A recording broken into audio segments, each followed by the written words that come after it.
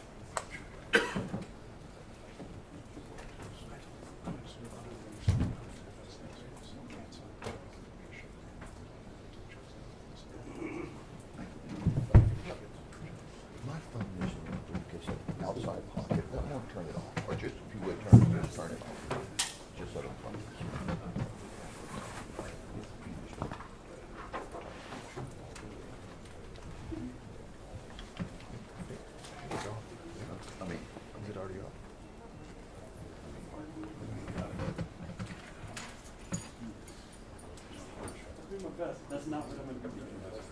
Now there's no.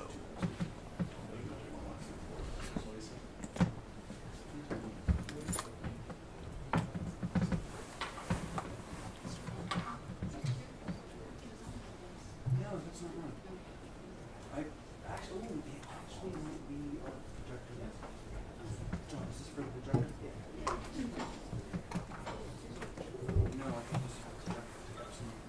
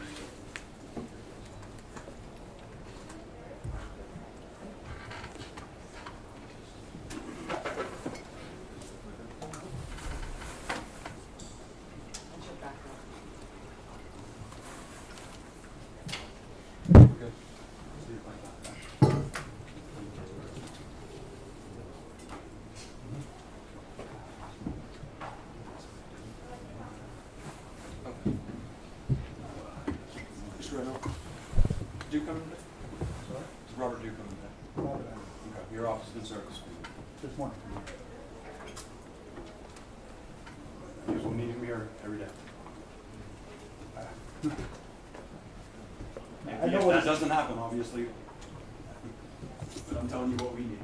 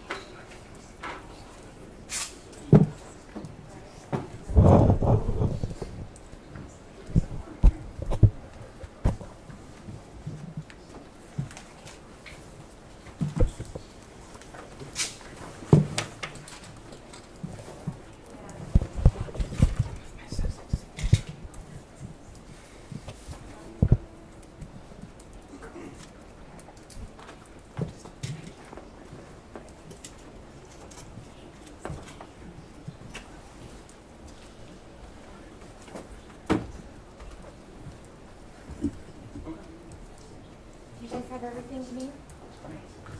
You guys good? Yes, we are. Huh? Thank you. Great idea. It was, and then what I keep. All right, you got it ready quick. We're about to get started. Hey, John, can you show me where the restroom is? Back as quick as you can. They just announced the school ready, so that's why.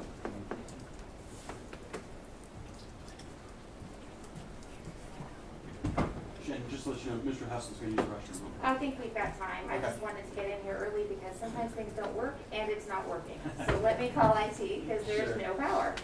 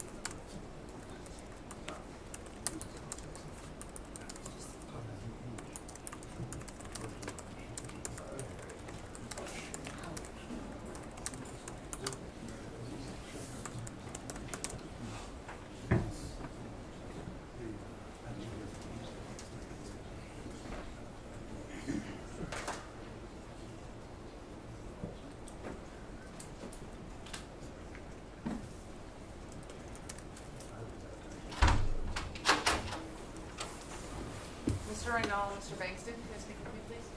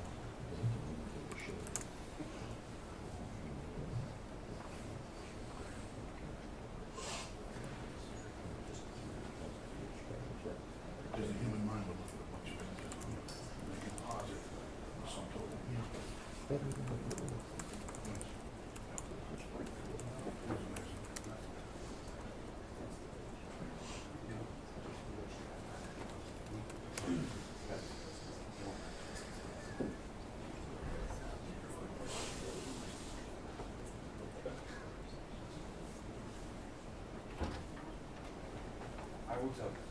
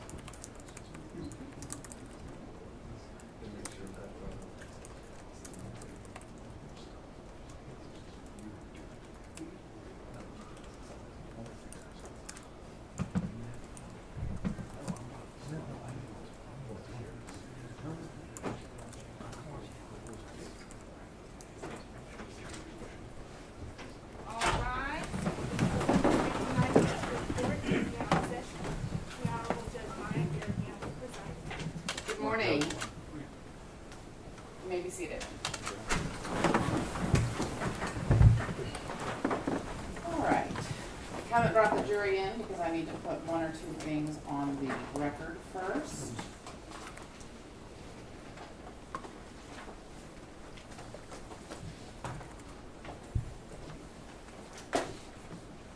And I'm going to officially call the case.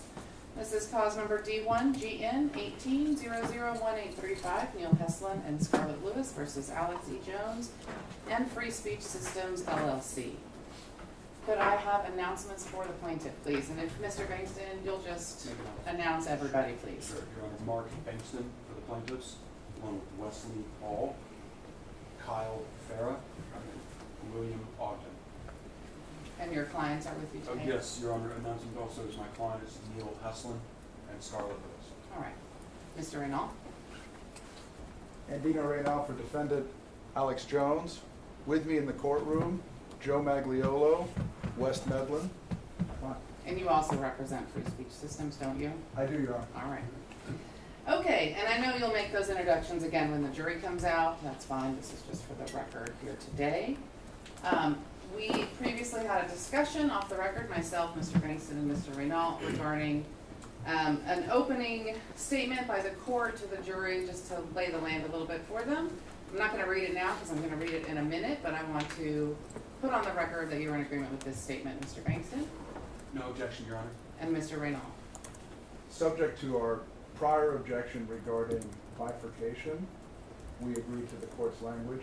I'd also, before the jury comes in, like to raise the additional issue, which is we've objected to the introduction of evidence that isn't relevant to actual damages. And so I would ask the court, so as not to interrupt Mr. Bankston, to give me a running objection during his opening when he's discussing evidence that goes to the amount of punitive damages rather than the amount of actual damages like malice. Right, so your objection is overruled. You may have a running objection. The only evidence that we are reserving is net worth. Thank you. All right, are we ready then? Your Honor, the other thing is I was going to offer the agreed exhibit 31 to have it Oh. on record for sure. Okay. Are all of the exhibits that have been admitted up here for use by witnesses and attorneys as we go through this? Correct, or we'll have copies, yes, we have them here in the courtroom, and then I have your, you have a set as well, and then we have multiple sets. All right. We'll have one set that's just witness court order. So plaintiff's 31 index of defendant's video discovery production produced November 7th, 2019, or This has a new name? This actually becomes, what would you like to call it, agreed list of videos? All right. And Mr. Bankston has also, we have agreed that to the extent they haven't already been admitted, every video on this list will be admitted with no objection from either party. Yes, we believe they're already admitted, but Can I have a copy? absolutely. Thank you. This is mine. Yes, it is. All right. And then I was going to give one to Mr. Clark Yes, as well. please. And that's all from the bench. All right, then I'm going to tell Ms. Matashek-Steele that we're ready. It'll take a little bit longer than normal to bring the jury in because I have them in a different space and they have to walk around.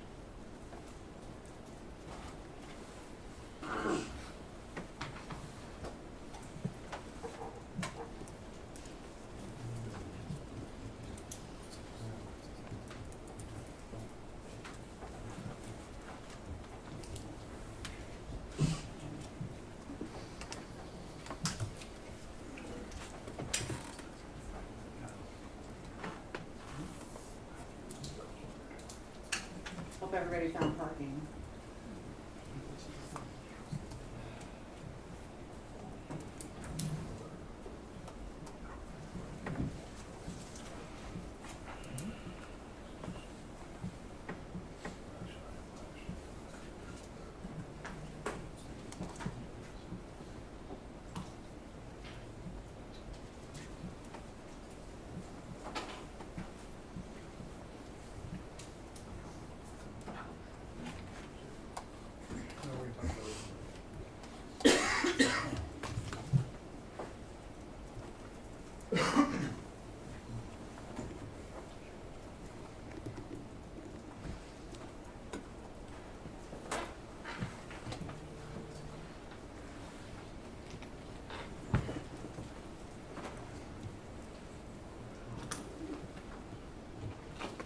you don't know, you do rise for the jury.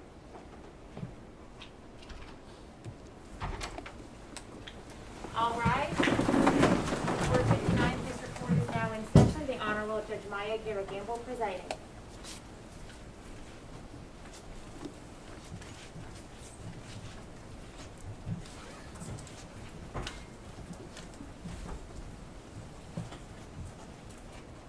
And the jury can sit down when you reach your seat, but make sure there's one more we're gonna need there in the corner. That blue chair, I think you're gonna need it. Yeah. Sorry, everyone can just move down one, or almost everyone can move down one.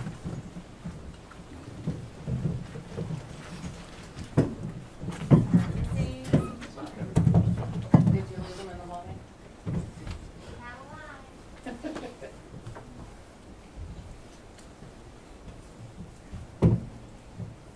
How we lost them.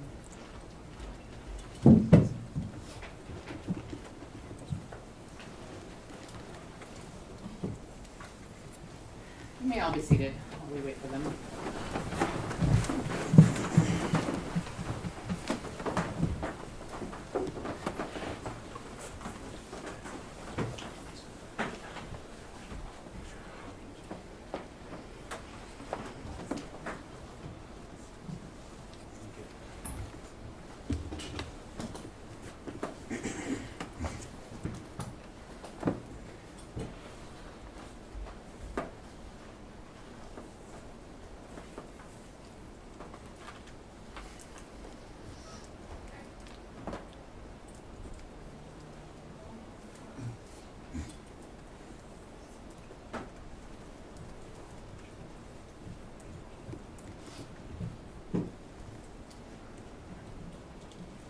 There's one all the way at the end.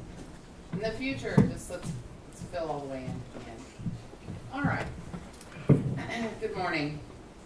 Under the rules, the attorneys for both sides are permitted to make their opening statements, which shall consist of a brief statement of the nature of the case that the party expects to prove and the relief sought. Because of the unusual status of this case, I'm going to read a statement similar to the one I read to you yesterday morning. This is information from the court. Plaintiffs Neil Heslin and Scarlett Lewis, the parents of one of the children murdered at Sandy Hook Elementary School, have sued Alex Jones and Free Speech Systems, LLC for defamation and intentional infliction of emotional distress caused by public statements made by Alex Jones and Free Speech Systems, LLC. You are not here to determine if Mr. Jones and Free Speech Systems, LLC defamed or intentionally inflicted emotional distress on Mr. Heslin or Mr. Lewis. The court has already found that they have committed these acts. The jury's job will be to determine what sum of money, if any, would fairly and reasonably compensate Neil Heslin and Scarlett Lewis for the damages they incurred that were proximately caused by Mr. Jones and Free Speech Systems, LLC's conduct, as well as what sum of money, if any, should be assessed against Mr. Jones and Free Speech Systems, LLC as punishment for their conduct. Ordinarily, at this stage of the case, the jury would hear all of the evidence on damages. In this case, some of the evidence will be presented after you decide compensatory damages and will be followed by a second charge of the court. Just so you understand what's going on. Now, as I mentioned yesterday, we always begin with the plaintiff. So, Mr. Bankston, whenever you are ready. Thank you, Your Honor.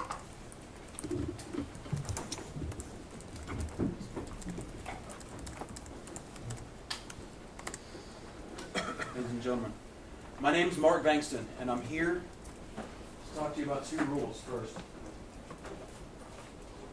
Well, we would if we were clicking, wouldn't we? Uh-oh, sorry. Let's see if we can get that going. Not a problem, Your Honor.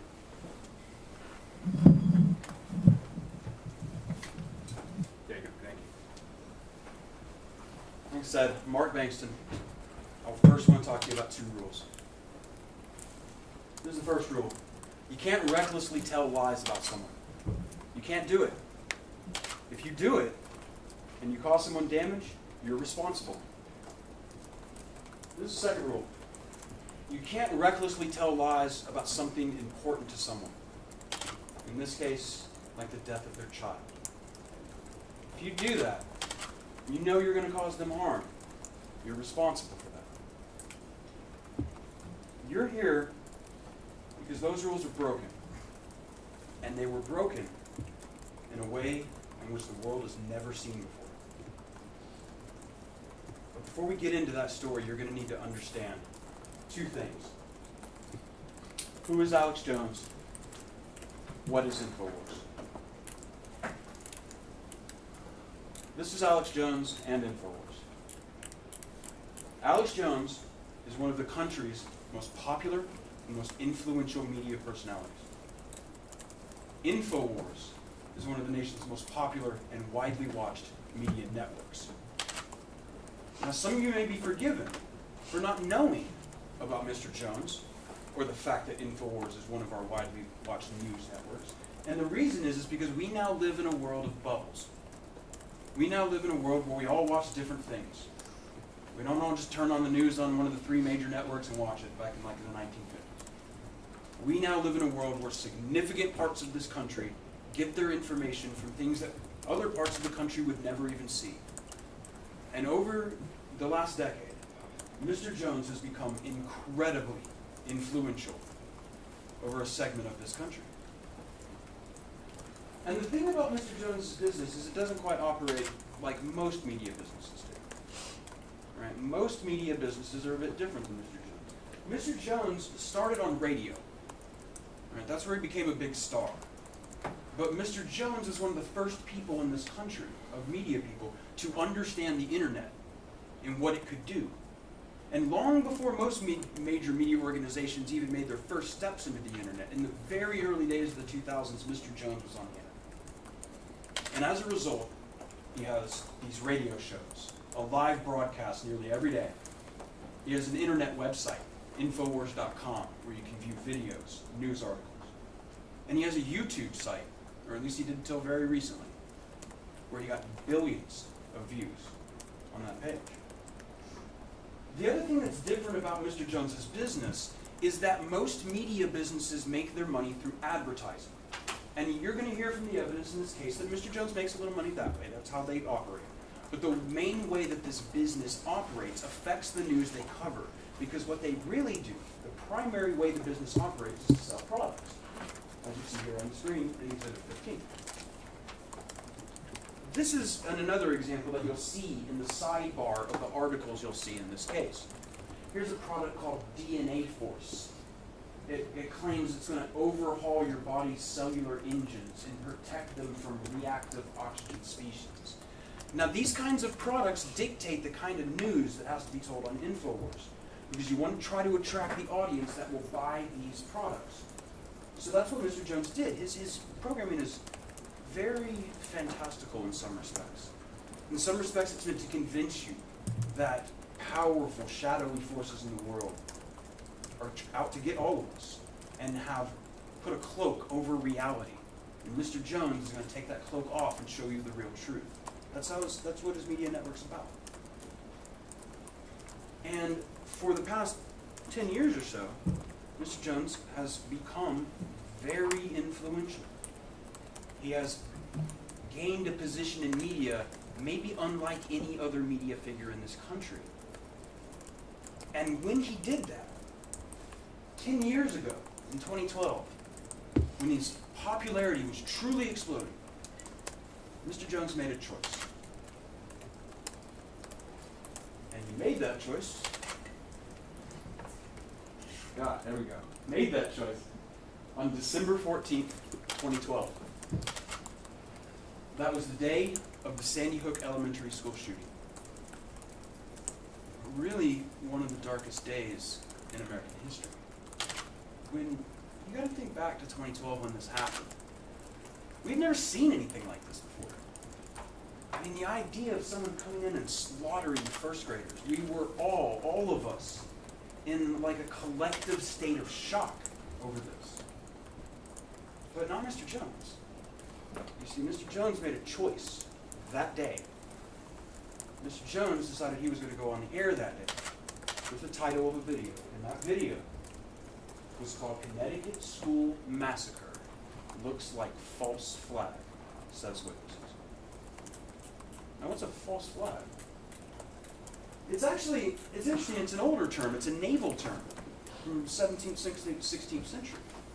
And what it means is, let's say you were a Spanish ship and you wanted to attack a French ship, but you didn't want to get Spain in trouble.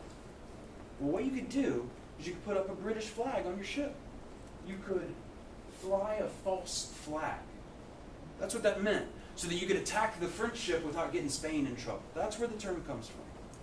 But in the modern sense, in Mr. Jones's world, false flag now means something very different. A false flag is when a mass tragedy, a shooting, or bombing was actually staged by the United States government, and particularly the Central Intelligence Agency, and that is fake. Didn't happen. I want to show you Mr. Jones on the day of Sandy Hook, as news was coming in of Sandy Hook. On his broadcast, he called Connecticut school massacre looks like false flag, says witnesses. And you'll see that Mr. Jones is talking to somebody who has a relative in Newtown, and he's trying to coax out the information to prove that this was a false flag. Let's take a look at that clip. I said, this is the attack. Look, people got to find the clips the last 2 months. I said they are launching attacks. They're getting ready. I can see them warming up with Obama. They've got a bigger majority in the Congress now, in the Senate. They are going to come after our guns, look for mass shootings. And then magically it happens. They are coming. They are coming. They are coming. As you'll come to see, when Mr. Jones says magically it happened, that's sarcasm. Mr. Jones means that it was planned, that it was all staged. That's what he's talking about. And over the next couple of weeks, you will see in this case of the broadcast in 2012, that December, Mr. Jones continually was churning this idea that Sandy Hook was fake. By just 1 month after the shooting, Alex Jones, who would become patient zero for the Sandy Hook hoax, he had created a sensation. And by a month later, he had aired an entire episode entitled, Why People Think Sandy Hook is a Hoax. And for some of you, I think, and it hit me right at the beginning, is why? Why is he doing this? It's guns. It's about guns. Mr. Jones knew that his audience were worried about their guns. Maybe even rightly, they were worried about, people who wanted to own AR-15s. Maybe there were going to be some new registration checks, or maybe they were going to ban the AR-15. Right? That's people that had that worry. But Mr. Jones played on that fear. He knew it. He knew they felt that way. And so here's what he did. Jones told his audience that Obama was coming for their guns. So he told his audience that Obama staged Sandy Hook. And not that Obama ordered the murder of those children, but that there were never any children at all. That the school was fake. That it wasn't an operating school. That the parents were liars, paid actors. Your Honor? No? Well, Your Honor, it's ordered that all demonstrative exhibits be shared with the other side before, and this PowerPoint was not. So, These are words that he's saying, overruled. okay. And I've shared all the images in this stuff. Let's go back. Mr. Jones said that the school was fake. And it wasn't an operating school. He said that the parents were liars, paid actors. He said the funerals were fake. Their tears were fake. Everything was fake. So that Mr. Jones could have this story on his broadcast. This was a massive campaign of lies. That's what the evidence is going to show. And in fact, it is difficult to wrap your head around it. We have brought for you, we're going to be showing you in this trial, dozens of videos. 44, I believe. We're going to try to show you before it's all over. And we can't show you all of them, and I'm going to tell you why. If we were to sit down and try to watch all the videos that we have about Sandy Hook, if I just put them on and let's play them and let you watch them, and we're going to spend the rest of this week doing it, we couldn't do it. Would not have enough time for you to sit here every single day and watch it. So I'm going to have to show you what I can. I'm going to respect your time in that. And we're going to be showing you clips from over years and years and years, and we're going to try to give you the full breadth of what happened. And the other problem we face is we don't even have all the videos. We know there's more out there. You're going to hear testimony about that. You're hearing expert witnesses talk about it. We don't have it all. We can only show you what we do have. Right? That no one really even knows how massive this was. Because some of that is lost to the sands of time.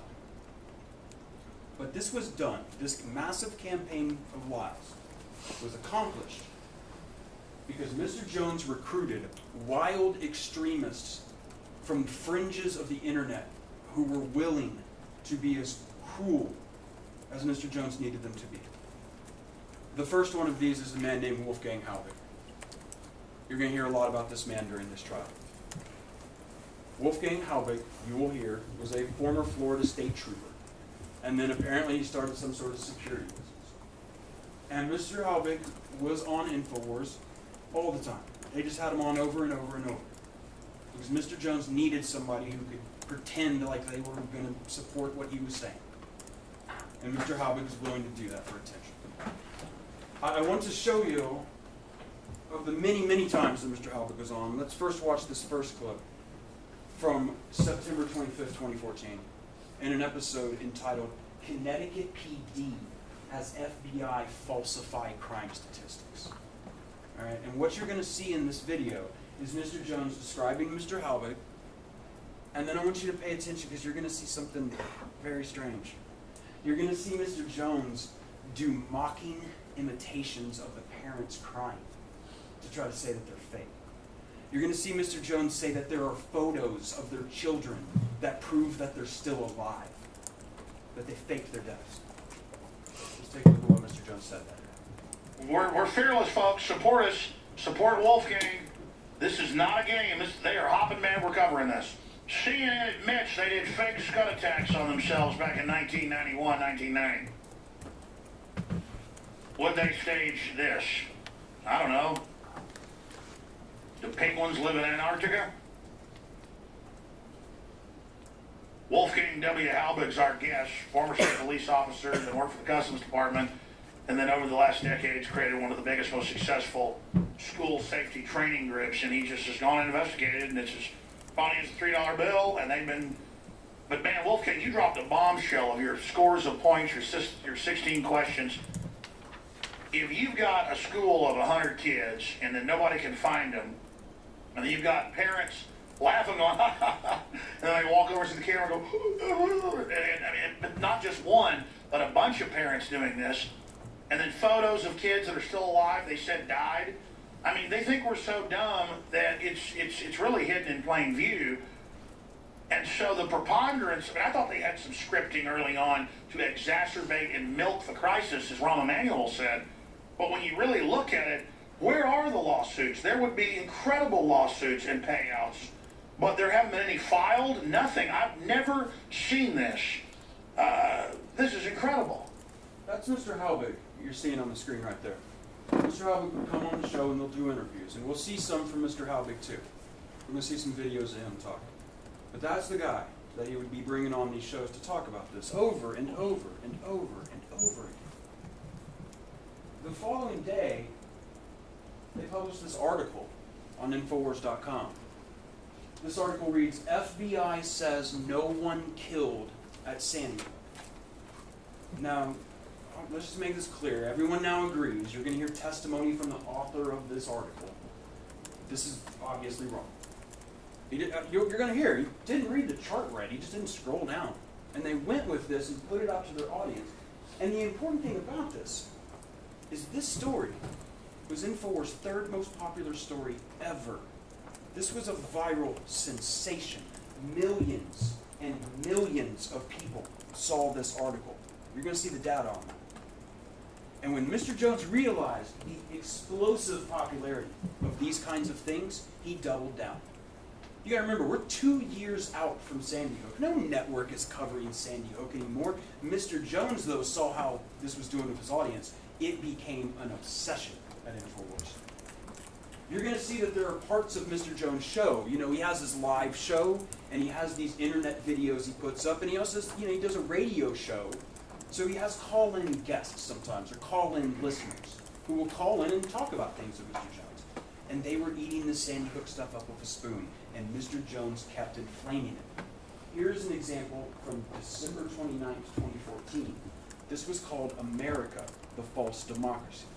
In this clip, you are going to hear Mr. Jones say that these children did not die. Sandy Hook is 100% fake. Let's talk to Kevin.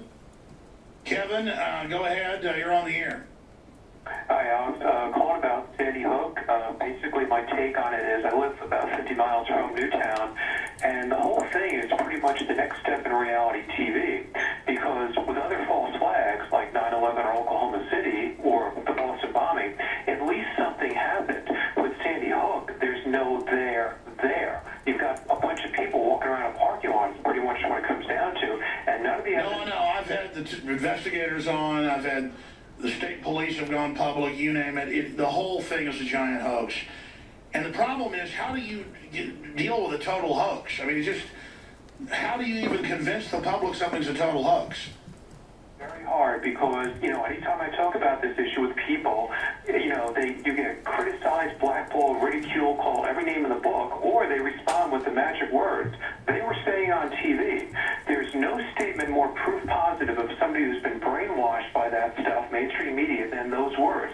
They were saying on TV. Well, I always tell people the same thing. Go out and prove the official story.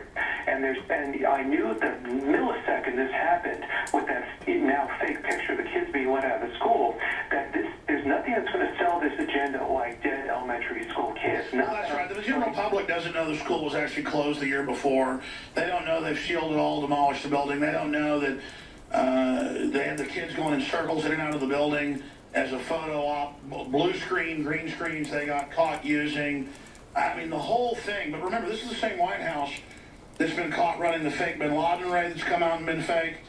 It's the same White House that got caught running all these other fake events over and over again. And it's the same White House that says, I never said that you can keep your doctor, when he did say you can keep your doctor. People just instinctively know that there's a lot of fraud going on. But it took me about a year with Sandy Hook to come to grips with the fact that the whole thing was fake. I mean, even I couldn't believe it. I knew they jumped on it, used the crisis, hyped it up, but then I did deep research, and my gosh, it just pretty much didn't happen. This kept up into 2015. The next part of our story. You'll see here another one of these call-in segments in an episode on January 13th, 2015. It was called Why We Accept Government Lies. Same kind of format here, except now Mr. Jones is starting to add new stuff. One of the things you'll hear in this video is that now Mr. Jones is saying that there were photos of a child at Sandy Hook that were used to stage a fake mass shooting in Pakistan. All right? It's confusing, but we'll get into it. I want you to take a look at this video from January 13th, 2015. Yeah, when you're trying to, decipher cloak and dagger, dirty tricks, it's pretty hard to do. It's just that when you learn that they were funded by Western funding, then you learn that it was the same Amarillo Lockheed Connection underwear bomber. Then those are big red flags that they were patsy provocateurs. The classic MO has been followed. And then, it kind of becomes a red herring, to say the whole thing was staged. Because they have staged events before.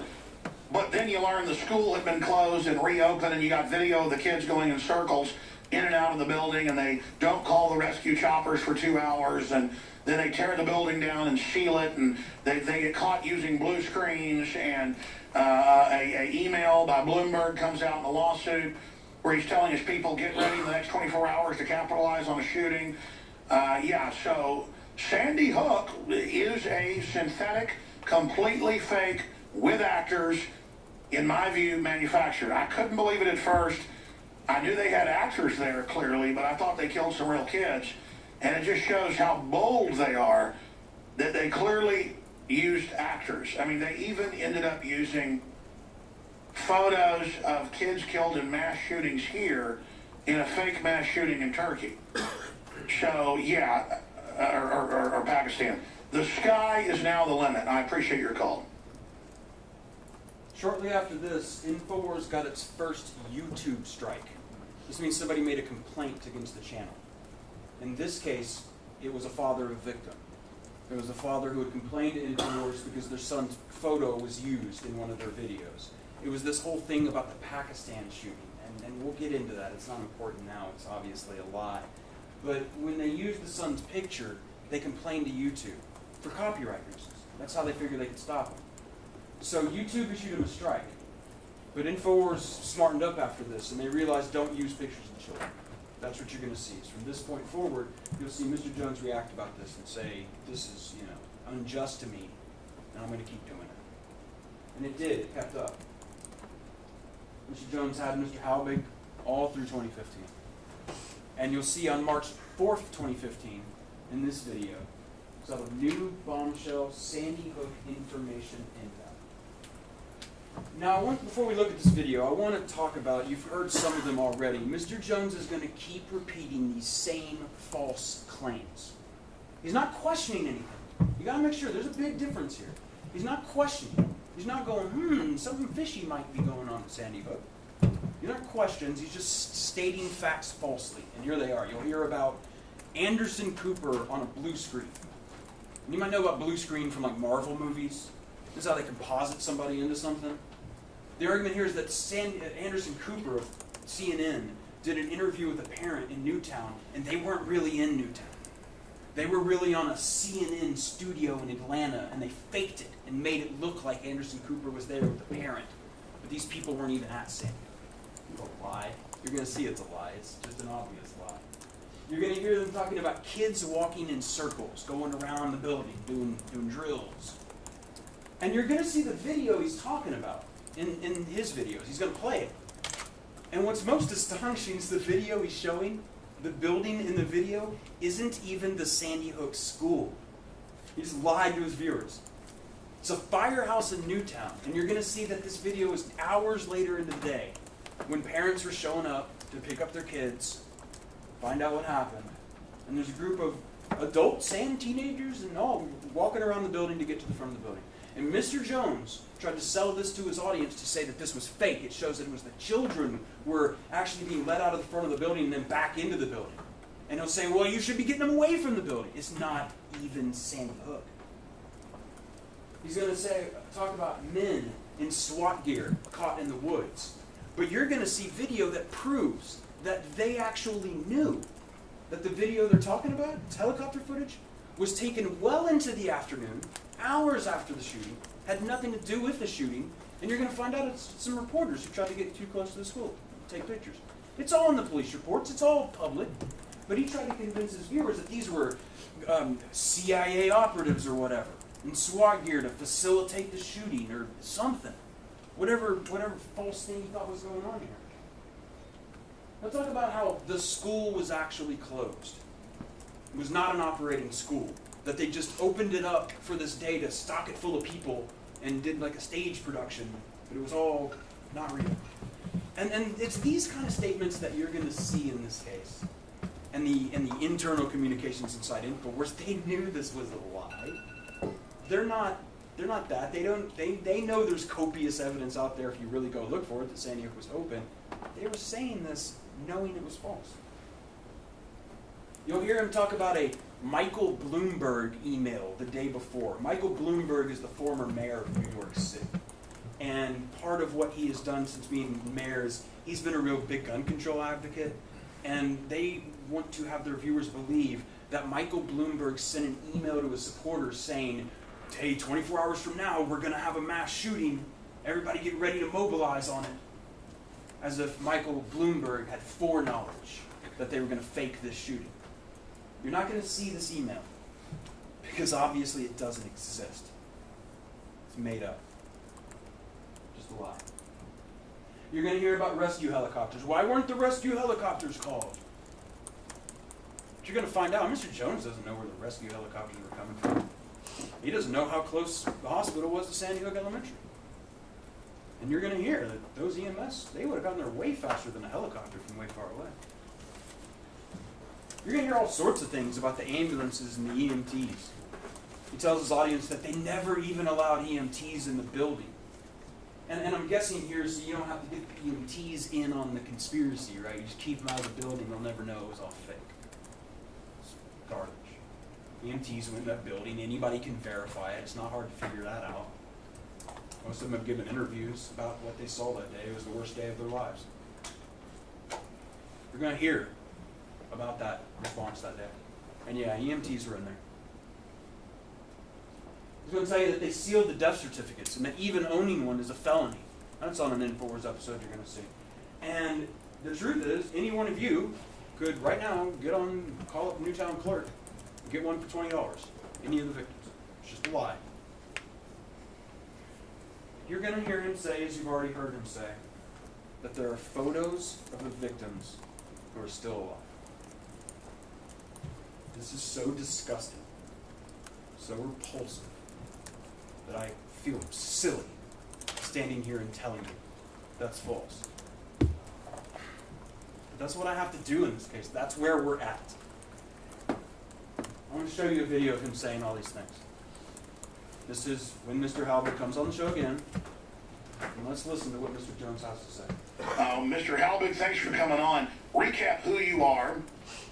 Recap why you question kind of the top 10 or 15 points that I know are on your website of why this doesn't add up. And then now they're really trying to seal everything when they could discredit us anytime they wanted to. Just tell us why Anderson Cooper's nose disappears, why it's blue screen.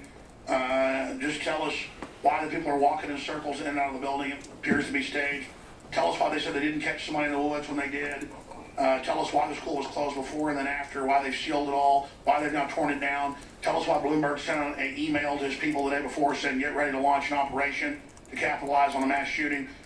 Tell us why you didn't launch the emergency helicopters. Tell us why the ambulance was parked for an hour down the road. Tell us why this appears to be as phony as a $3 bill. Wolfgang, thank you for joining us. And you'll notice these aren't questions. Tell us why this happened. Because it did happen, according to Mr. Jones. It'd be like if somebody came up to you and said, tell me why you're a thief. Tell me why you're a liar. Tell me why you're a murderer. It's not a question. That's not what Mr. Jones was doing. You're going to see that by November 2015, there was more people getting involved in this. As I told you, Mr. Jones was recruiting wild extremists from the fringes of the internet. One of those gentlemen was a man named Jim Fetzer. Jim Fetzer, InfoWars helped distribute his book, Nobody Died at Sandy Hook. Jim Fetzer was a former professor who, in his twilight years, started doing things like this.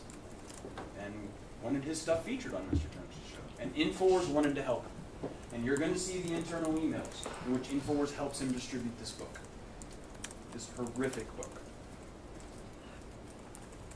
The next month, it's important to know that at least a couple of people inside of InfoWars knew what was happening was wrong. They knew it. They didn't just know it, they warned him. Editor-at-large Paul Watson, the editor-at-large of the company, warned Mr. Jones in writing. Now I know that's probably hard for some of y'all to see, so I'm going to read this to you. There's an email you will see. This is from Paul Watson, the editor at InfoWars, to Buckley at InfoWars, who's another managerial employee, and Anthony at InfoWars, who you'll hear is another managerial employee. And he says, sent this to Alex. He says, this Sandy Hook stuff is killing us. It's promoted by the most batshit crazy people, like Rince and Fetzer, who all hate us anyway. Plus, it makes us look really bad to align with people who harass the parents of dead kids. It's going to hurt us with Drudge and bringing bigger names into the show. Plus, the event happened 3 years ago. Why even risk our reputation for it?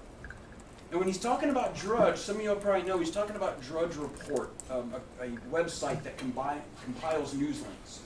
And if a media organization gets featured on Drudge, it gets a lot of traffic. So Mr. Watson wasn't so much concerned about the morality here. He was concerned it's going to make us look bad and it's going to hurt us with Drudge. This is about money. This is about the bottom line, what he was trying to get Alex Jones to see. And Mr. Watson had very good reason to be alarmed. Not just because of the things that were being said on InfoWars and the things that were being written, but what Mr. Jones was doing on top of it. And one of those things was sending his reporter to Newtown, Connecticut. And what you're going to see is that this reporter, Dan Bidondi, who we will find out is a former professional wrestler, he went to Newtown and confronted people in Newtown. I want to show you a video of that. This is going to be Mr. Bidondi following around Newtown city officials. And I want you to hear what he says to them. What's this guy's name again? He's with criminal walking on that down the walkway. And this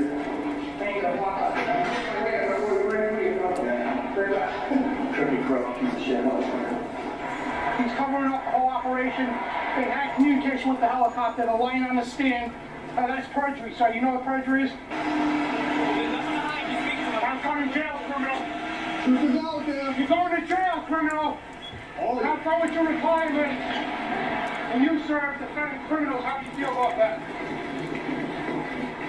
You know, this guy here is somebody out of Central Casting, the flyer. This is the exact person that they would hire to represent criminals, folks. The Sandy Hook truth is coming out, you people going to jail. You can smile all you want, you're going to jail for fraud. Plain and simple. Oh, you're looking at his credentials? Dan Bidondi, InfoWars.com, the #1 alternative news source in the world. Live right on the air. What do you have to say about defending criminals? You're a bunch of frauds, a bunch of criminals. Enjoy your Federal Reserve notes now, scumbags. I see those people, folks, that covered up Sandy Hook. Sandy Hook was an inside job. The thing about this is that I think you can tell from this video, Mr. Bidondi, that reporter, he probably believes this stuff. Like he's being, Mr. Jones used him just as much as anybody. This poor guy, not maybe, not the sharpest thinker sometimes, maybe believes this. Mr. Jones doesn't. He was happy to have this happen, and you will see that these videos are featured on InfoWars where they bragged about scaring the people of Newtown. And it wasn't just editor Paul Watson warning Mr. Jones. The warnings came not only from InfoWars employees. Mr. Jones and InfoWars was warned by their viewers that what they were doing was wrong. And you're going to hear about people who are online debunkers. People who were so horrified that they felt they wanted to make it their duty to try to debunk and disprove the things that InfoWars was saying. And those people also contacted the company and let them know in no uncertain terms the potential legal consequences from where this was headed. That happened. But it didn't matter.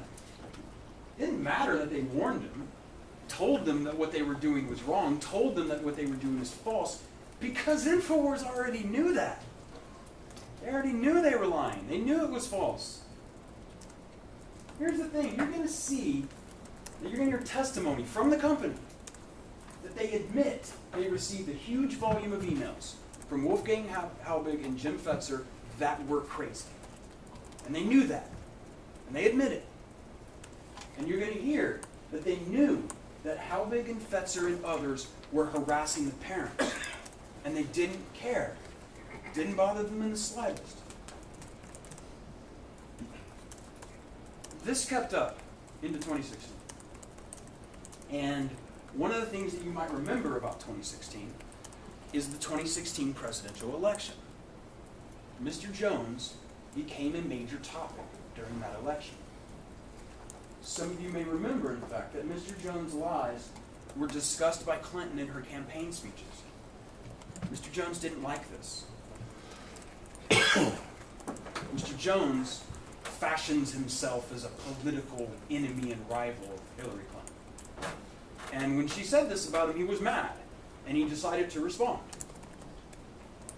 So he released a video on November 18, 2016, and it was called his final statement on Sandy Hook. It was not his final statement. It was very, very disturbing. You're going to see a couple things in this video. You're going to see that Mr. Jones, for the first time, directly addresses the complaints of the parents who have been outraged about this. And he's going to say about that that is suspicious, that they protest too much, that they must be hiding something.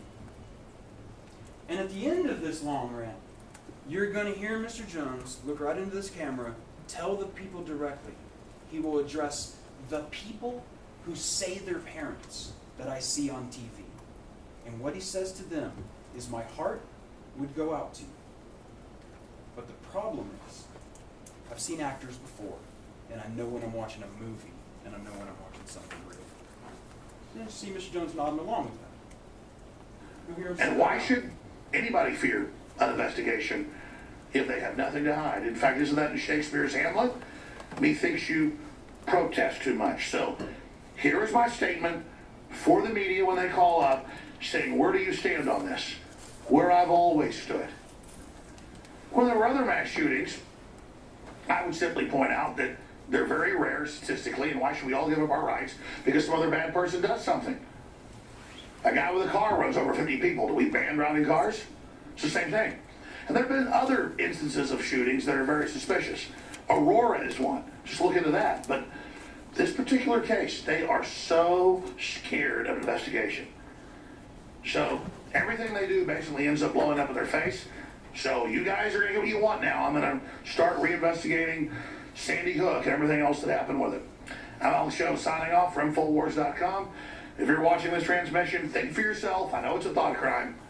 And then ask yourself, what is it so strange about Sandy Hook and that tragedy? But I will say this finally, my heart does go out to all parents that lose children, whether it's to stabbings or whether it's to car wrecks or whether it's to stranglings or whether it's to blunt force trauma or murder, firearms, whatever the case is. I'm a parent and my heart goes out to all parents that have lost children in these tragic events. And so if children were lost in Sandy Hook, my heart goes out to each and every one of those parents and the people that say they're parents that I see on the news. The only problem is I've watched a lot of soap operas and I've seen actors before. And I know when I'm watching a movie, I know when I'm watching something real. Let's look at the Sandy Hook. This man knew that the parents of murdered children were emotionally distressed, outraged, grieving. And he looked straight into that camera and he said, the only problem is I've watched a lot of soap operas and I've seen actors before. And I know when I'm watching a movie and I know when I'm watching something.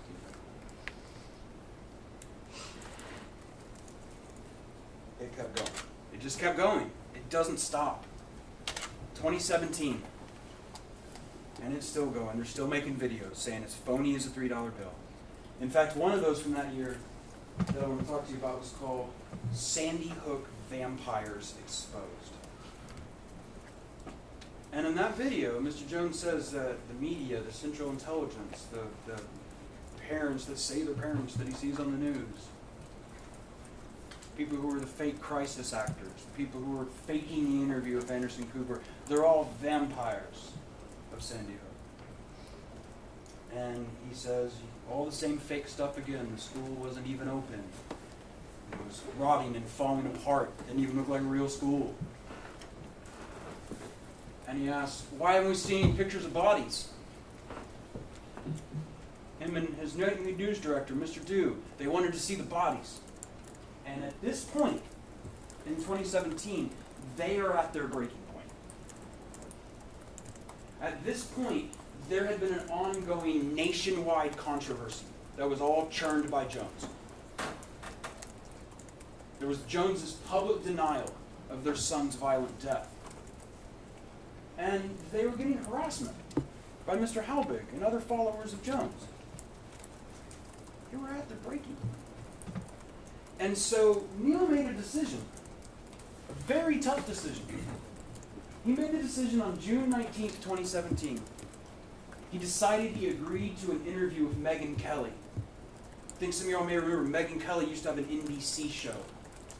It's called Megyn Kelly Tonight. It's a news magazine. And he thought, when Ms. Kelly asked him if he would come on the show, because she was doing a profile about Mr. Jones, he thought, if I go on the show and I say, please stop, I'm a real dad. He thought if Mr. Jones was able to look him in the eyes and see him, that he could solve this. And so he went on Ms. Kelly's show in front of a national televised audience and said, look, I'm a real dad. I lost my son. I buried my son. I held my son with a bullet hole through his head. Please stop. And Neil was hopeful. Neil was really hopeful that it would stop. It did not. On June 25th, 2017, InfoWars struck back directly at Mr. Hesselman. They retaliated. And they did it in a disgusting way. They aired a video that talked about Neil's interview on Megyn Kelly and said, one problem. Mr. Hesselin's a liar. Mr. Hesselin never held his child. He made up that story. And we can prove it. Because you see, according to InfoWars' version of events, the shooting was fake. And all these fake actor parents, who were like paid actors of the CIA, were given a cover story. And one of the easiest parts of their cover story, apparently, was that they didn't release the bodies of the children to the parents. And the idea being, if you don't have to worry about the bodies and all that sort of stuff, it makes it easier to pull off this fakery. So they had all these paid actors say, we never got the children. The bodies were never released to us.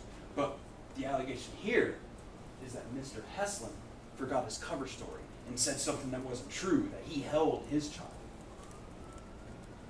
They did this by deceptively editing video interviews. The first is of this man. You're going to see this when these videos are played. I'm going to play you this video about Mr. Hesselin. And this man is Dr. Wayne Carver. He is the medical examiner who had the incredibly difficult job of seeing those children after CPR. And what you're going to see, the evidence will show you that Dr. Carver in this interview was talking about the process by which the children were identified. All right? They got all the children, and they got to get the parents into contact, right? And he'll talk about how the way you do that is through photograph. Right? You don't want, the reason you do that is it's less traumatic, and you don't want to bring a parent into the room of a body of a child that's not theirs. Right? So you want to do this by photograph. Make sure that you get them lined up before you do it. And as you'll hear, he'll even say there's a time and a place for up close and personal. But first you identify by photograph. They actually edited this video in such a way to make it look like, oh no, the parents were only shown photographs of their children. Or that was the story anyway. And it's actually just a complete deception, sleight of hand by editing this man's interview. They do the same thing with these parents. This is Lynn and Christine McDonald. And Lynn and Christine McDonald, you'll see in this interview, we're talking about the process of being at the funeral home of their daughter. And her casket. And, you know, as a mom, when your child has suffered these kinds of injuries, you have to make a very difficult decision. And that decision is whether to open that casket. And Ms. McDonald made a decision not to. And you're going to hear, you'll hear expert testimony talking about this interview, where you'll see that Ms. McDonald wanted her little daughter, she wanted to remember her just the way she was. So she didn't look. And what InfoWars did is they took her interview and they cut her off mid-sentence and made it look like she was never allowed to see her children. Both of these things, all of this stuff you're going to see in this video, came from this anonymous blog post that had information from that gentleman, Jim Fetzer, who InfoWars, you'll hear testimony, that they knew, at the time they published this broadcast, they knew Mr. Fetzer was crazy, completely unreliable. They didn't care. They were doing this to retaliate against Neil, who had the temerity, the audacity, to stand up on national television and tell him to stop. That's what this was for. I want you to see that video. Let's play that now.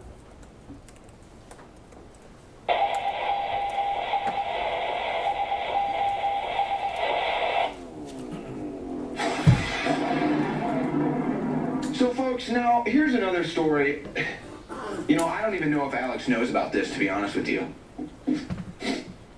Alex, if you're listening and you want to, or if you just want to know what's going on, Zero Hedge has just published a story. Megyn Kelly fails to fact-check Sandy Hook father's contradictory claim in Alex Jones' hit piece.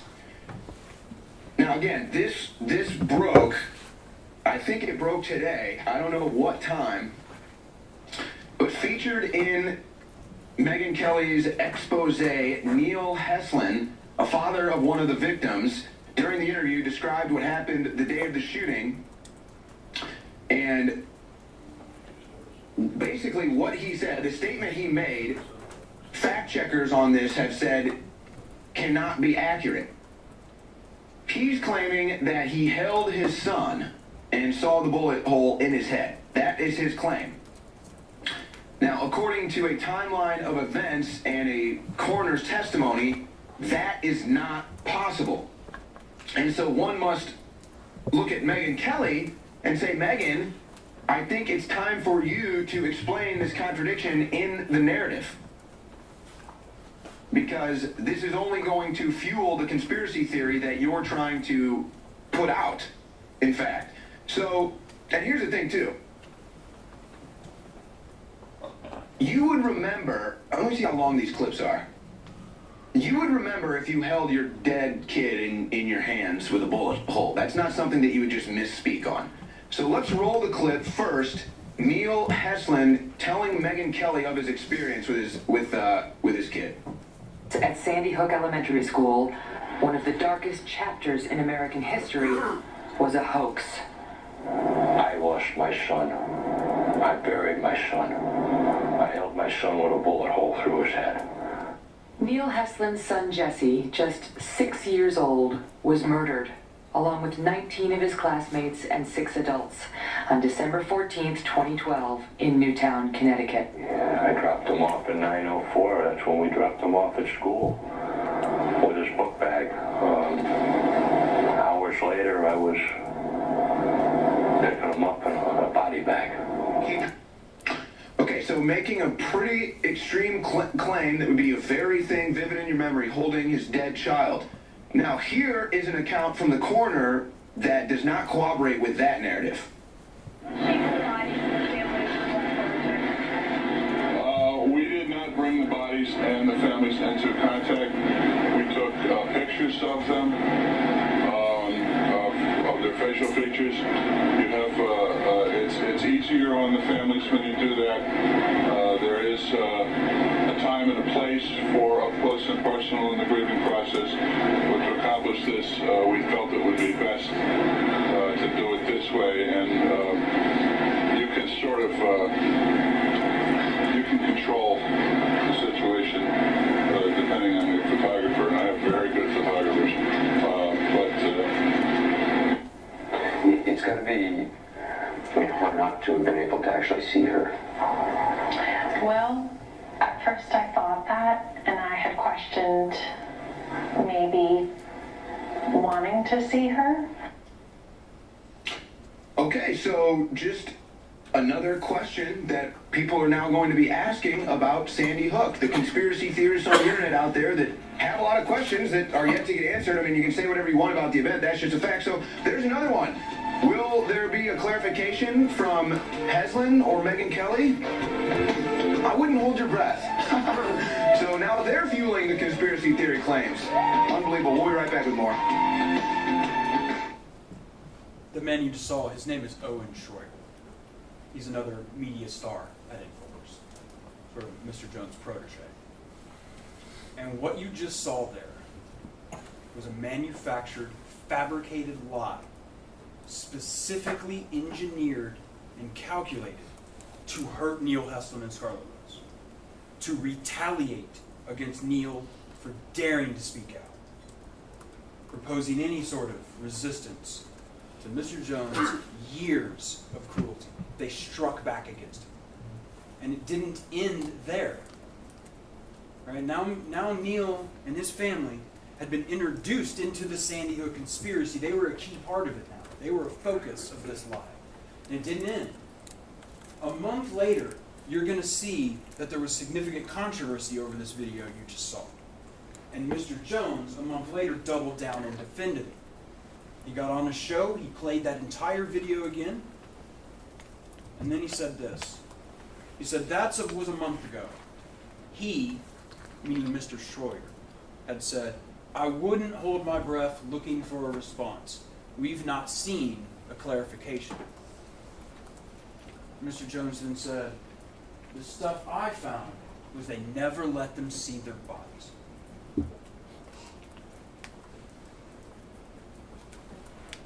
This is Jesse. And the thing that I think is really important to understand about Neil and Scarlett's state of mind when this video came out is, obviously Neil is talking about the last moments he spent with his little boy. And Alex Jones came along and he took that memory, that rather beautiful memory, and he ruined it, and he tarnished it, and he made it ugly. And now every single time that Neil Heslin has to think about the last moments he spent with Jesse, he also has to think about this horrible man. This disgusting series of lies that will be forever tied to his son's death. That Jesse's legacy had now become tied to this. That there would always be an asterisk next to his name. That there would be this contingent of people who would come out of the woodwork and decide they needed to confront Neil and Scarlett about this. And Neil and Scarlett spent the next years up until the day they're sitting in this courthouse dealing with this fallout. Of having all of these people think that they're liars, crisis actors, CIA agents, and their son Jesse didn't even live. I want to talk about what this trial means. Because there has never been anything like this. All right? There are lots of defamation cases in the past. It is, in fact, our oldest human law.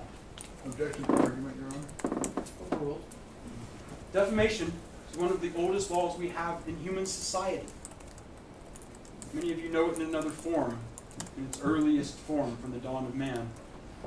We do not bear false witness against our neighbors.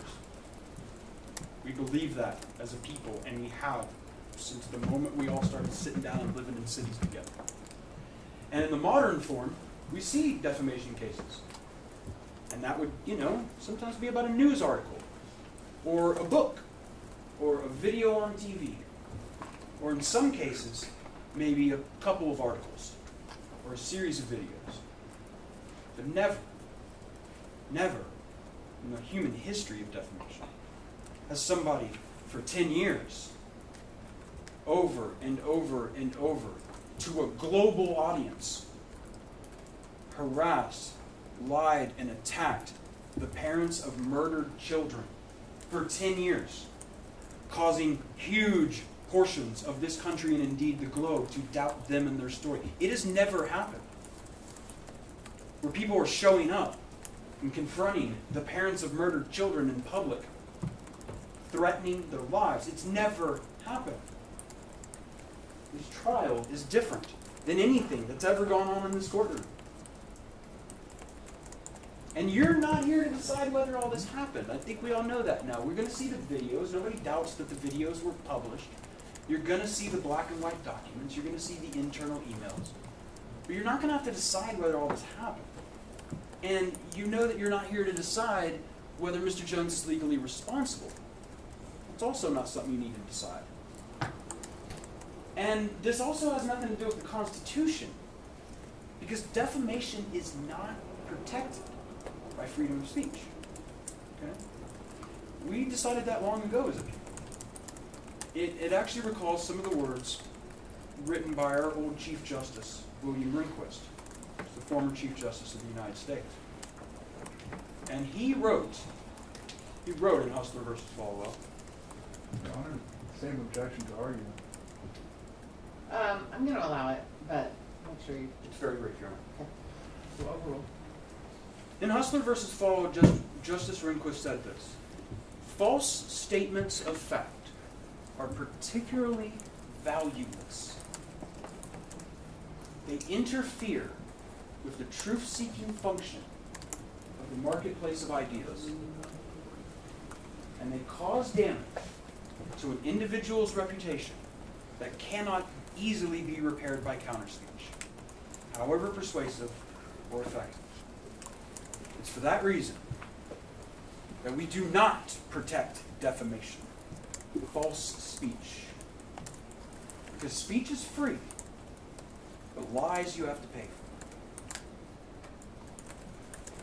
There is also no question that Neil and Scarlett suffered harm. I don't know what InfoWars lawyers are going to get up here and say. I don't. But one thing I know they will not tell you is that Neil and Scarlett weren't harmed by this. That's not going to happen. They won't tell you that, because we all know that happened.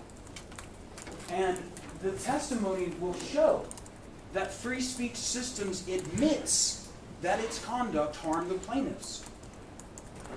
They'll admit what they did to these parents' grieving process. They'll admit it. They just don't care.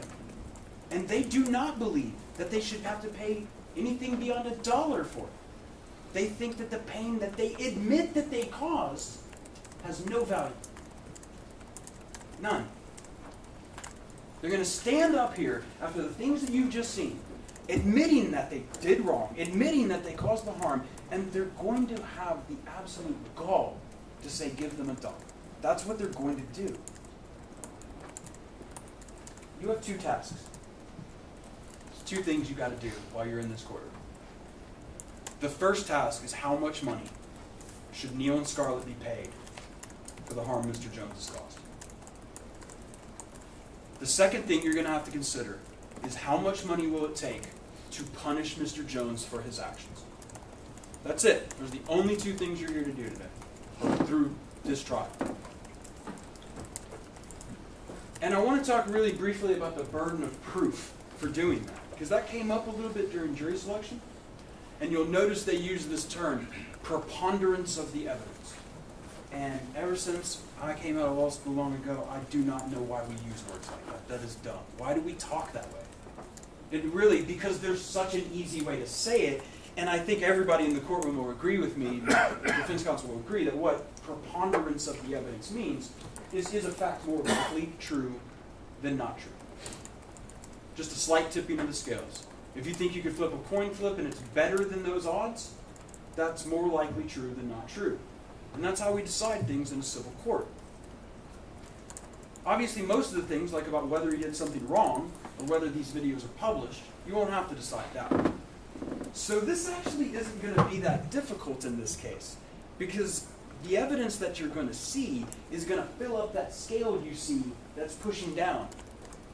It's going to weigh it way down, because what goes in that part of the scale is the harm to Neil and Scarlett. And the evidence of that is overwhelming. You're going to be hearing a lot about it. You see, Mr. Jones knew that his lies would damage Neil's reputation. He knew that. He knew that if he cast Neil and his family into the middle of this Sandy Hook lie, that millions of people across this country were going to believe it, that they were going to harass these people, that their lives are going to get more difficult. Not because of what was going on in their minds, but what was going on in the minds of the millions of people who saw this. He knew that damage would happen. He doesn't care. Thinks it's worth $1. What I want you to remember about this is this number. 24%. You are going to hear expert testimony in this case. That will tell you that number, 24%, at the time all these events were happening, is the percent of people in this country who believe that Sandy Hook was either definitely or possibly staged. 1 in 4 Americans. And you're going to hear expert testimony that Mr. Jones was the only voice of any importance whatsoever, the only commercial media figure at all to spread these lies.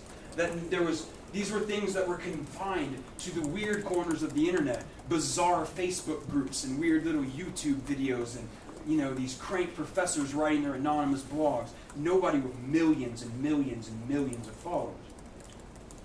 And nobody was doing it. It was Mr. Jones. And you're going to hear expert testimony that Mr. Jones and his conduct is the nearly exclusive driver of this. That as Mr. Jones put that out and his followers put that out, and it spread like a virus through the internet. And you're going to hear how had it not been for Mr. Jones, this number would be trivial. Because it would have never gone beyond the most crazy places on the internet. And you're going to hear how for 10 years, Mr. Jones's lies have inspired his guests to harass Neil and Scarlett. That's something you're going to hear. You're going to hear how guests and viewers who believed Mr. Jones' lies contacted Neil and Scarlett at home, that they accosted them in public, they harassed them online and by telephone, and that they threatened their very lives. Mr. Jones knew that his lies about Jesse's death would cause severe emotional distress to Neil and Scarlett. He didn't just knew it, he intended it. Intended to inflict emotional distress. This was his goal.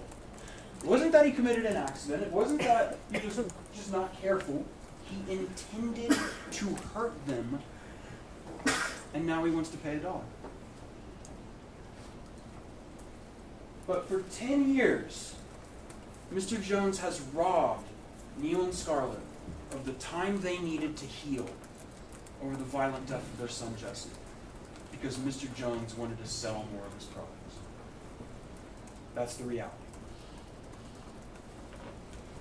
You're going to hear how Mr. Jones's lies caused Neil and Scarlett to get stuck in loops of negative thinking about Jesse's death.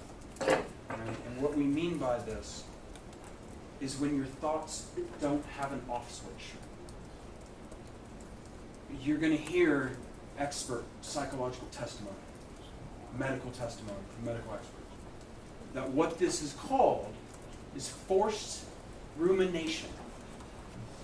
Rumination is obsessive thinking about a tragic situation when it interferes with your normal function. And that's what was happening to Neil and Scarlett over the past 10 years. For 10 years, Jones has used his campaign of lies about the Sandy Hook Elementary School shooting to force Neil and Scarlett to ruminate about the violent loss of their son Jesse. Whenever Neil encounters the Sandy Hook lie, he can think of nothing else. And whenever Scarlett encounters the Sandy Hook lie, she shuts down and isolates. It didn't have to be this way. I want to make crystal clear to all of you, we are not here today to seek compensation for the death of their child and the grief that comes along with losing a child. A lot of parents lose children, way more than we want. It's accidents, disease, firearms. We've actually gotten to the point where firearms is a leading cause of death of children. Parents have to deal with this. And yes, it's horrible. But with qualified medical intervention and time, you can heal. You don't get better. You just heal. You develop scar tissue. You come to a place of closure. You come to a place of acceptance. And the grief will always be with you. But if you can do it in a healthy way, the outcomes for a parent who's lost a child you're going to hear are okay. You can get them to be in an okay place. People like Neil and Scarlett can heal over time if they are allowed to shape their past and present circumstances. But Neil and Scarlett were prevented from healing because they had to contend with Alex Jones' lies. Dealing with this conspiracy of lies for 10 years put a lot of life stressors on Neil and Scarlett, which led to a substantial decline in their well-being. and cause them to continually suffer aggravated mental anguish. That is what you will hear from a medical professional. Psychological professionals are going to tell you this. And that's one of the other things you're going to compensate for in this case. We talked a lot about mental anguish yesterday, but it's that and the reputation, right? It's about what went on in their minds. That's the mental anguish. But in the millions of other people's minds, that's the reputation damage. Both of those things happened to Neil and Scarlett. That's not the only thing you're going to have to consider. You're going to hear evidence over the next coming days that relates to the things you'll need to consider for punitive damages. And as we talked about, these are the damages designed to punish the defendant and also to deter, to convince every other media organization that if they go down this path, if they try to copy Mr. Jones's formula, it will not be a good thing for them.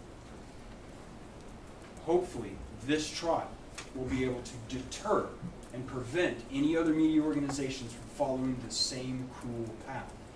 Because what you have to remember is that Mr. Jones, for 10 years, intentionally lied that the shooting was fake or a government-led plot.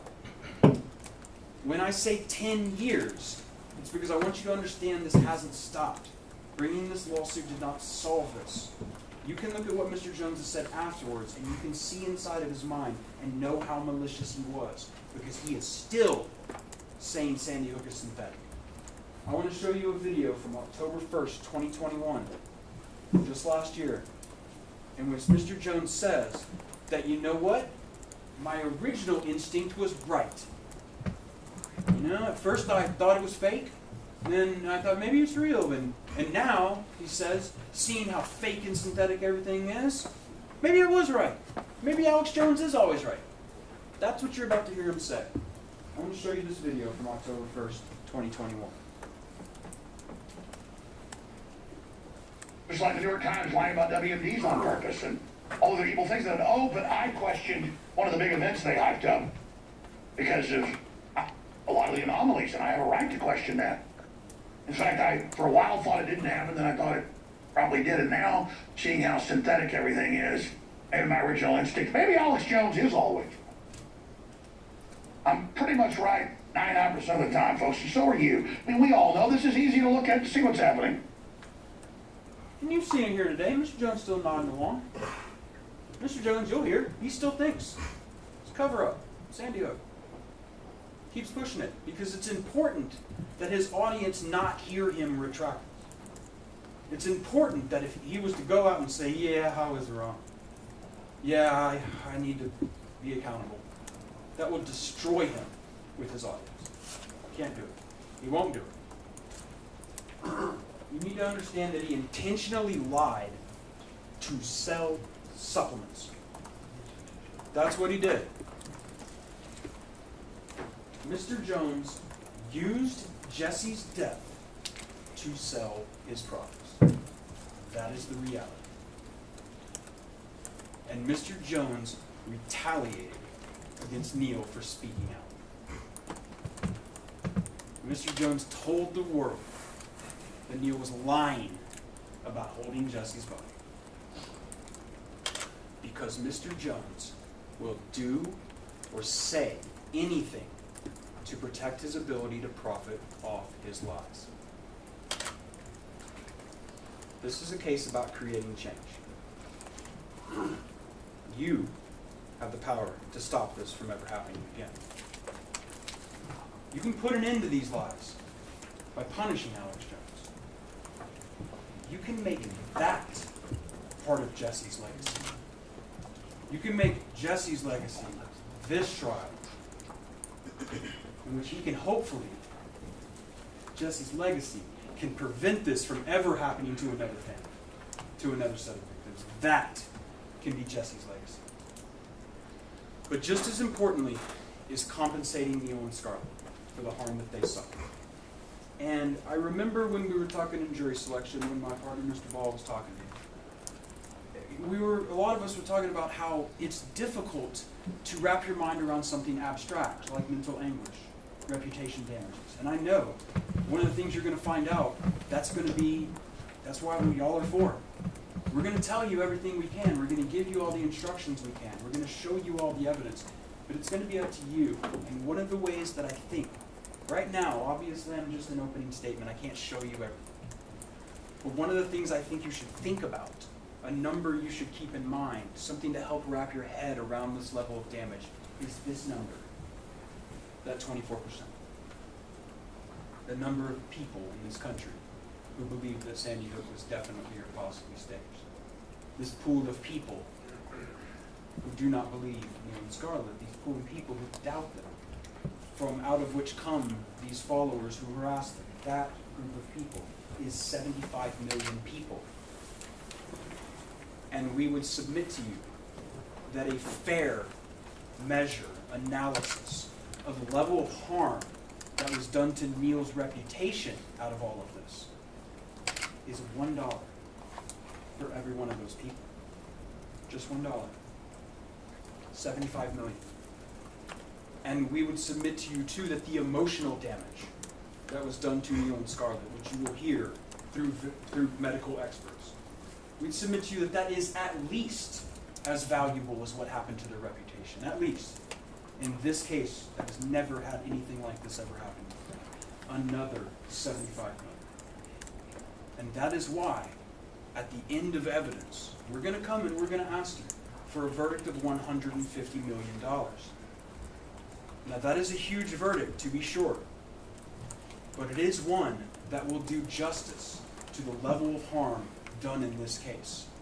Harm that was done to the parents of grieving parents of murdered children who have had to endure for 10 years the most despicable and vile campaign of defamation and slander in American history. We look forward to telling you their story. Thank you very much. All right, thank you, Mr. Bankston. We are going to take our morning break. It is 10:50. We're going to break for 20 minutes. For my jury, remember all of my instructions. This is still a no discussion time. So you can go out through that door as soon as Ms. Mashik-Deal comes in and be ready to come back at 11:10. Thank you. All right. All right. Your Honor, I have a motion.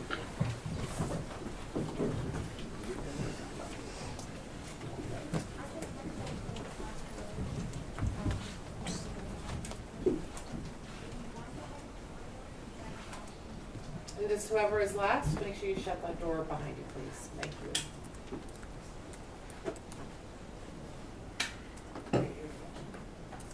I don't know, they need to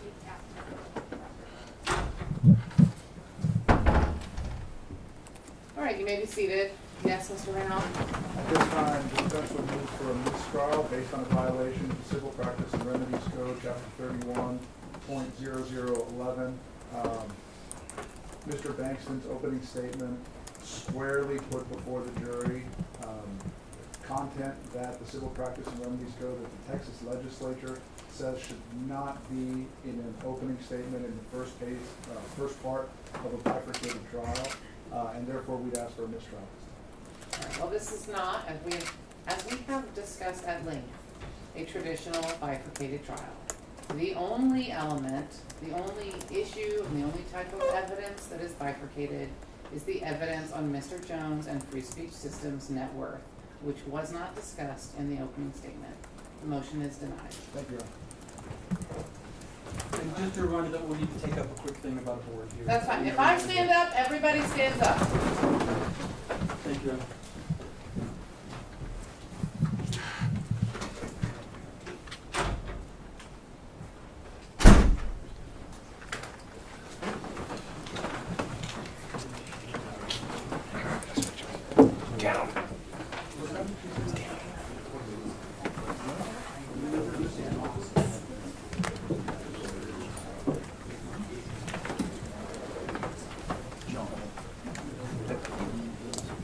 Thing outside of this courtroom.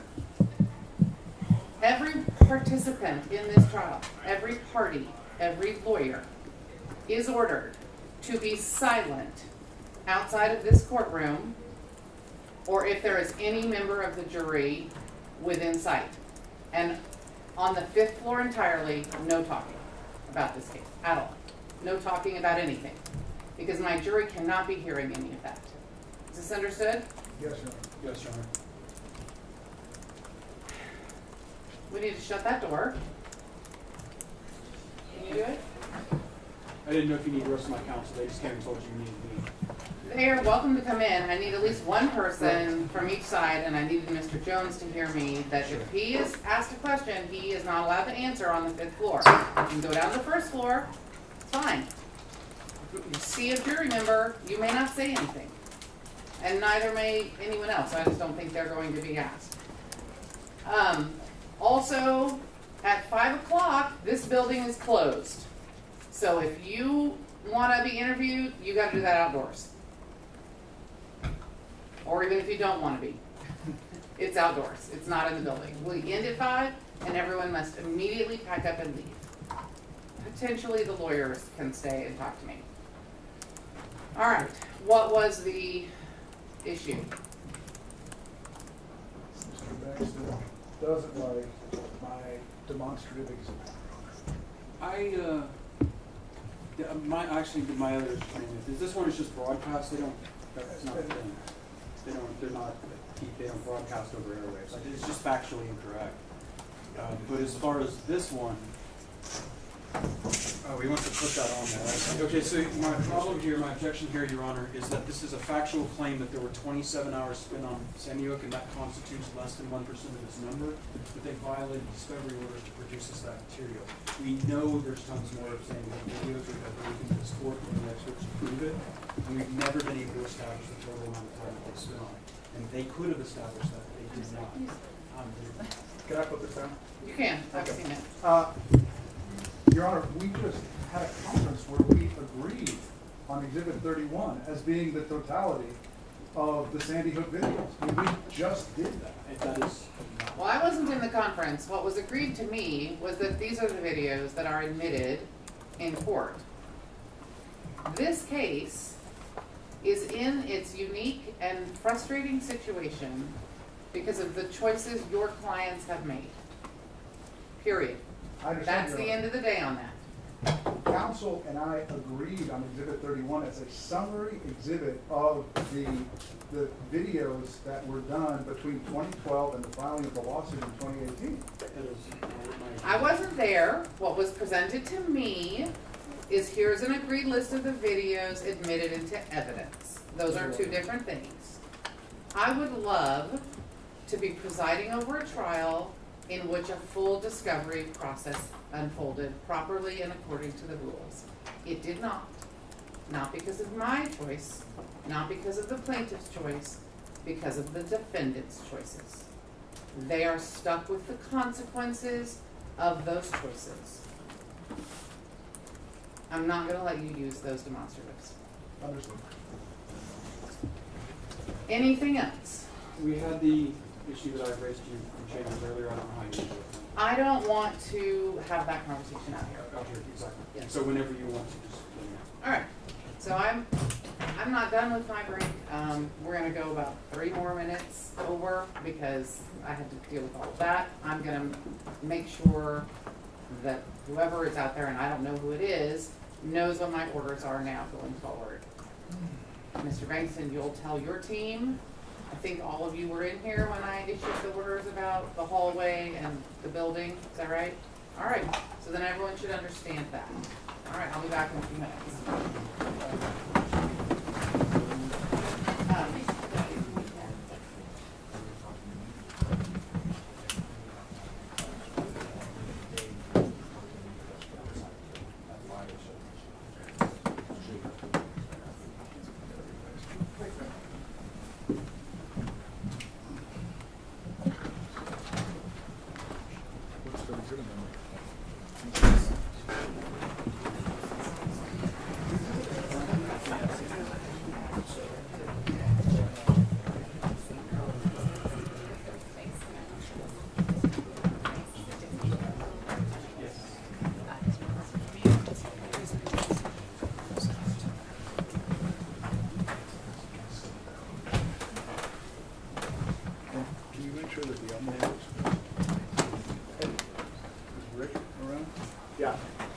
Let's make sure the Elmo's working.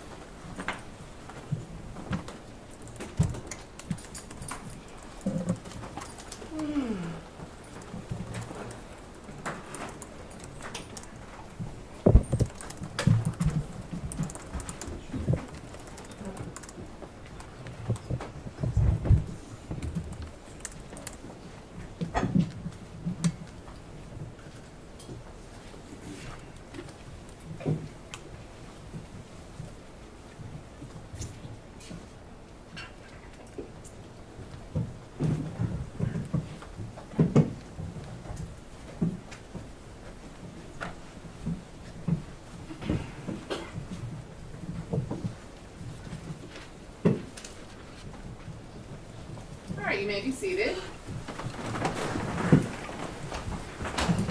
Mr. Renal, are you ready? I have your honor. All right, you may proceed.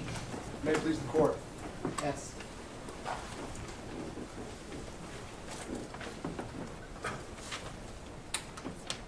We heard a lot about rules at the beginning of the personal injury lawyer's presentation. I'm going to tell you the most important rule I learned as a young lawyer.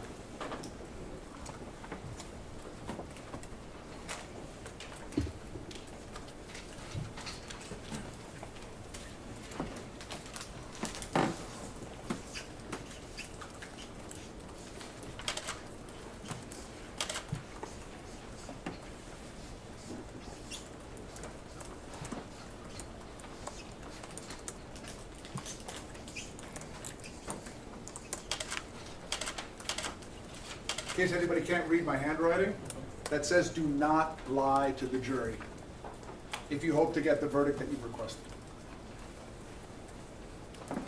What we heard was a conspiracy of lies. The truth is going to come from that witness stand. It's going to be in the documents, the records, the evidence. My mentor, who I'm lucky enough to have sitting at this table with me, told me a long time ago to keep track of the other side's opening statement and write down their misrepresentations. So you can come back to the jury in closing argument and show them where they haven't kept their word. You see, a lawyer's opening statement is not like a politician's speech. You don't get to see if the politician is going to keep her word before you vote for her. You get to see if we keep our word before you vote in this case. My name is Andino Reynal, and I am honored to represent Alex Jones and FSS. He is one of the most polarizing figures in this nation. And I'm honored to represent him, not because I agree with everything that he says, but because I believe in his right to say, and I believe in every American's right to choose what they watch and what they listen to and what they believe. Mr. Bankston's first lie came at 9:37 a.m. when he said that InfoWars was one of the most significant networks in the USA.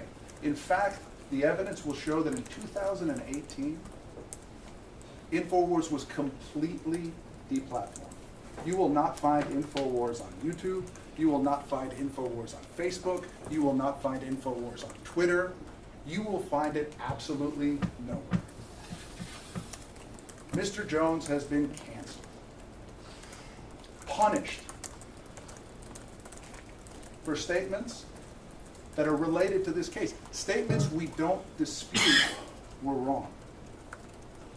But in order to render a just verdict, you need to understand and be able to see all the evidence and understand the chain of events and understand what he said and when he said it.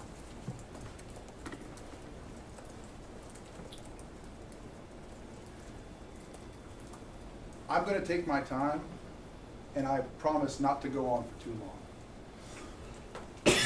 To first tell you a little bit about this case, go through a timeline of events, and then lay out why we believe the evidence will show that we should receive your verdict.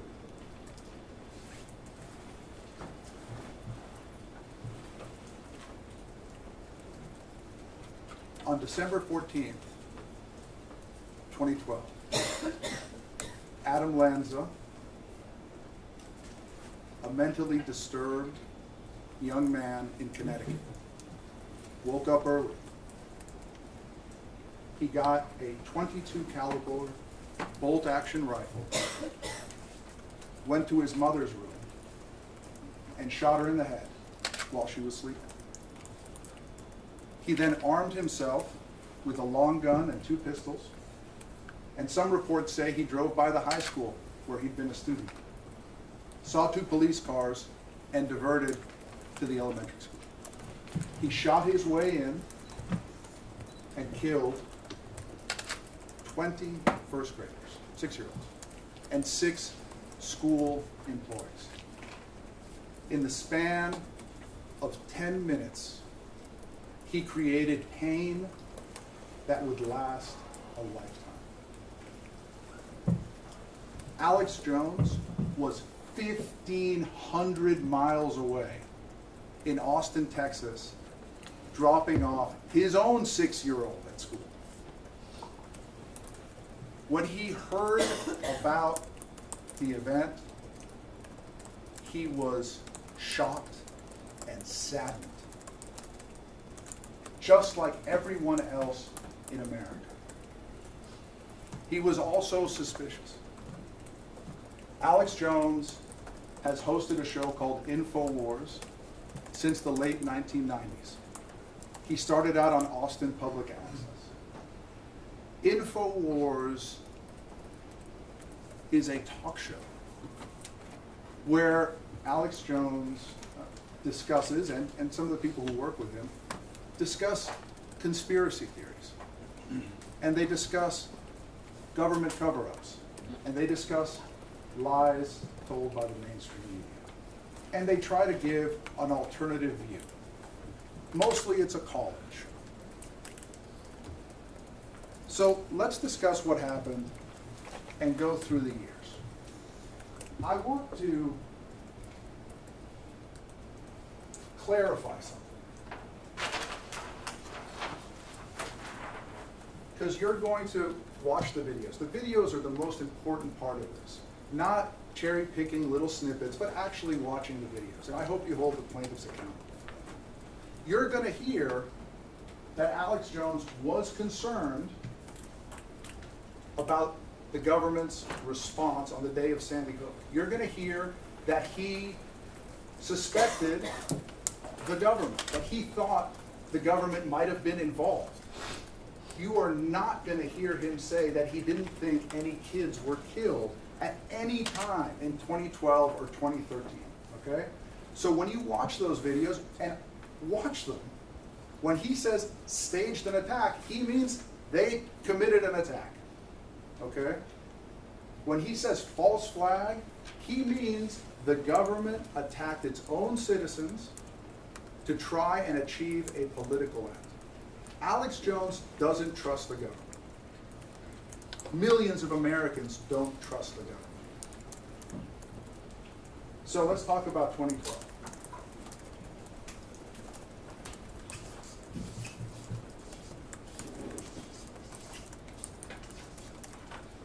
And the first thing I want to talk about is what happened in the immediate aftermath of the Sandy Hook murders. There was, and you'll see Alex, you'll be able to watch his response to it. Like him, everyone was heartbroken across the nation and across the world. And they showed their sympathy for the people of Newtown, Connecticut. You will hear from the witness stand, there were over 500,000 letters, cards, drawings. There were so many toys sent to the town because it had happened right around Christmas. So many toys sent around the town that they had to get a separate mail sorting facility to distribute the toys to other places. Millions of dollars went to the United Way to support the family members. President Obama got on a jet and flew there the next day. I mean, not to mention every senator from Connecticut, every mayor, every town politician, people from around the world gathered to mourn. The mainstream media also went. Unfortunately,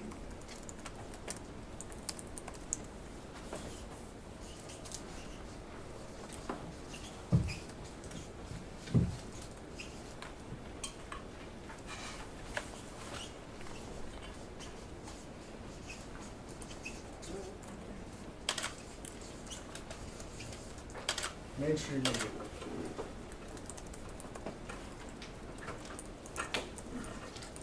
Some of the people who went to Sandy Hook, and the evidence is going to show that Sandy Hook wasn't different from any other school shooting. I mean, we live in a nation divided.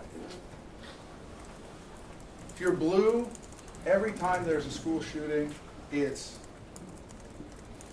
America's the most dangerous place in the world, and we need to ban the AR-15. And if you're red, every time there's a school shooting, it's, again, here they are, taking advantage of a tragedy to try and infringe upon our rights. Unfortunately, that's just the way things work in this country. And it was no different at Sandy Hook. Hours after the event, CNN, every major news source was there, interviewing people, broadcasting. The evidence is going to show calling for gun legislation. InfoWars, back in Austin, was also covering it in 2012 and 2013. It was big news. And InfoWars never contested that the children were murdered in 2012 or 2013. You'll watch the videos. I was surprised. I don't have them ready to play. You'll watch them, okay? Assess them yourself. They were covering it, and they were saying that it was being botched, mishandled, and used to push gun legislation. And you'll hear from the witness stand, they will admit to you that the investigation and the coverage of the event was botched at first. I mean, I don't know what we have now. There's an enormous report. But you will hear covered that CNN misidentified the shooter and put this man's picture up from Hoboken, New Jersey for 4 hours and said that he was the real killer. You will hear that there was another, well, at least they reported that there was another man in handcuffs outside. You will hear that it was reported, and you'll see it in the videos, that there were people who were arrested. There was chaos. And we all know that that's what happens after these events, okay? Unfortunately, in this case, the chaos, the bad coverage, led a lot of people to doubt.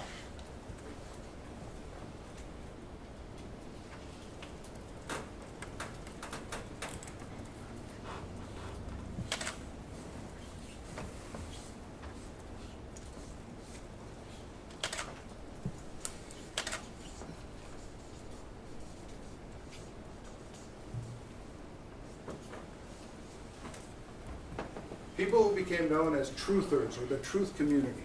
These were hundreds or even thousands of Americans who got together on Facebook and on Twitter and on YouTube and discussed the event and pointed out what they saw as inconsistencies in it. That they believed suggested that there was a cover-up, that the government wasn't being forthright about what had happened, okay? And some of these people are very, very extreme, okay? They are. I want to mention 4 people in particular because they were leading members of the truth community, all right? They were all over YouTube. And you'll hear that some of the videos they made got 10 million views. This was big news. And InfoWars was covering the questions that people have. Because InfoWars believes in people's right to question information. And they were interviewing these people and saying, hey, you have questions about Sandy Hook. What are they? Okay? Now there did come a time when Alex was taken in, right? And did become, for a time, one of those people. We're not hiding that. But it wasn't in 2012 and it wasn't in 2013. The 4 people are Dr. James Fetzer,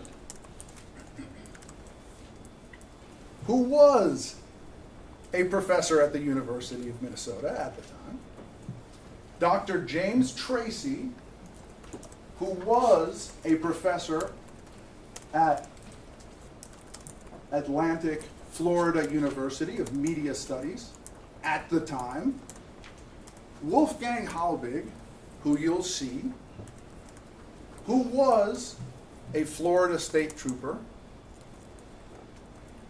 who did work for the Seminole County Education Board, and who claimed to be a school safety expert, who had been interviewed on multiple channels and had even testified before Congress. Some of that now, 2020 hindsight, I don't think is true. Okay, but he presented himself that way at the time. And if you understand the news cycle and how it works, commentators,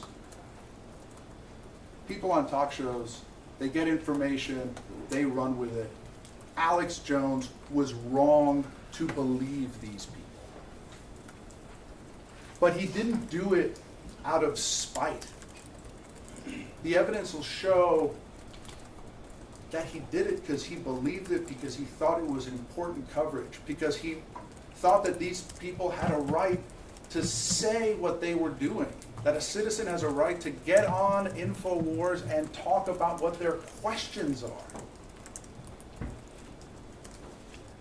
So let's talk about the bad facts. I mean, we talked about brutal honesty.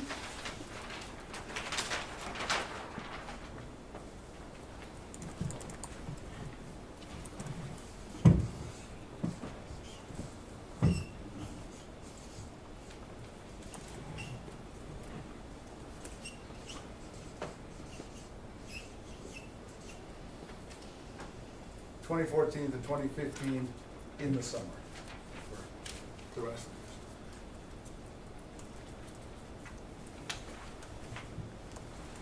this. Alex Jones has apologized repeatedly for the coverage that he gave to Sandy Hook from 2014 to the summer of 2015. And he has every reason. He does. They trusted people that they shouldn't have trusted. It created a lot of tension at his company. There were arguments about it. But he felt the show was important, and he aired it. He regrets that now, and he said so. The thing you have to remember about Alex is that he has been talking about conspiracy theories and taking on the elites, whether that is the Bush administration or the Obama administration or the Clinton administration. He's been the outsider for a really long time. And by the time we get to 2014 and 2015, he felt he had seen what he perceived as so many lies and so many cover-ups and so much hand-washing of the facts that he had become biased. He was looking at the world through dirty glasses. And if you look at the world through dirty glasses, everything you see is dirty. Important for you to know, I don't think there's any evidence that is going to come from that witness stand that Mr. Heslin or Miss Lewis ever watched this show during this period. And I can assure you that there will be no evidence that Mr. Jones or any member of his staff named Mr. Heslin or Miss Lewis during this time. Okay. So just to recap where we are, 2012, 2013, InfoWars is covering Sandy Hook with a slant that children were really murdered, but there's a government cover-up and potentially government involvement. That doesn't say that Mr. Heslin and Miss Lewis aren't the parents of a dead child. It doesn't. So we get to this period, and it ends in July.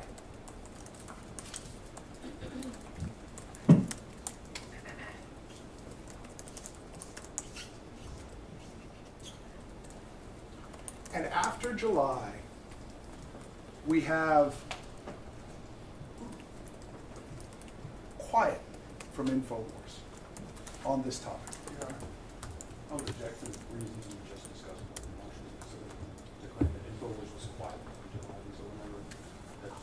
I'm free to discuss what I believe the evidence will show, Your Honor. You are free to discuss what the evidence will show, but liability has been established in this case, and you are close to the edge on that. So please be more careful.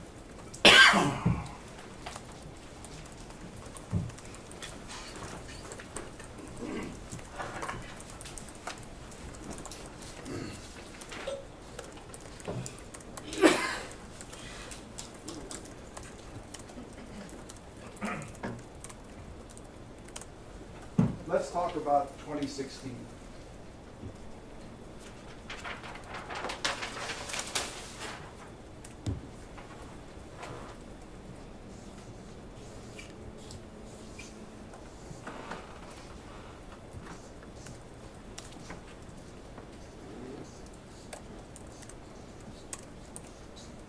It was an election year. It was a very contested election.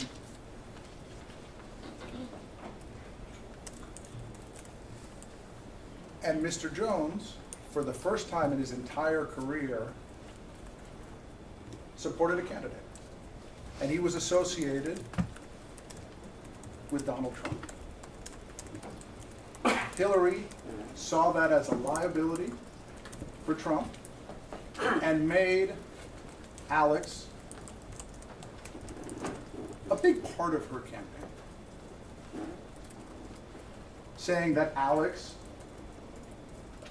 had repeatedly said on his show that Sandy Hook hadn't happened. By this point, Alex didn't believe that. So on November 18th, 2016, he put out a video called Final Statement on Sandy Hook. And you'll have the opportunity to watch that video. And I think you should insist on watching that video in its totality, just like every video that's going to come into evidence. Because only then can you understand what really happened. You can't cherry pick. And he said, I want to reach out to the victims of criminal crimes and listeners to clarify where I stand on Sandy Hook. The last 3 or 4 years, the mainstream media has made attacks against me that I said no one died. I've hosted debates with both sides of the aisles. I've always said I'm not really sure of what happened. I can see based on the evidence why people might say nobody died, but I don't know what happened. I know mass shootings happen.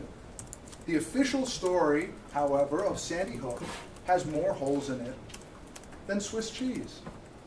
And he still believes that.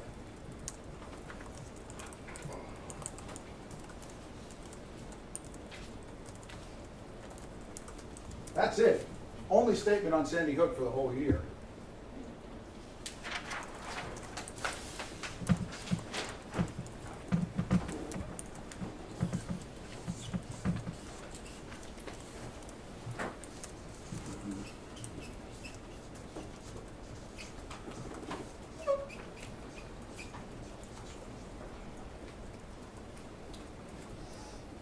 Megyn Kelly's no friend to Donald Trump. And she decided that she was going to run a hit piece on Alex Jones about this issue. Alex Jones hadn't brought it up since November. She brought it up. She decided to air a show where she would confront Alex, who she got to interview by misrepresenting the purpose of the story, and juxtapose it with an interview with Mr. Heslin. Alex had never said Mr. Heslin's name. He'd never said Miss Lewis's name.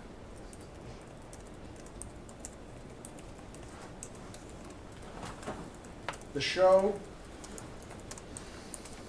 is about to air. And before it airs, Alex says, I need to clear the air because this is going to misrepresent me. And he says, in a piece, I believe children died there. So the show airs, and afterwards, a young reporter at InfoWars sees an article on a website called Zero Hedge. And that article is in evidence.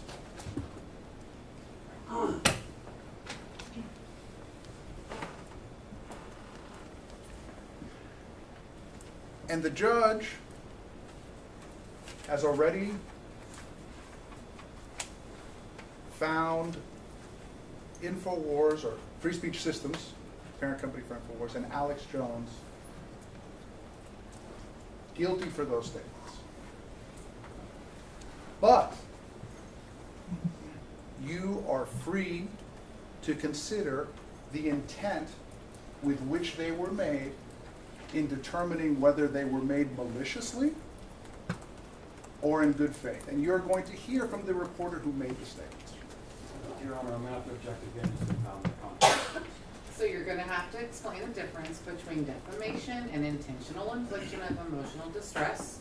Intentional infliction of emotional distress, for which Alex Jones and Free Speech Systems, LLC, have already been found liable, includes the state of mind of the actor, which means it has already been established that the acts they took to inflict the emotional distress were intentional.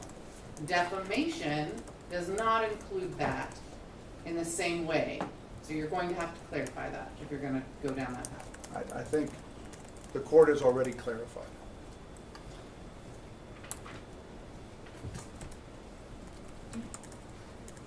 Let me see. This is the article. It's in evidence. I'm going to move this because I'm sure that most of you can't see it.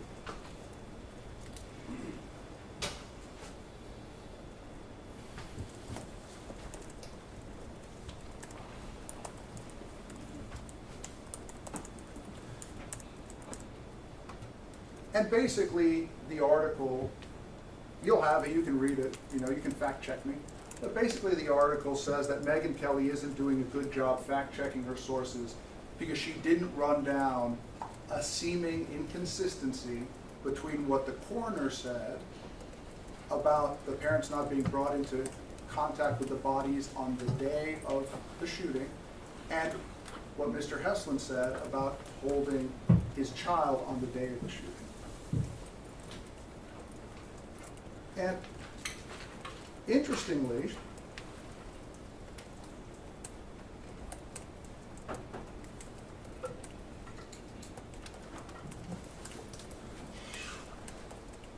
states, Alex Jones's official position is that he believes children died in the shooting. In fact, during a 2014 account of a hearing before the Newtown Board of Education, an InfoWars journalist did not dispute that Adam Lanza had perpetrated the shooting.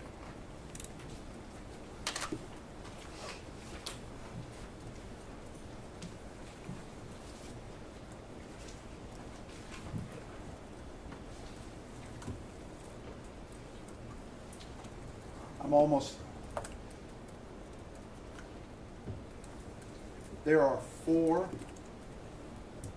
big reasons why I'm going to come back to you at the end of this case and ask for your verdict. The first reason is because when you look at the totality of the coverage, the evidence will be that InfoWars' coverage of the Sandy Hook incident between 2012 and 2018 was less than 0.5% of its total coverage. It was barely 27 hours. I can object again to this entire requirement. He can say this, he's gotta show it.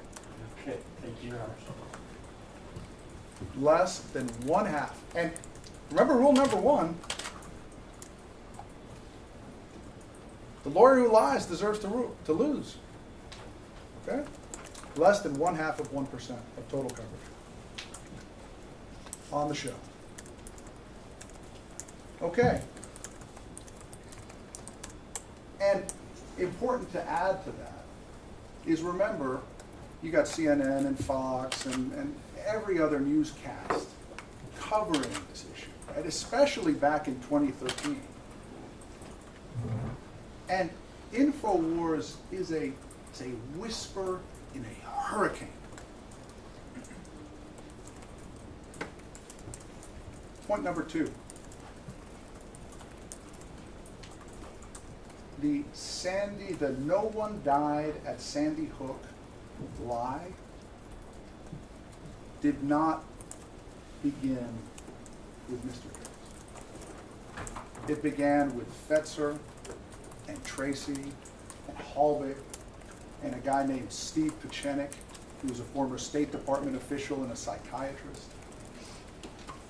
They were 4 of the most prominent among thousands of people who were saying this on YouTube, on Twitter, on Facebook.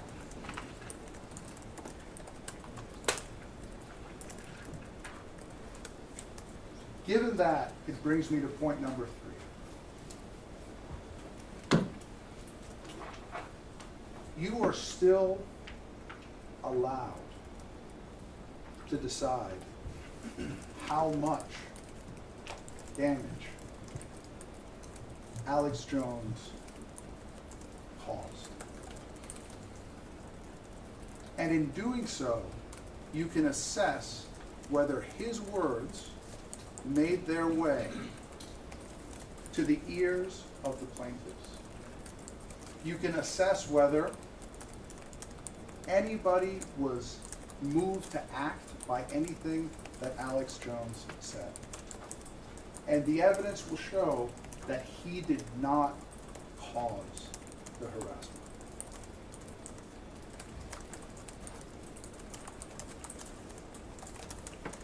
Number 4. Mr. Bankston, the personal injury lawyer, talked about this a little bit. Actual damages. The first question you're going to be asked to answer is actual damages. You will see no evidence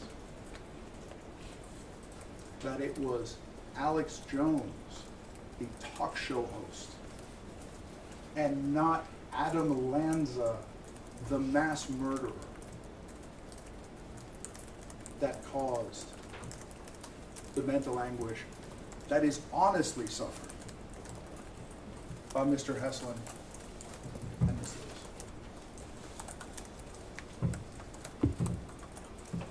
The videos are so important.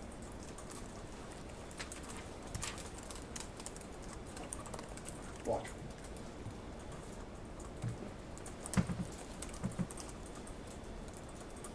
Before I sit down, I want to make a couple more points.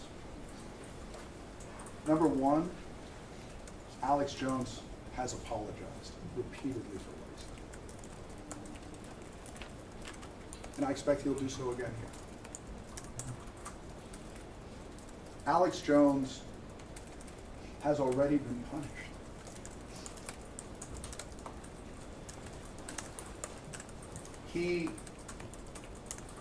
Because of this case, he lost all his access to the internet. Millions of dollars. Canceled.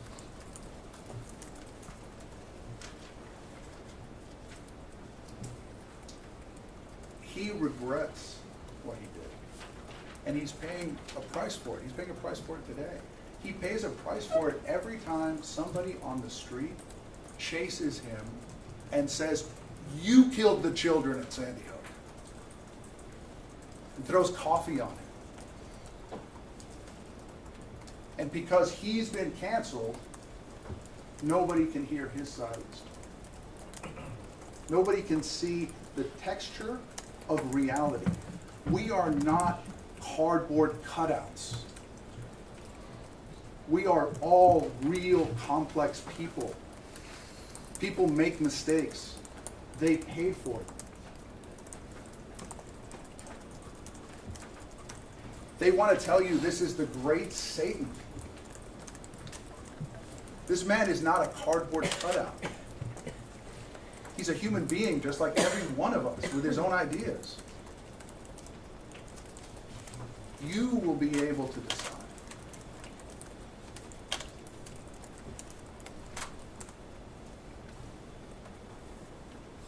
And I want you to ask yourself at the end of this case,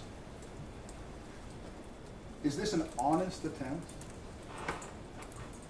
by personal injury lawyers to get just compensation for damages that were actually experienced? Or is this a cynical attempt by personal injury lawyers to enrich themselves while silencing a political opponent and limiting every American's right to choose what they watch and what they listen to? I look forward to presenting this case today.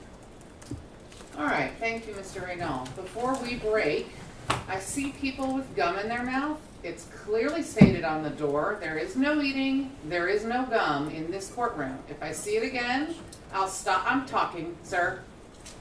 The number one rule in court, fair or not, is when the judge is talking, nobody else is. Even if I interrupt someone. There is no chewing gum, there is no soda, there is no eating in this courtroom. If I see it again, I'll have you removed.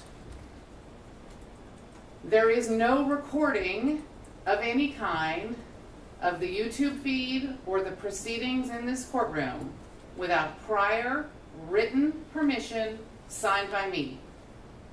No photographs, no audio recording, no video recording. So I'm not taking away everyone's phones in the room, but if we find out that you're doing one of those things, you will be removed. There is no talking in front of, or approaching by anyone of my jury. If somebody does that in the courthouse, they will be removed until this trial is over. Just want to make that very clear to everyone. We're going to break for lunch. It's noon. We're going to break until 1:30. My jury can go ahead and head on out. The lawyers need me right now. It doesn't matter when, but We'll come back at 1.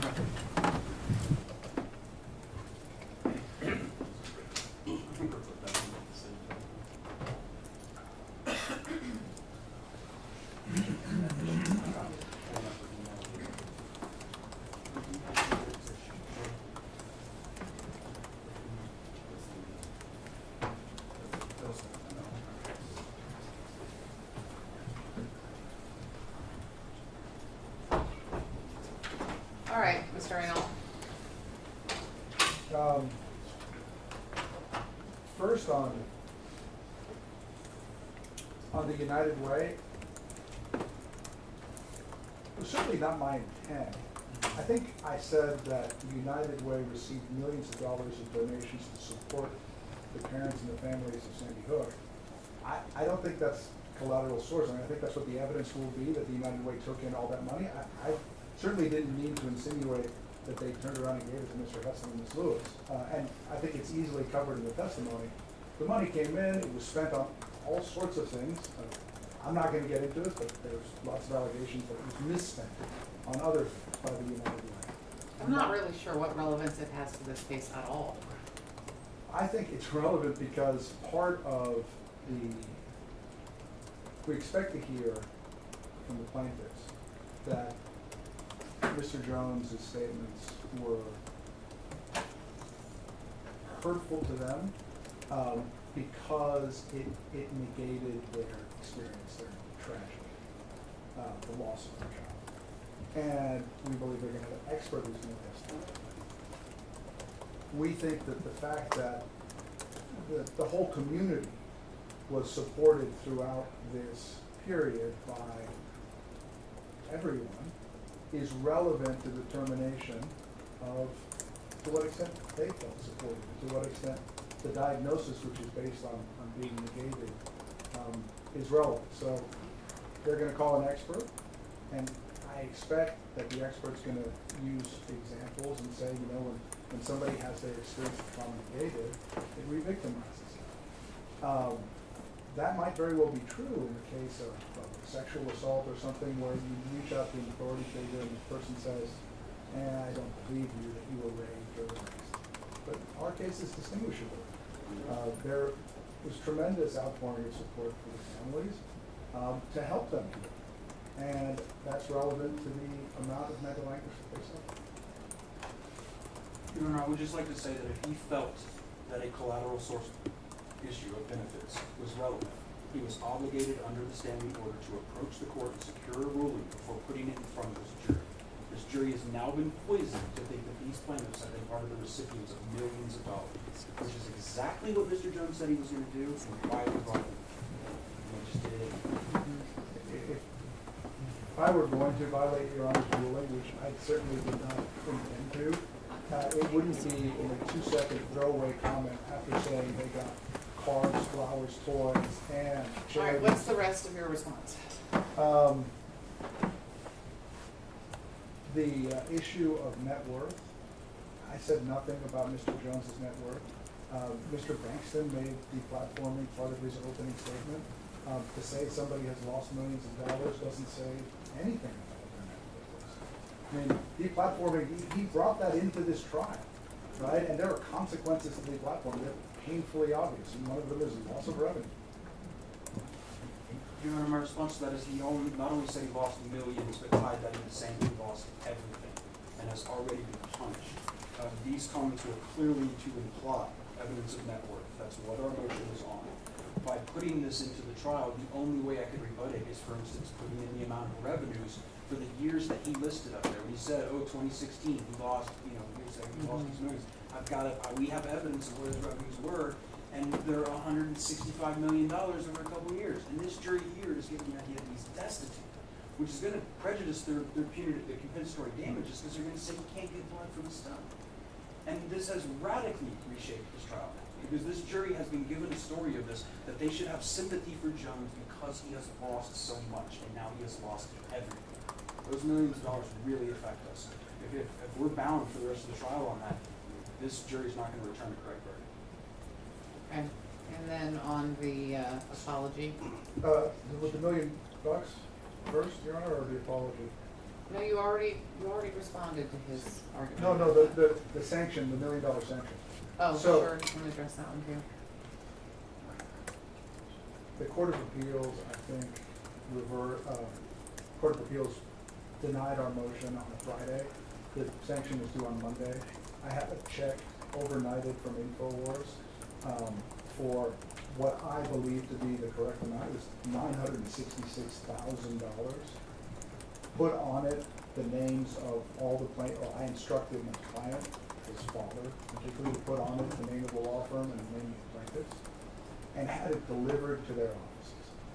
Instead of cashing it and saying, you owe me another $100,000,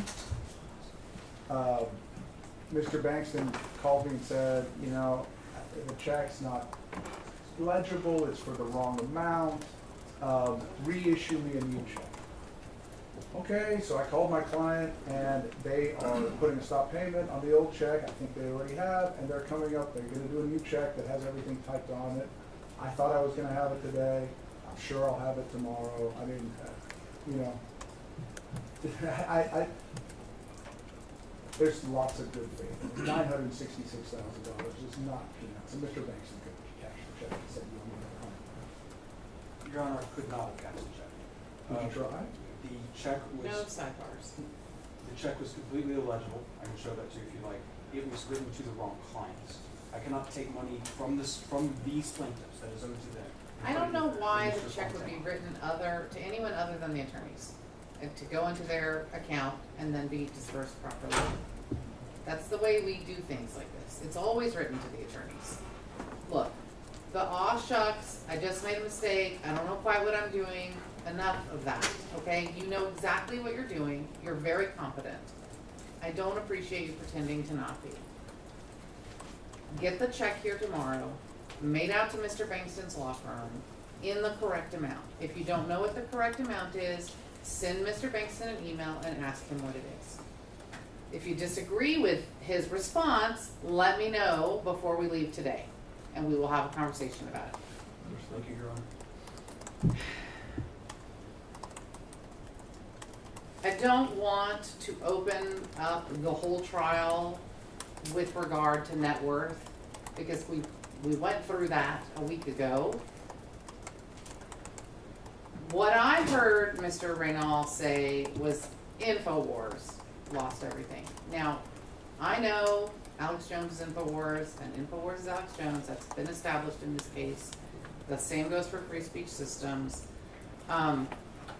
But I don't know that we need to completely open up net worth to address that. But I do think it means you're gonna get a little more leeway to talk about those subjects. You can respond to the United Way by asking your clients if they got any. I mean, I don't know the answer to any of these things. So you can talk to me. I'm not gonna make a decision on that without knowing a little bit more about it. Let's put it that way. We might need to have a conference about that. But I don't know enough about the facts on that. I've asked my staff to print the live pleadings because,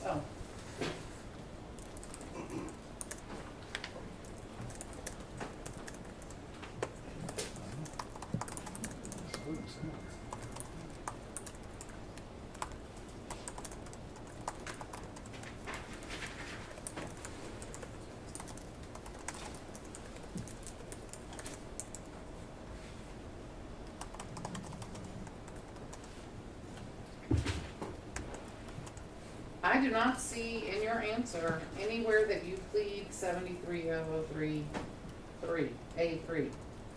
You know, many of the apologies are contained in the videos that are eliminated. That's fine, but that's not how you make an affirmative defense on damages.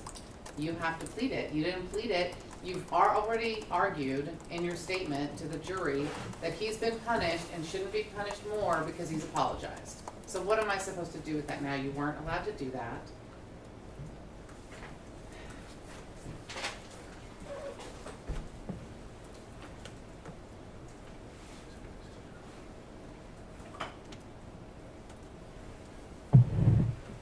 So this statement I'm being asked to read to the jury. Mr. Reynal, throughout his opening statements, claimed that Mr. Jones has, quote, apologized repeatedly, unquote, for the statements he made against the plaintiffs. Ladies and gentlemen of the jury, this statement is hereby stricken from the record, and you are to disregard this statement as it has no evidentiary value in this case. Any public apology, correction, or retraction of the libelous matter made and published by the defendant Alex Jones. Did you want to include free speech systems?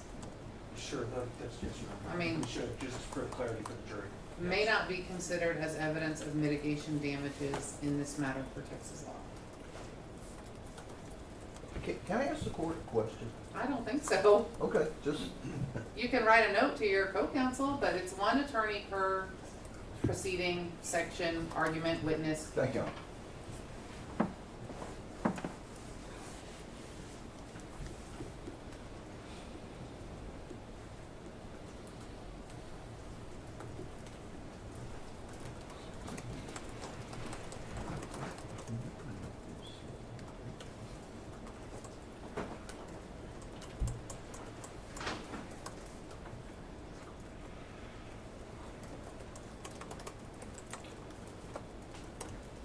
I would add, Your Honor, that, as Your Honor instructed, there is nothing that is said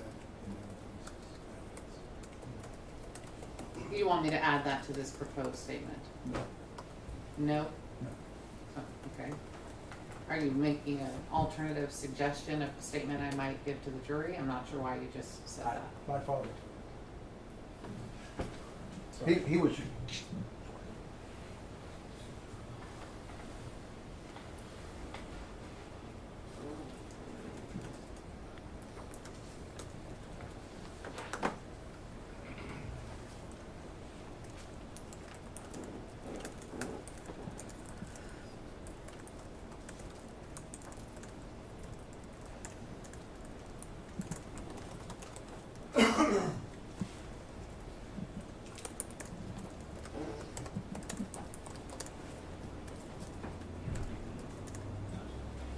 I mean, I think that this proposed statement is true and accurate.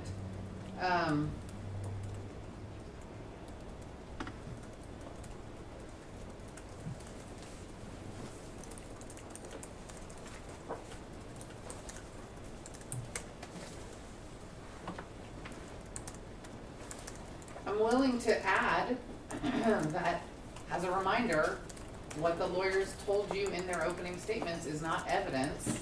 It's their expectation of what the evidence will show. I think I would add that before the statement proposed by Mr. Bankston to provide a little context for it, and not after, when it might be misconstrued as contradicting what I had just read them. I would rather not draw more attention to it. I would find the statement as produced by Mr. Bankston. You're fine with the statement as produced by Mr. Bankston? Yes. All right, then I will read that. Any other motions? Did I Your Honor, deal the with only- all of them, except for the one that I'm thinking Exactly, about? Exactly. The only other thing I would ask alternatively, Your Honor, is if we're not gonna open up bifurcation, I know you told me you'd have some leeway on this issue. Mhm. The thing that I think I would like to do is not try to introduce net worth or expert opinion on that, but simply introduce the evidence, the revenue information that we have through a witness, so that we can show that the loss of millions is counterbalanced by 6 and 5 million coming in. And then what are we doing in the second part of the trial? It's Well, already then I'm all gonna in. have to, right, I hear what you're saying, but I'm only just gonna put on the revenue. And so in the second part of the trial, I'm gonna put on an expert for net worth, and he's going to have to extrapolate from what limited data we have and his own expert background to establish from both revenues and from what InfoWars operating. So this should be what today the net worth of the company should be. This would be more of an argument about what the revenue of the company was at the time Mr. Reynal has implied that the company was losing millions. Is any of that gonna be necessary today? I don't think I could make it not. I have a witness who might come on today who I might be the person I want to do that through, but it could be handled tomorrow. Okay, because what I'm gonna do is read the transcript, for both of those issues, actually.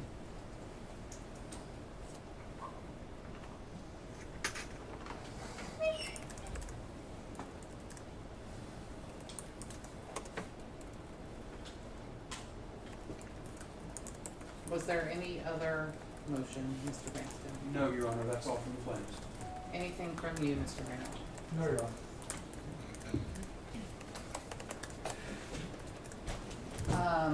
I was expecting something else, so we're not dealing with that. Oh, if you wanted to go back in chambers and deal with that, yes, we can. Is there something you're planning to ask me to do?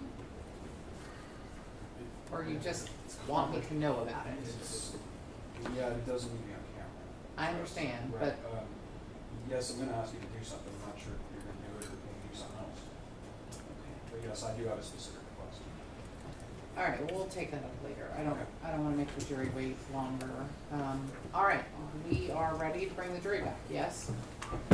All right, Yes, Ms. Your Honor. Matashek, still, we're ready to bring the jury back.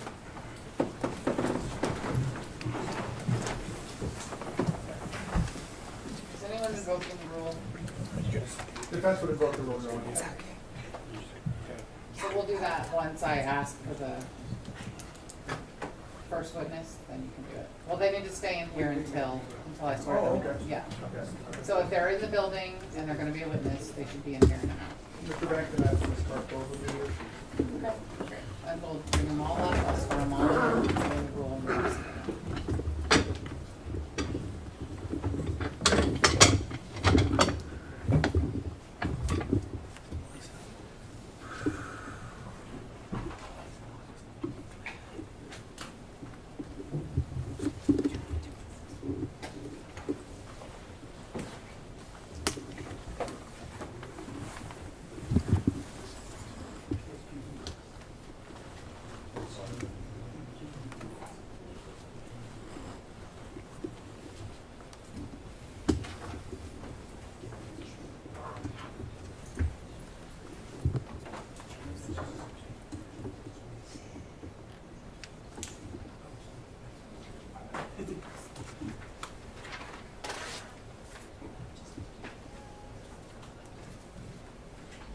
Can you, or does it cost? Okay, do you mind doing that? Okay, thanks.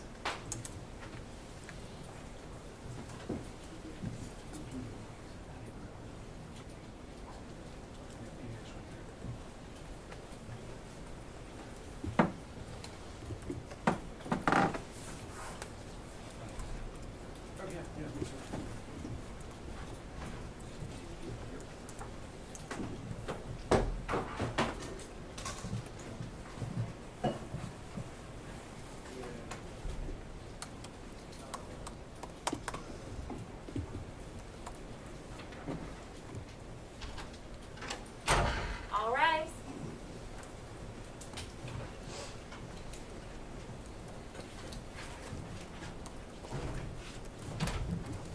Someone will unmute that No, now. Otherwise, I would Not me. Leave it on. Oh, yeah, you wanna go do it right now? Thanks, sorry, I didn't realize. I didn't know you were doing that. So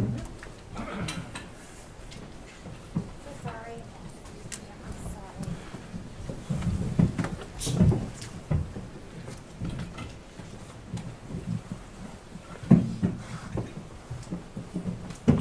All right, you may be seated. Let Ms. Matashek still get through. Sorry. No, you're keeping everything running. Are you kidding? Thank you. Right. All right, welcome back from lunch. I do have a quick statement that I'm going to read for my jury, and then we'll turn to plaintiff's side for their first witness and some other things. Mr. Raynal, throughout his opening statements, claimed that Mr. Jones has apologized repeatedly for the statements he made against the plaintiffs. Ladies and gentlemen of the jury, this statement is hereby stricken from the record, and you are to disregard those statements as it has no evidentiary value in this case. Any public apology, correction, or retraction of the libelous matter made and published by the defendants Alex Jones or Free Speech Systems LLC may not be considered as evidence of mitigation of damages in this matter per Texas law. All right, now we're ready to begin again. It looks like we've had a little counsel change there, so Mr. Ball, do you have a witness for me? I do, Your Honor. The Okay. plaintiff is called Detective Van Jewis in St. Louis. All right, thank you. Are you invoking the rule? Your Honor, at this time, the defense would invoke the rule. All right, I need every witness or potential witness who is in the room, so I need the attorneys to identify them. I don't think that we have one in the room, Your Honor. We Okay, have wait, experts. we do. Experts are- I'm sorry, we have experts. in the room. Experts are not included. Any fact witness. We have two. Could you both come up here, please? You can just come, just stand in front of me. You don't need to come all the way up. Just stand in front of me.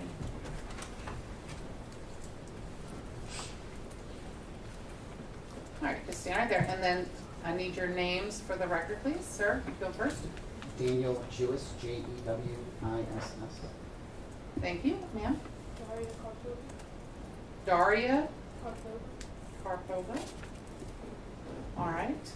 I need each of you to raise your right hand and be sworn in. Do you solemnly swear or affirm, under penalty of perjury, that the testimony you're going to give in this matter shall be the truth, the whole truth, and nothing but the truth, sir? Ma'am?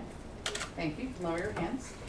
You have been placed under what is called the rule, which means that it will be necessary for you to remain outside the courtroom while other witnesses are testifying. You are not to speak with each other or with any other person, including the parties, about this case, except by permission of the court. You may, however, discuss your testimony with the attorneys in this case.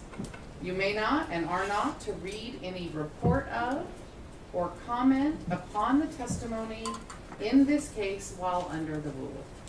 Any witness or other person violating these instructions may be punished with contempt of court, and it may result in my striking the witness's testimony. So, Ms. Karpova, at this time, you're not testifying, so you will be instructed to remain outside the courtroom. And Mr. Jewis, if you are not released from the rule after your testimony, you also will have to remain outside the courtroom. You do need to stay on this floor so that when you are called to testify, you are available and you can hear your name being called. So at this time, Ms. Karpova, I need you to go out in the hall. You can remain there. Counsel, it is your obligation to inform any and all other fact witnesses that the rule has been invoked and the effect of the rule and any violations of the rule. As any other witnesses arrive, you need to advise me so that they can be sworn in and placed under the rule formally as well. Also, if they come in and they sit down and you don't tell me, then they may not be allowed to testify. So you need to make sure everyone knows that. Do you each understand that? Yes, Your Honor. Thank you. Yes, sir. Thank you. All right, sir, you have been sworn in and you may come and sit on the witness stand.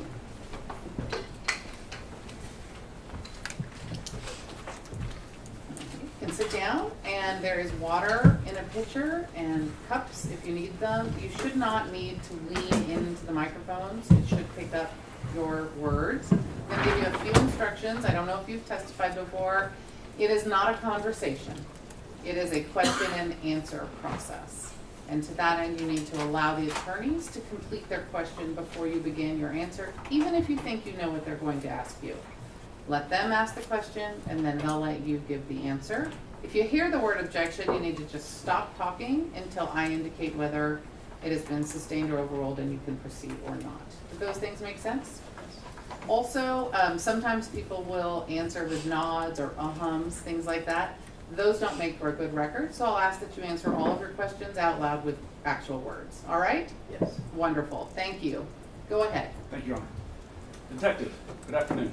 Good afternoon. If you would please introduce yourself to the ladies and gentlemen of the jury. My name is Daniel Jewis, and I am a retired Connecticut State Police detective. And Mr. Jewis, it's my understanding that in 2012 you were the lead investigator for the Sandy Hook school shooting that occurred on December 14th, 2012. Is that correct? Correct. And that school shooting, sir, resulted in 26 total deaths, 20 of which were children between the ages of 6 and 7 years old. Correct. If you would please, Detective, explain for us what your involvement with that investigation was, what your duties were therein, please.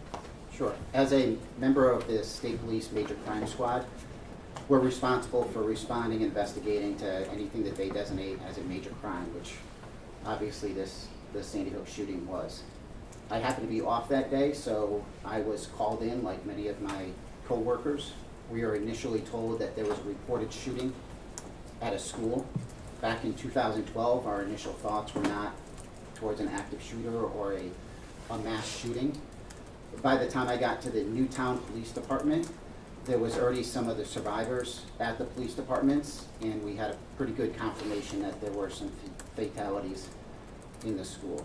There was an enormous response, obviously, of first responders at the school trying to stop the threat and then save lives.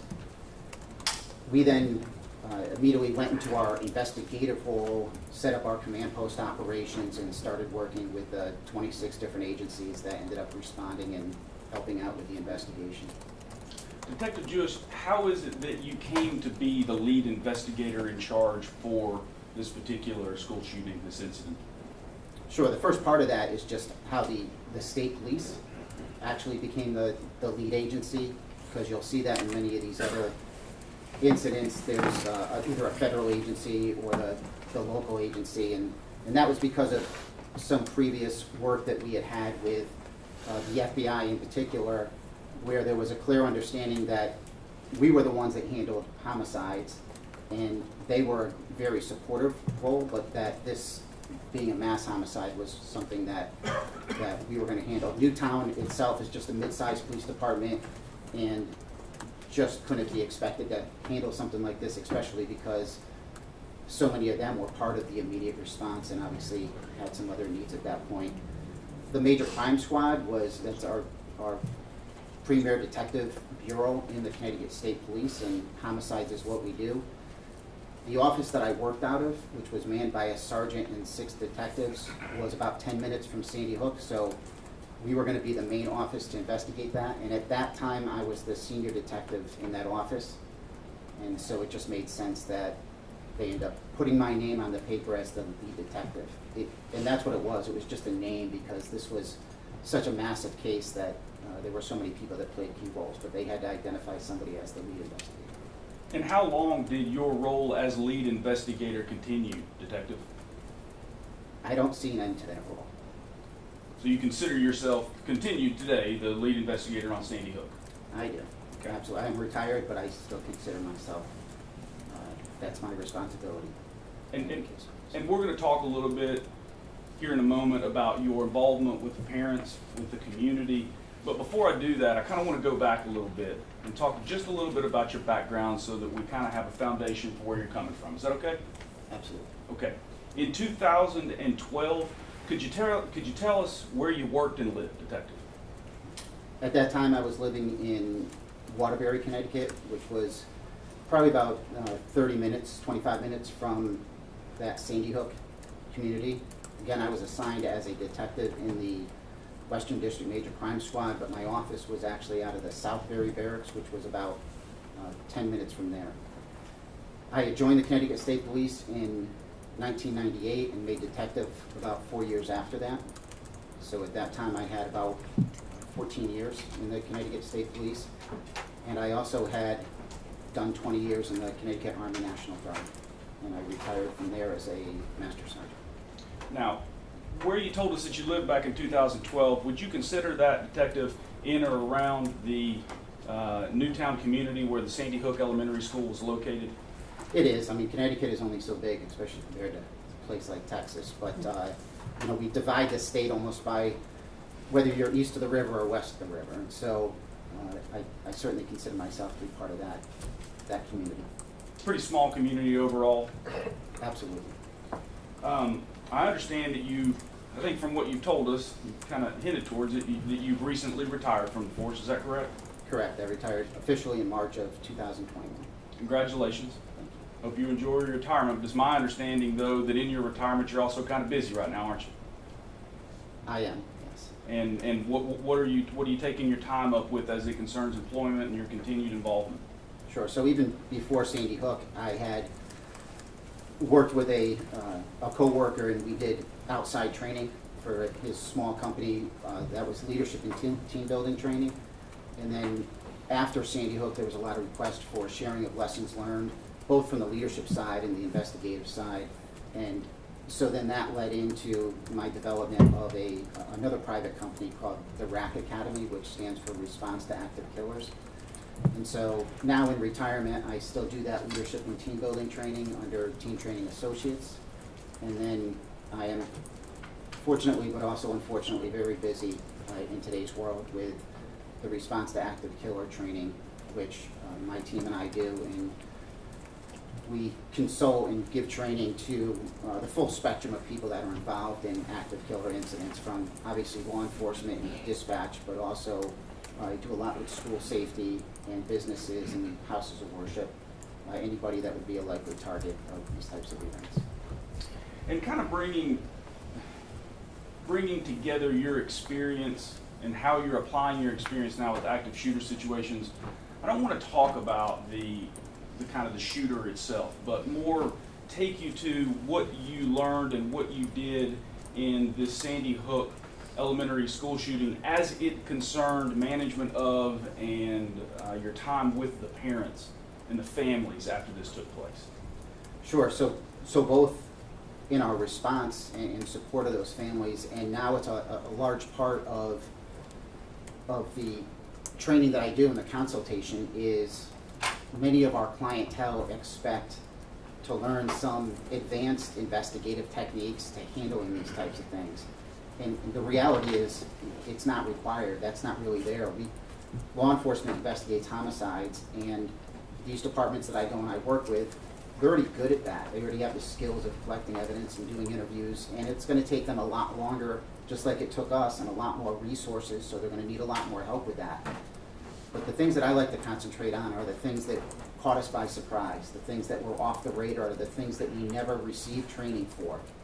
And actually, when it comes to Sandy Hook, it's the thing that I think that we made the greatest impact on, and it's the thing that we spent the majority of our time on, and that is the support of those families and really doing deep dives into, even though we can't bring back their loved ones, how from the moment that it happens, from the moment that we're involved, how we can support them the best that we can.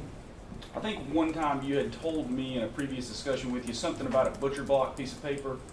Does that bring to mind some of the involvement that you had with the families there, and if so, tell us about it? It did. So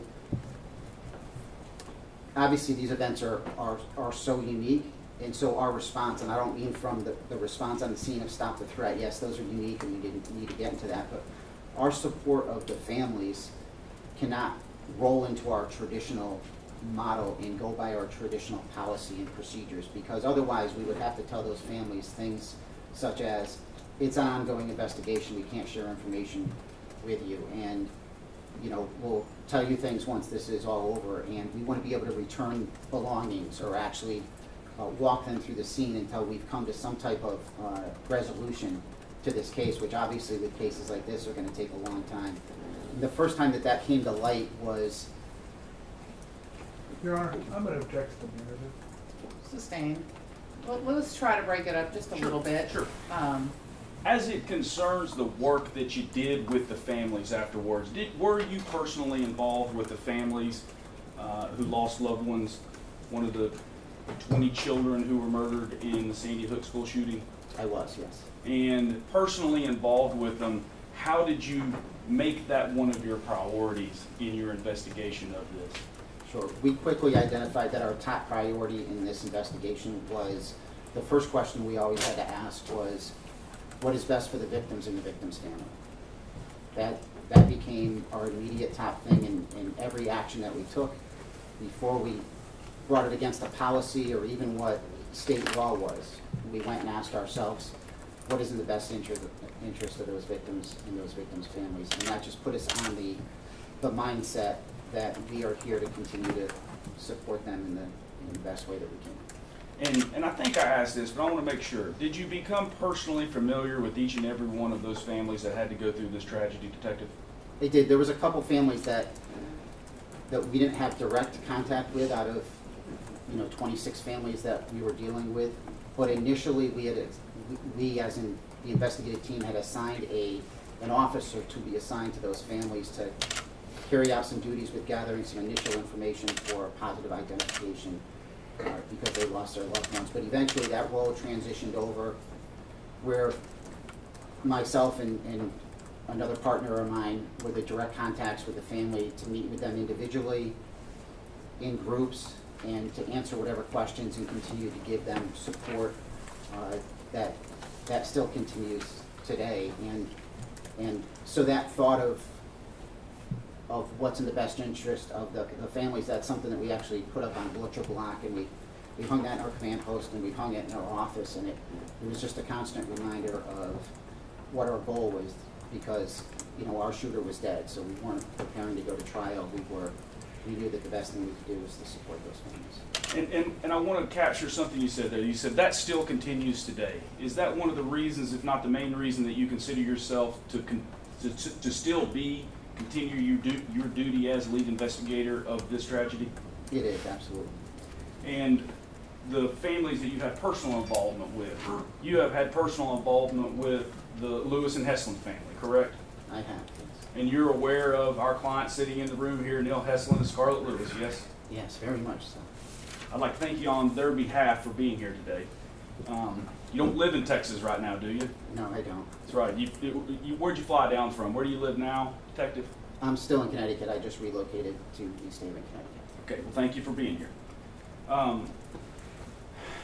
So, in your very detailed involvement with this tragedy, I want to talk about December 14th, 2012, the day of the shooting, and a few days thereafter. With that time frame, can you tell me about how many agencies, government agencies, first responders, however else you'd like to define them, initially responded to this tragedy? There was, we recorded that there were 26 different agencies between state, local, and federal that were not only first responders there, but also came and were part of the investigative team. We never took an overall count, but I would estimate it was probably between 400 and 500 law enforcement personnel. And that was going to be my next question. So 400 or 500 law enforcement personnel, we're talking about, had access to that scene within the day of and the days thereafter, fair? Correct. It was either access directly to the scene, which was certainly in the hundreds, or reported directly to us at the command post and started taking investigative steps. If you could, I don't want you to have to tell me exactly all 26, you might be able to, but highlight some of the agencies for us, if you could, that responded to it in that 26 we're talking about. Sure. The main agencies were the FBI, federal agencies. ATF helped out with a lot of the gun tracing. The DEA, the U.S. Marshal Service, the U.S. Postal Service was extremely key with a lot of the mail stuff that we had to deal with. And then our local police departments that neighbored around Newtown, Fairfield Police Department, Reading Police Department, and some other the other smaller police departments that were in that area. 26 agencies, 400 to 500 different people on the day of and the days thereafter. My question to you, Detective, is did anyone at any time at that time or the days thereafter have any disagreement about what happened that day? Absolutely not. Detective, in your role as lead investigator, let me ask this another way. Are you familiar with Alex Jones, who I don't see here any longer? By the way, were you in the room today for opening statements? I was, yes. Okay, I'm going to ask you about a couple things that were said in those statements, but I think you saw Mr. Jones here earlier today? I did. All right, well, I don't see him here anymore. I guess he's exited stage right, but are you familiar with who Alex Jones and his media company is? I am. And if you could, I don't want you to go on forever, but explain to us a little bit about your familiarity with Mr. Jones and his media company, please. Sure. Well, you know, Attorney Bankston actually hit on that some specific individuals that... Your Honor, I object lack of foundation. Just generally, what is your familiarity? Basis for familiarity is you watch the show. It's fine. Let's do a little further exploring as to where his familiarity came from. Will do, Your Honor. Thank you. As lead investigator for Sandy Hook, did you have an opportunity to come into contact with or observe the media in and around Sandy Hook, the school, the shooting, the issues? One of those media personalities, was that Mr. Jones and his company InfoWars? Yes. Did it include people that came to Sandy Hook from InfoWars, such as Dan Badandi? It did, yes. It included people such as Halbig, someone we've heard of earlier. Yes. You've had personal involvement and had to deal with those people before as a member of the community and as a lead investigator? Yes. Okay, if you would please tell us what your general familiarity or personal familiarity with Mr. Jones and his company is in that context, please. Sure. So my belief, and again, we've mentioned several names of those people associated with each other, and we've heard different names of conspiracy theorists or hoaxers, and myself and my team, we considered them to fall into three different groups. There was a group of individuals that usually had some extreme mental health concerns, and even if they happened to be in one of those classrooms during Sandy Hook and actually witnessed the shooting, they probably still were not going to believe it, right? And they were never going to change, never be off of that. There was this middle group that probably believed some erroneous reports, and there were erroneous reports that had gotten out there, and they didn't have the full picture of the information, and they were being steered one way or the other. But the belief was that if they had more information, if they had gotten information like I think that Neil Heslin tried to put out, that there was a possibility that they would have recognized that Sandy Hook did actually happen and that we lost 20 children and 6 staff members. And then there was this third group, and we believe that those parties absolutely knew that Sandy Hook happened. They knew it wasn't a hoax. Your Honor, I object to him testifying into what's in somebody else's mind, what they knew or didn't know. It's speculation. That part of the trial has already been ruled upon, Your Honor. So I'm going to allow it a little bit because he is speaking specifically about his role as a police officer and what the law enforcement's that's why I'm taking this as the law enforcement's interpretation of the individuals they're dealing with.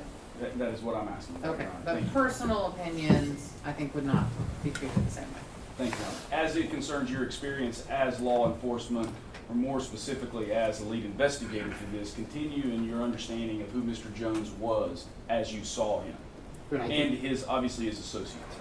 I think one of the reasons why we would put people in somewhat of those boxes is to help evaluate the level of threat and to see if there's any measures that we can actually take to either make those families safer or to give them more information so that they're not in that group anymore. And so this third group, we believe, were ones that absolutely knew that it was true. However, they were still going to use that opportunity to spin it for their own benefit, whether it was power or money, and that group was most likely the hardest one to be able to get to turn, and that they were the most dangerous. And that's where we put Alex Jones. And sir, as it concerns Alex Jones, are you aware, speaking of these hoax and the things that it said, are you aware that Mr. Jones and his media company harassed Sandy Hook families in the days, weeks, years following Object to the this? leading, Your Honor. There's been a little bit of leading. Let's see if you can. I'll ask it non-leading. Thank you. Will do. Are you aware of the lies that Alex Jones and his company? Object to the leading, Your Honor. Well, The lies are established. Yeah. So I think that we can sort of make an assumption that some of this isn't leading because it's been established in the earlier stage of this case. However, you do tend to ask a lot of long questions that contain the answer. When the witness's answer is that much shorter than the question, you're probably leading. So let's both work on it. I can ask a non-leading. I just started getting leading objections, Your Honor, so All right. I'll change I all know, that. I know. So let's go ahead and keep going. Are you aware of the lies that Alex Jones and his company spread concerning Sandy Hook? I am. We, in part of our support, a large part of our support of those families were to continuously field complaints from them about harassment, hoaxers, people that they felt threatened by, and so they reached out to us on numerous occasions And obviously part of that then was they would explain who those people were, how that contact was made, and then if we could assist them, we would. Were you personally aware of Mr. Jones and his media company saying that Sandy Hook was staged, quote unquote? I was. That it was synthetic? Yes. That it was manufactured? Yes. That it was a giant hoax? Yes. That it was completely fake with actors? Yes.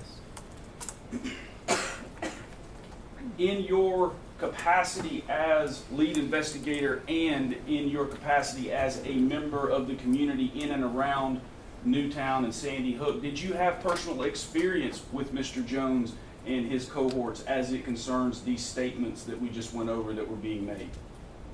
I didn't have any personal contact directly from Alex Jones, but people closely connected to him, Wolfgang Halbig, reached out to me on numerous occasions, and he and his team actually came up to our community, and so we addressed some of those concerns, not only the fear that they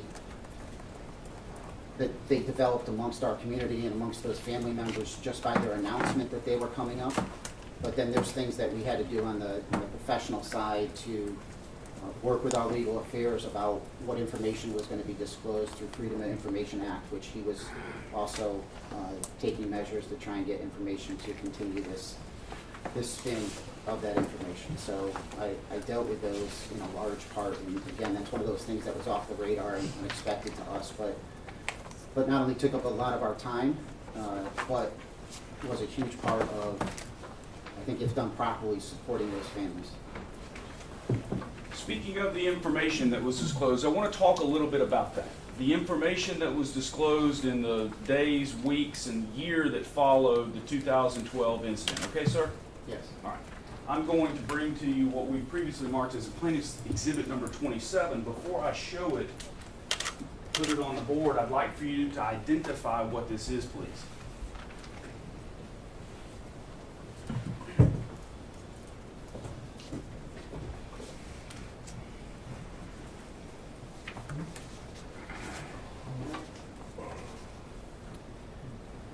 This is a printout of our internet release of our case information. So this is our agency's response to the thousands of Freedom of Information Act requests that we had.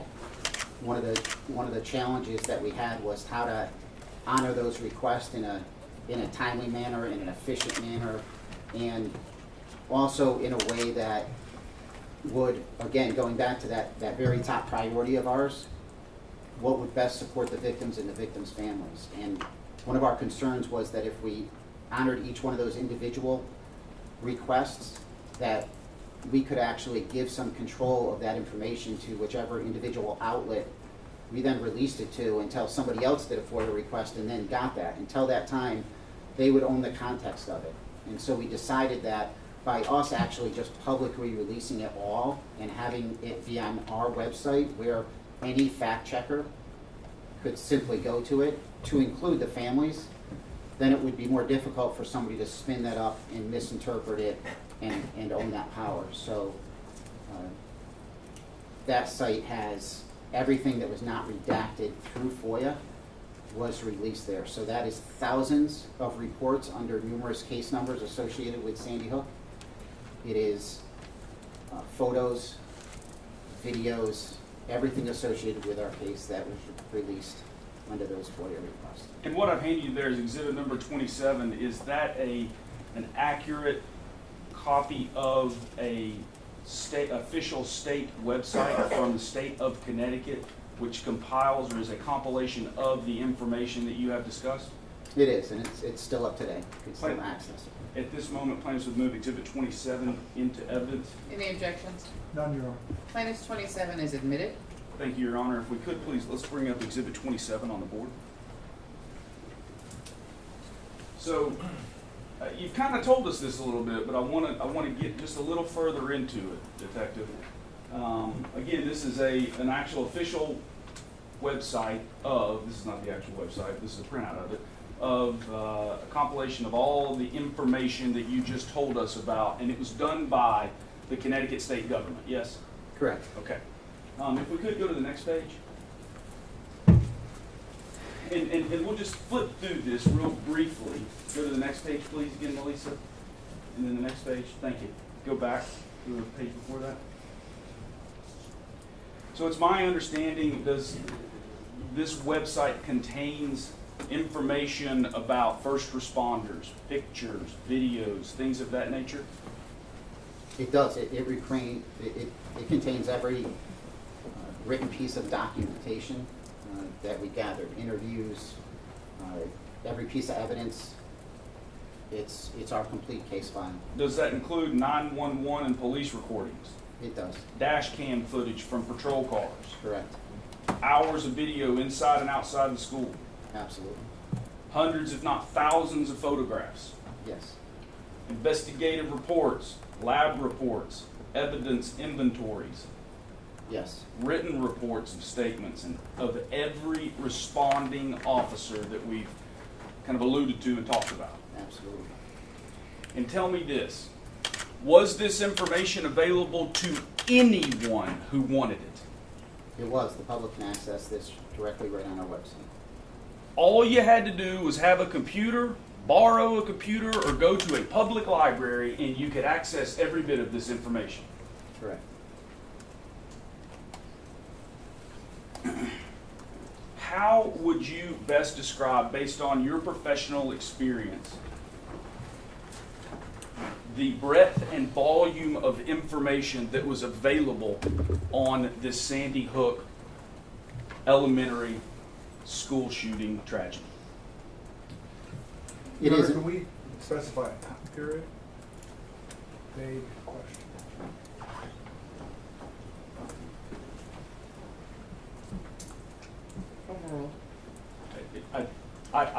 Thank you, Your Honor. I appreciate the objection, and I will further narrow it.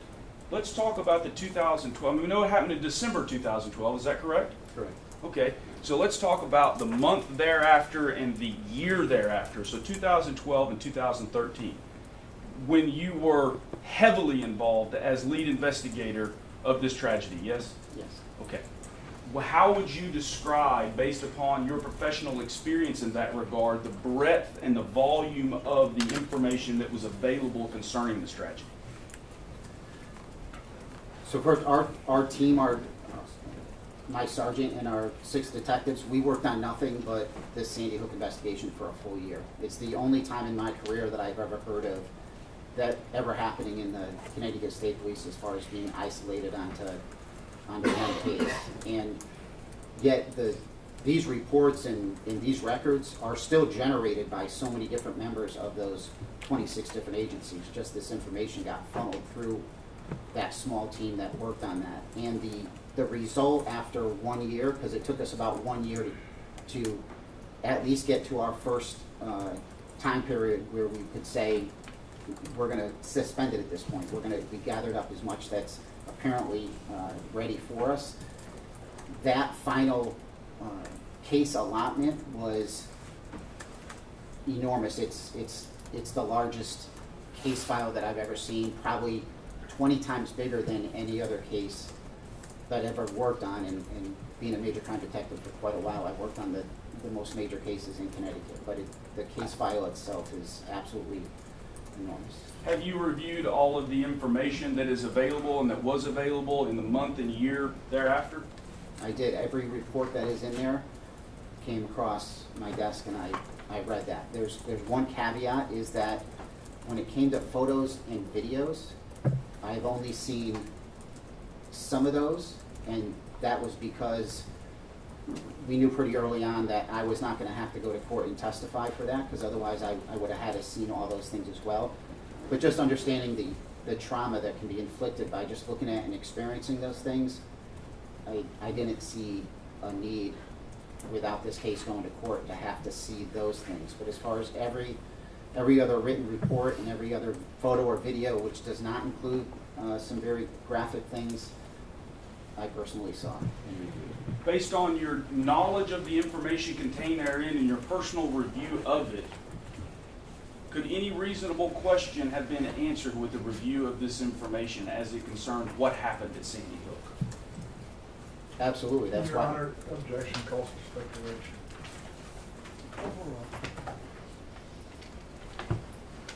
That means you can answer. Thank you.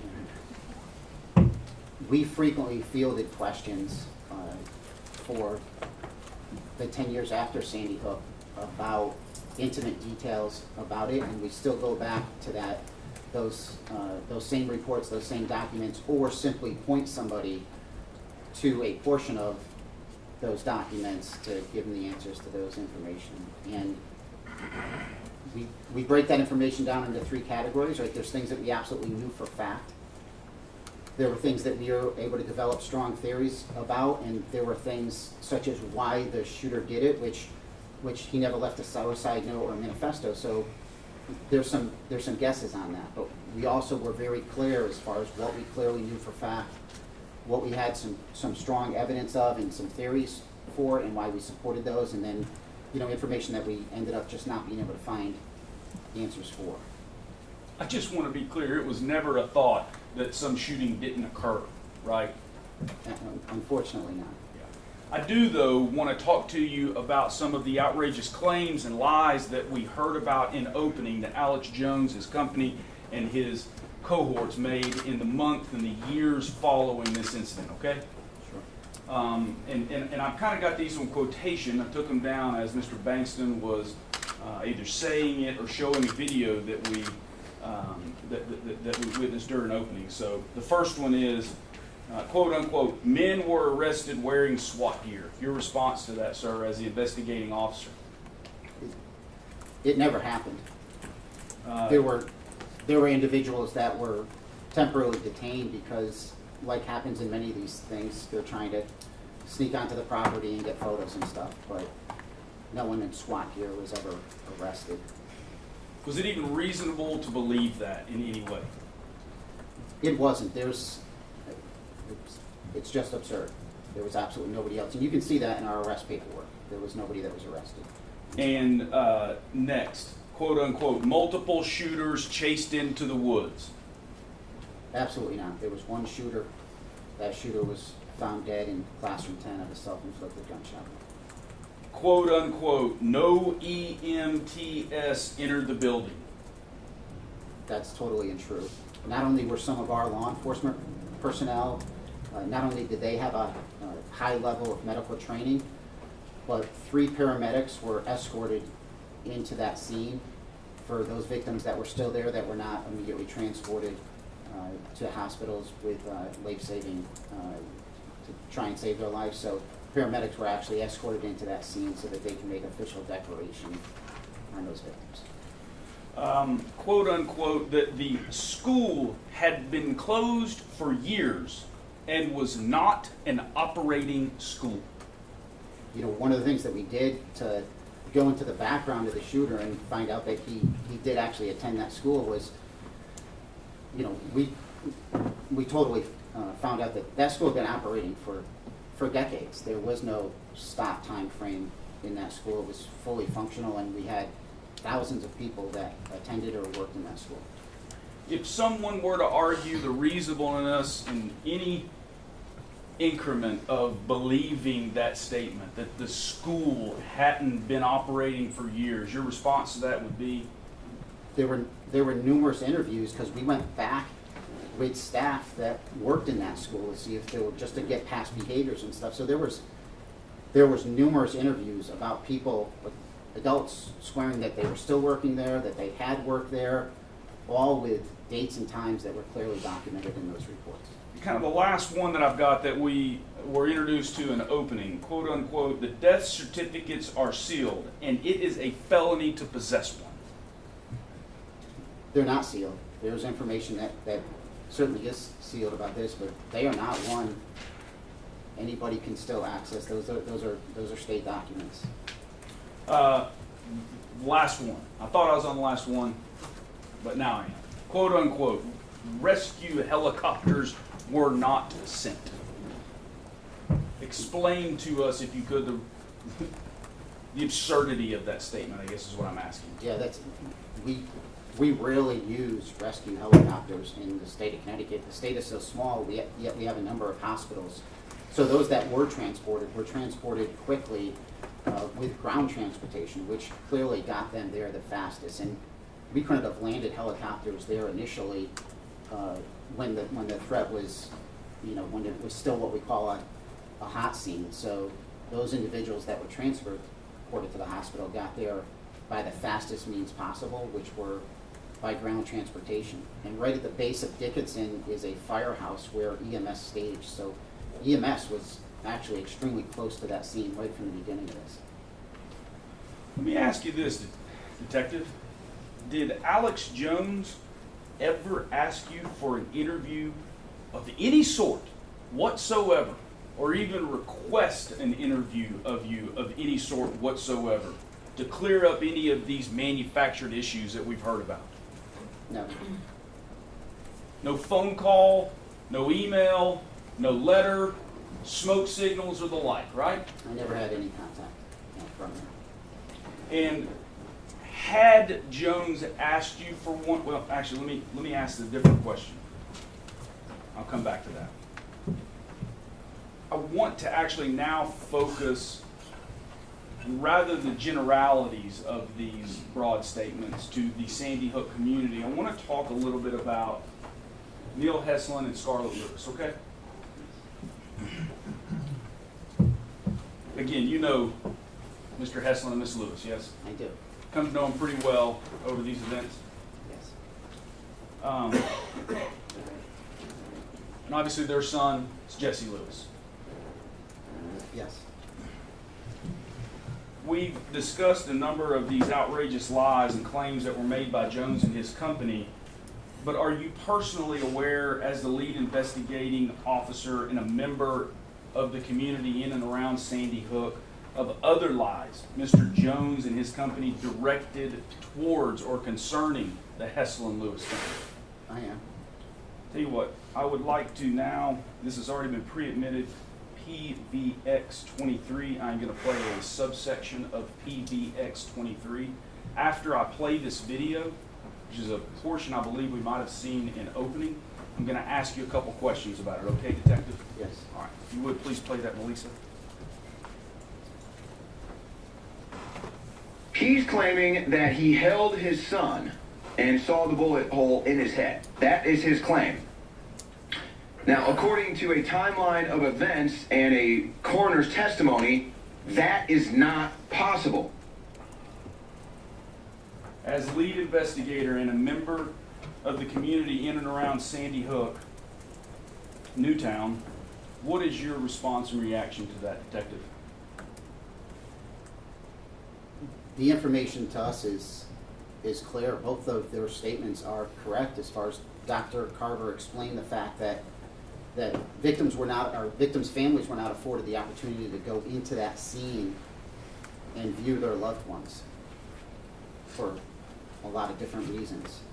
However, families did obviously get the bodies of their loved ones released to them. So after we had gone through our investigative steps with them to include autopsies that were done by a medical examiner's office, then those bodies were then released, usually through a funeral home, to those families. And I believe that that's probably when Neil Heslin is talking about having that personal interaction with his son.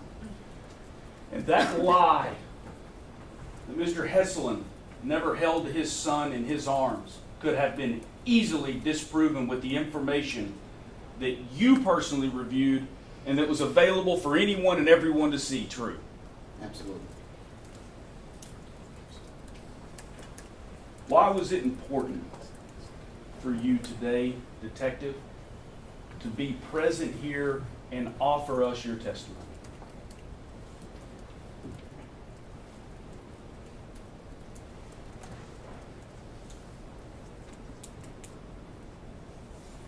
To me, it still goes back to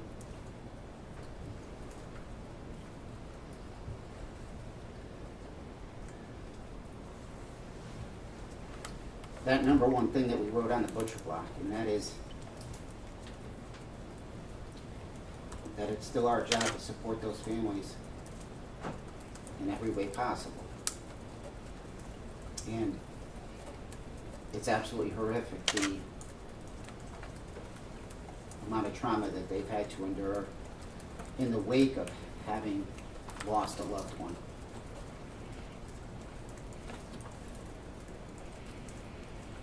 Other than the shooter himself, Your Honor, I object to this part of the testimony. I understand that Mr. Jewis is emotionally involved here, but he's not a psychiatrist, he's not a doctor. He doesn't have personal knowledge of their trauma in any way that could be helpful to the jury. I object to the speech. All right, overruled. I think he's already testified that he does have personal knowledge. from my experience with the families, the trauma, the heartache that they've had to deal with associated to these conspiracy theories is only second to actually losing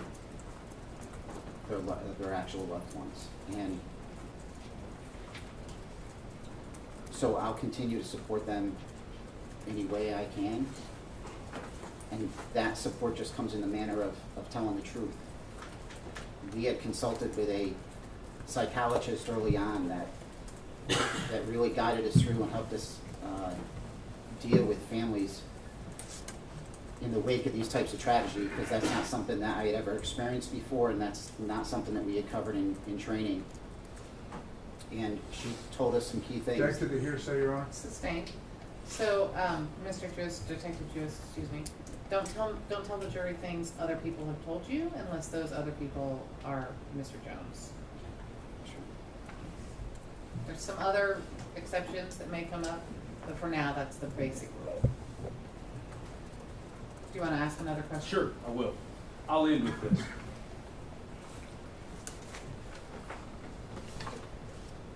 Is supporting the family in this trial today something that was important to you, sir?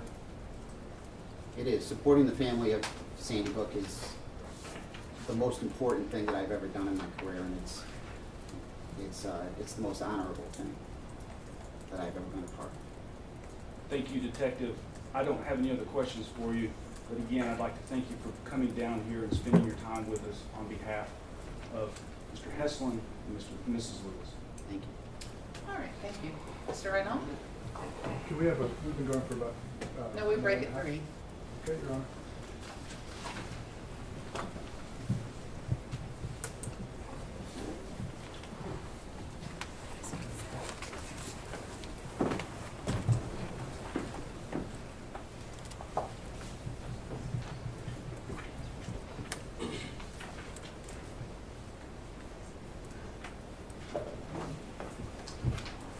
Good afternoon, Detective Jewis. Good afternoon.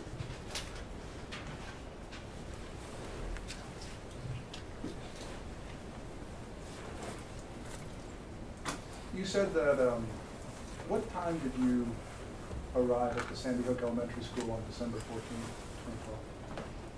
I didn't actually go to the school itself on December 14th. I responded to the Newtown Police Department. And so at that time, there was already some survivors that were arriving, and so we as in my team that was there went immediately to the Emergency Operations Center and started our command post operations. Object non-responsive, Your Honor. Everything after I wasn't there that day.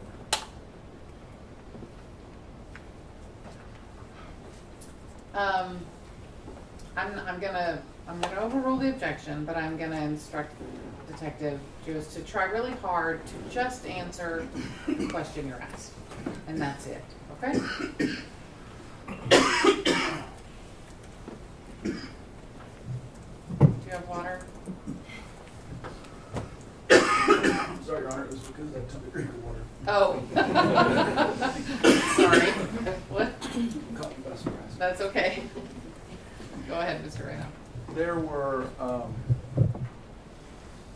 20 children murdered that day, you testified?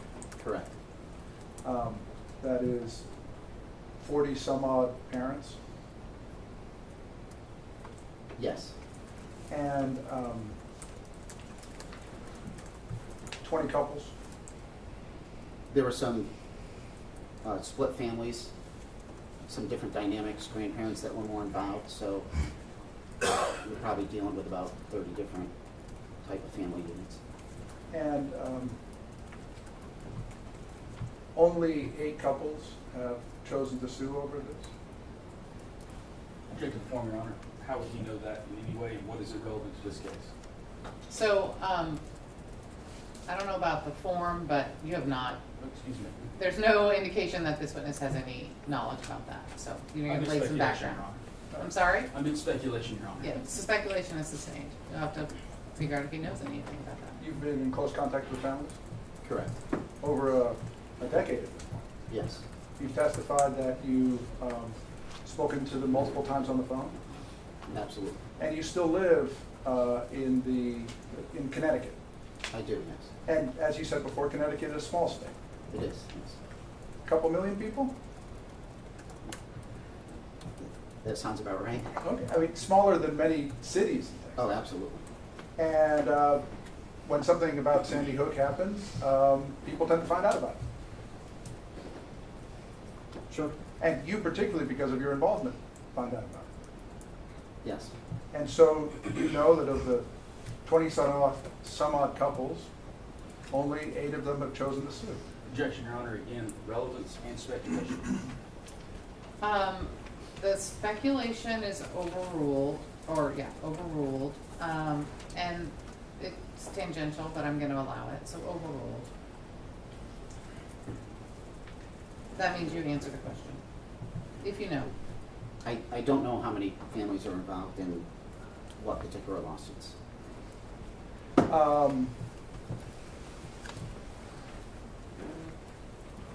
In the aftermath of the massacre, who was the killer, if you know? Adam Lanza. And in the aftermath of Adam Lanza's rampage at the school, you testified that 26 different law enforcement agencies responded? Correct. And coroners came from all over to help out with Dr. Carver's work? Medical examiners is what we call them in Connecticut, yes. From New York and other surrounding states? There was some personnel from around New England and New York that assisted. And there were hundreds of people at the scene? Yes. And that, in fact, became a problem for you in conducting your investigation, did it not? I mean, there were many challenges. The more people you have involved, the more details you have to try and figure out.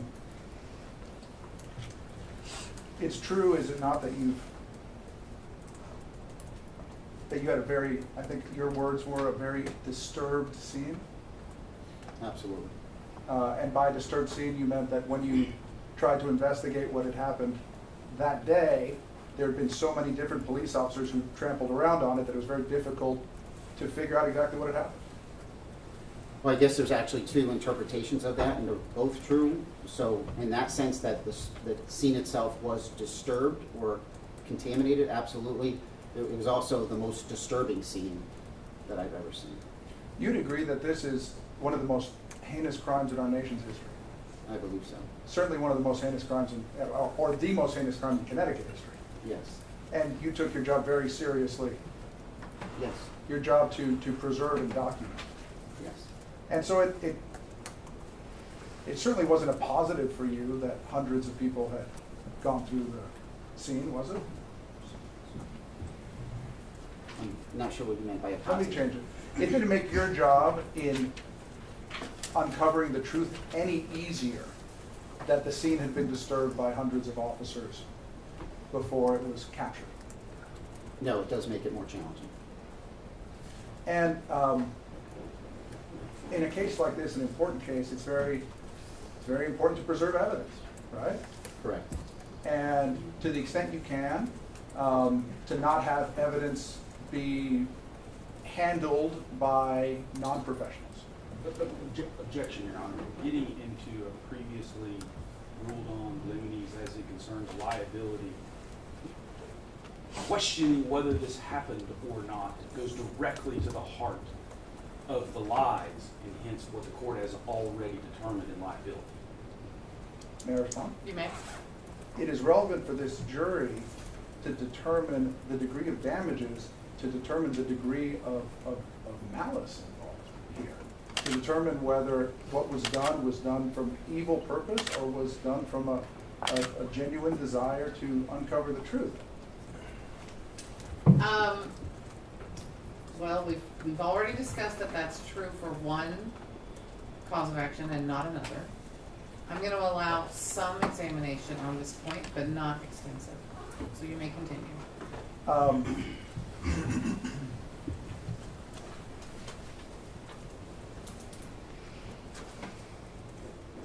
Do you consider the body of the victim to be an important piece of evidence in a murder? Absolutely. And is it important for that body, that person, to be handled only by professionals until he or she is released to a funeral?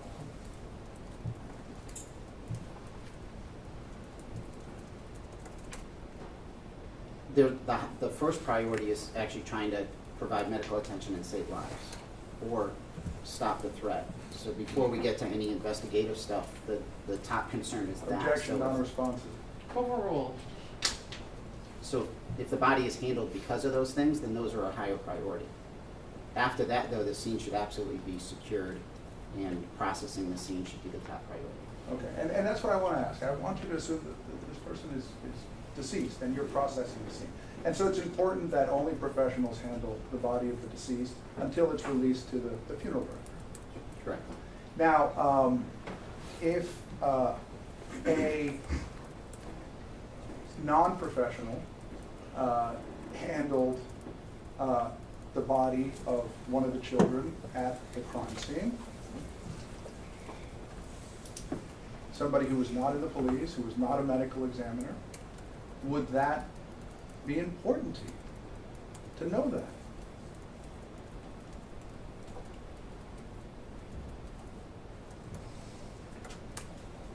Do you mean other than somebody else in that school? I'm saying not clear on what you mean by a if there was, non-professional. well, let me ask it this way. Are you aware that Mr. Heslin has said that some member of law enforcement allowed him access to his son at the medical examiner's tent outside the school so that he could hold the body? No. Okay. Would that, in terms of preserving evidence in the most significant crime scene in Connecticut and potentially nationwide history, would it be important to you as the investigator to know that a victim's parent, probably good stuff, but went in and handled one of the bodies before it had been autopsied and released to the country? Your Honor, object to the relevance of this. We are literally getting into the exact opposite of what has been said by Alex Jones and his crew, so I can't understand the relevance of this in any way. Your Honor, I think it is very relevant to the state of mind of the InfoWars broadcast.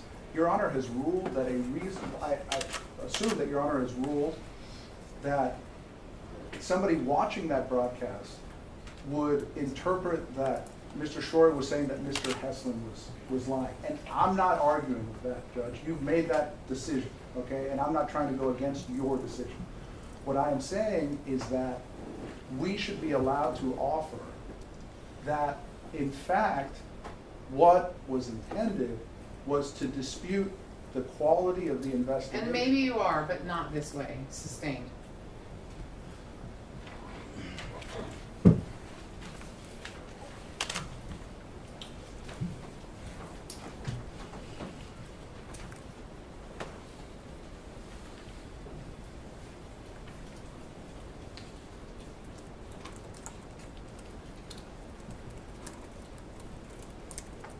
Do you believe that it is appropriate for citizens to question the official narrative of what happened in any mass casualty event? No, I think that's important. Transparency breeds self-correcting behavior. And what you're suggesting is that by the government being transparent, which is what you tried to do, we can better inform the public, right? Correct. There's steps in place for us to be transparent. But you certainly can't, or you're certainly not claiming that the government's perfect. Absolutely not. And you're not saying here that you did your best, but you're not saying that this investigation is perfect. Absolutely not. And so it's legitimate, is it not, for people to investigate, to question, to unearth, right? I think that's what we're used to in law enforcement. And we've seen it now I'm sure have you lectured on Uvalde? I haven't talked specifically about Uvalde. Are you aware what the first official narrative was there? Objection, Your Honor. Absolutely relevant to this. Sustained.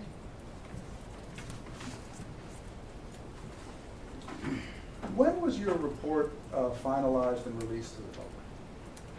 What year? I believe it was the beginning of 2014. Okay, so, and when you say the beginning, are we saying first quarter? I believe it was the first quarter. Closer to April or closer to January? In my mind, our investigation hit that first mark after a year, which would have been December of 2013. Then it went to legal affairs to actually do that release. I believe it was, sometime close to that February 2014 timeframe, but I'm not positive. Okay, and that was the decision was made basically to compile everything, do the investigation, and then release it as a whole to the public. Is that how I understood your testimony? Well, we wanted to conclude our investigation before we released anything. I don't know. Well, let me ask the question a different way. Did you release information about the investigation before the official release of the big report? It was released through our PIO, so our Public Information Officer. In small amounts, depending on what had been requested? Correct, through briefings and things like that. But the vast bulk of the information wasn't available until it was released by legal sometime in the first quarter of 2014? I believe so.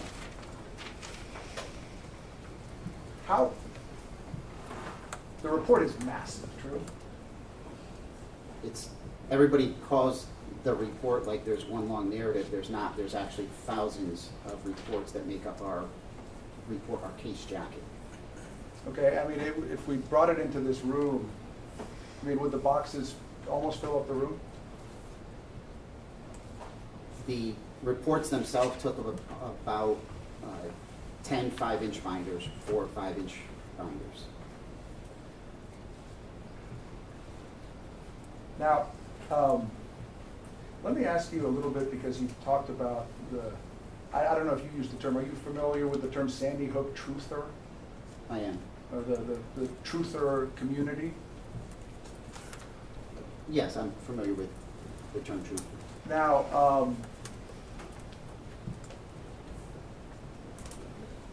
do you know who Dr. James Fetzer is? I hadn't heard his name until today. Are you familiar with a book called Sandy Hook? I think it's Sandy Hook Never Happened, or Sandy Hook, No One Died at Sandy Hook.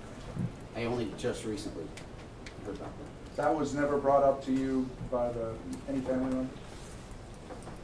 Not that I recall. And how about Dr. James Tracy? I'm not familiar with him. And how about Steve Bachet? No.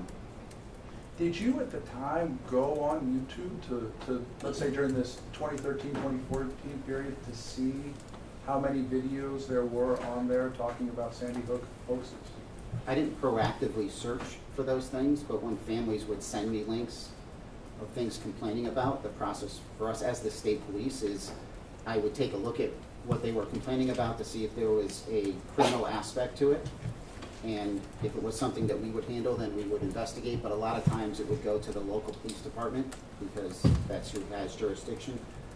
Or if it was on a bigger scale and involved other states, then we would forward it to the FBI for a team that did investigations on that. You can affirm that you became aware of hundreds, if not, I'd say hundreds of different videos that were circulating on YouTube from the truther community?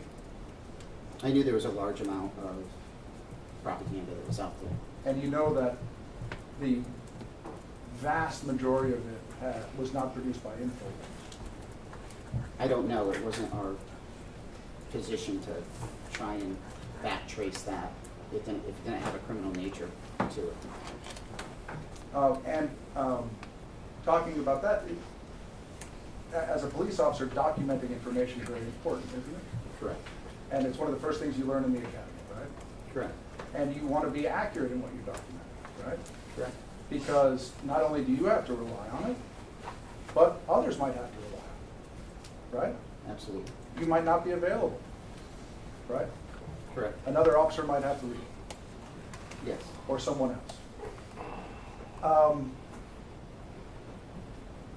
How many offense reports or police reports do you have from Mr. Heslin and Ms. Lewis about being harassed? I don't know a number of reports. Fair to say you don't have it? I'm not sure if there were reports that were done after that initial allotment, as the case was continuously open and closed, depending on new information, to include if there was anything that we actually investigated. Some of those were just simply referrals to other police departments, so they would have had the actual reports about those criminal complaints. So you can't stand here and tell us specifically that you have a report where you can say that Mr. Heslin and Ms. Lewis came to you and said, listen, this InfoWars person came and harassed me. I can't. I want to rewind. At the time of the Sandy Hook tragedy, there was a worldwide outpouring of sympathy, true? Correct. 500,000 cards, drawings, letters sent into the town of condolences for the family? I know there was an enormous amount of donations, cards, gifts in all different manners that were given to the town. And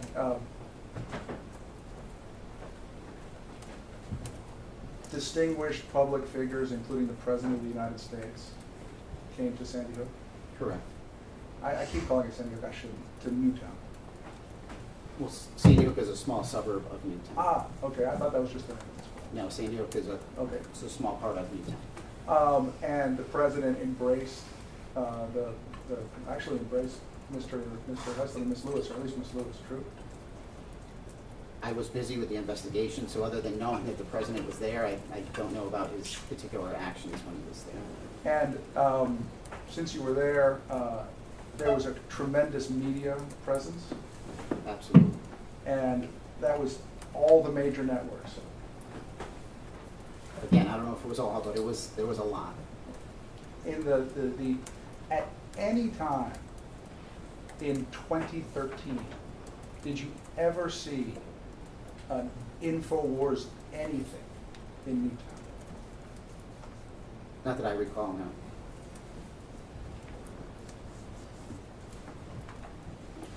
Fair to say that in the immediate aftermath of the shooting, there were wild withdrawals.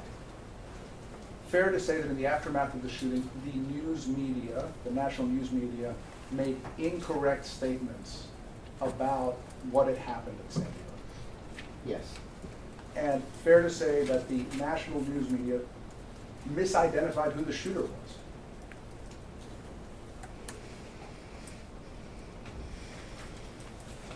Isn't it true that CNN put up a photograph of some somebody other than Adam Lanza and identified them as the shooter? Correct.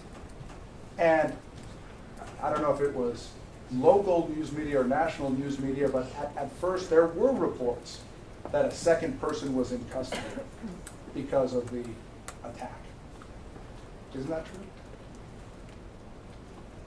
I don't know if the reports were that it was because of the attack as opposed to that there was somebody else that was detained.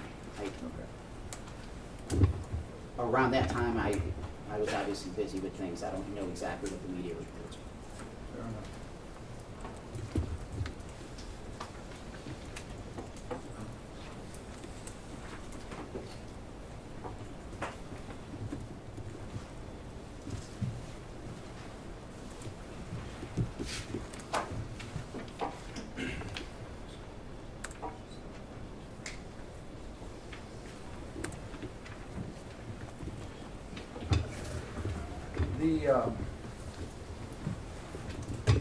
In the aftermath of the shooting in the days following, is it fair to say that a lot of the reporting that was done on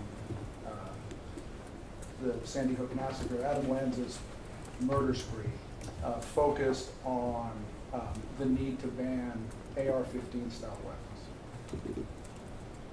Again, especially those few weeks directly after the shooting, I didn't watch much TV or too much, so I don't know about the very immediate reports after the incident.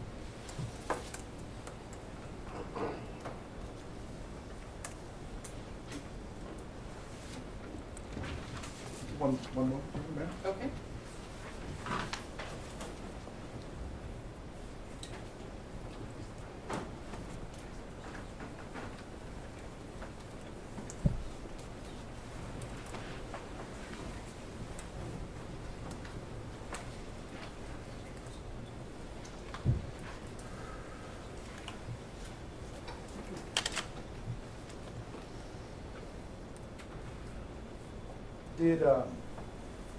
Did Megan Kelly ever contact you about appearing on her show? No.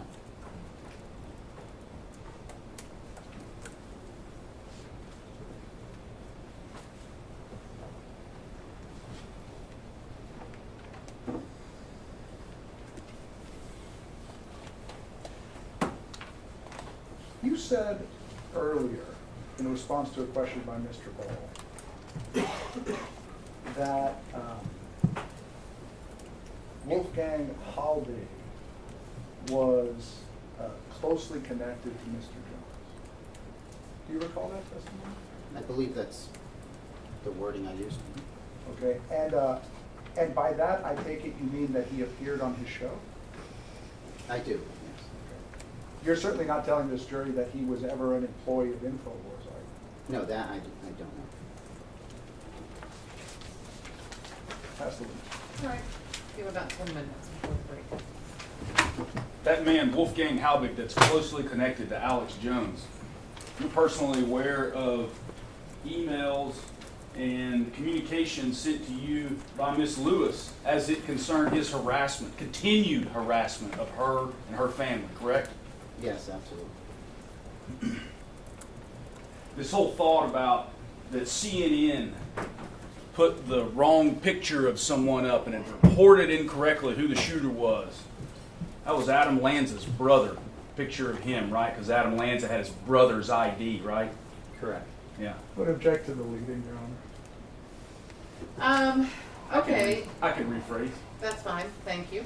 The picture that defense counsel here talked to you about as the wrong shooter. Remember that? I do, yes. Yeah, who was that the picture of? It was his older brother. It was Adam Lanza's older brother, Ryan. Still dealing in misinformation, aren't we?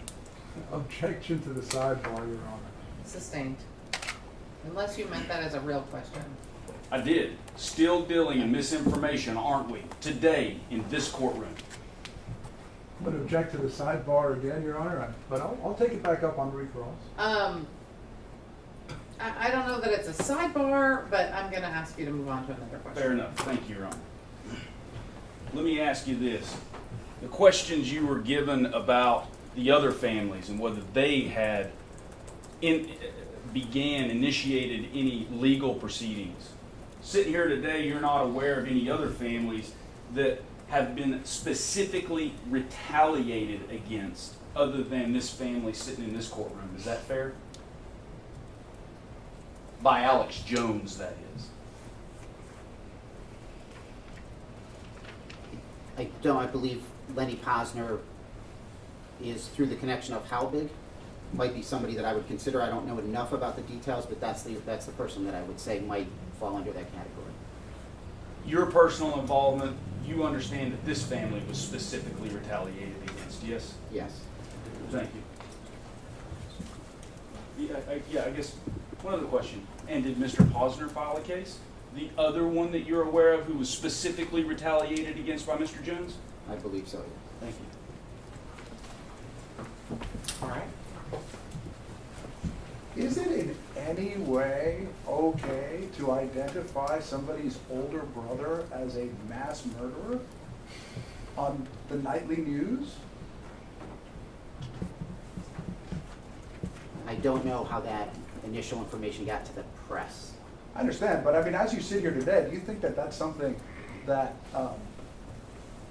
somebody could get sued over on the press side for putting out the wrong person's picture and saying this person just killed 20 children in Utah?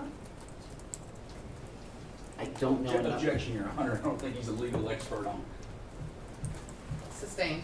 how that comes to be. Now, when you say specifically targeted, we're talking about Wolfgang Halbig, right? Which Well, question the specifically idea are you referring to?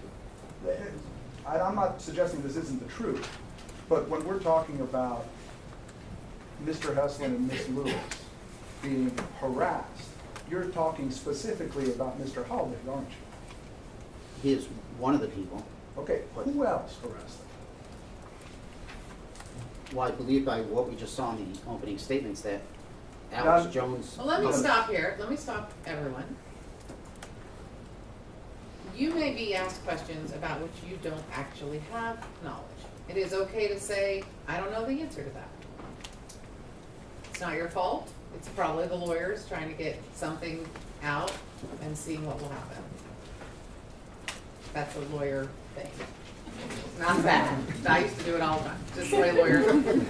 So I'm just saying, you listen to the question and you tell us what your answer is. If you have an answer, if you don't have an answer, that's what we want to know. So the question was, who else have harassed them? I can ask a better question. All right.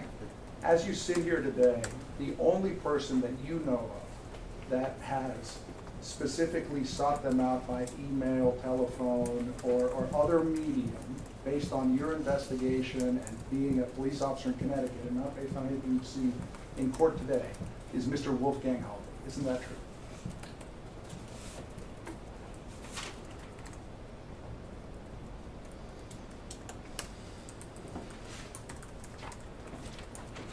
I don't know that. I'm not sure. That's fair. But you can't offer anybody else, as you said.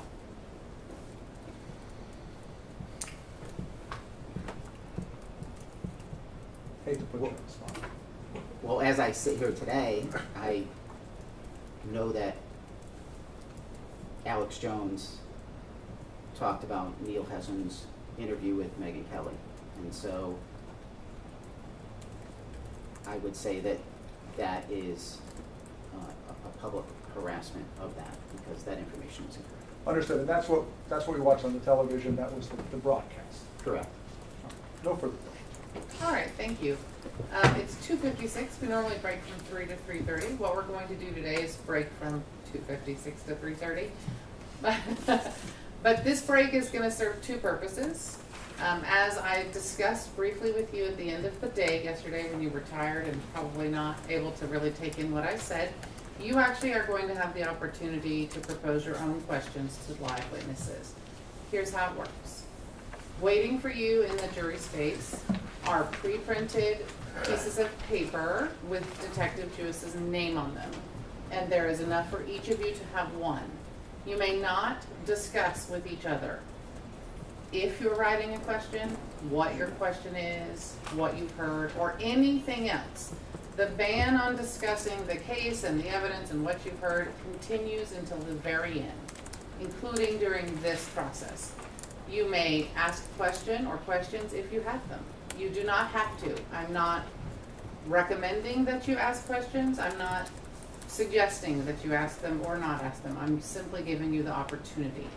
You write them down on yourselves. Do not sign them. These are not.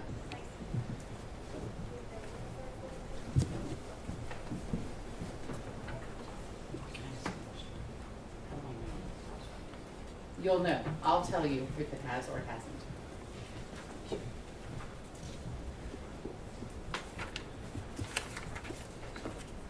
Until you hear from me that it has, you just assume it has not.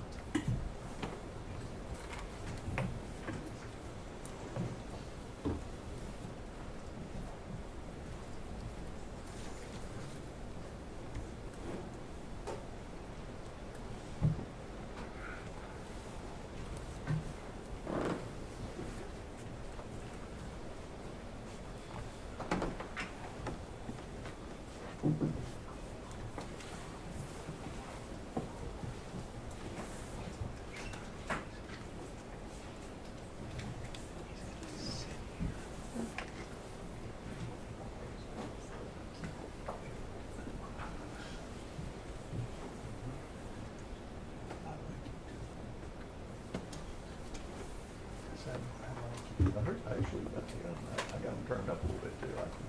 I can hear what they say.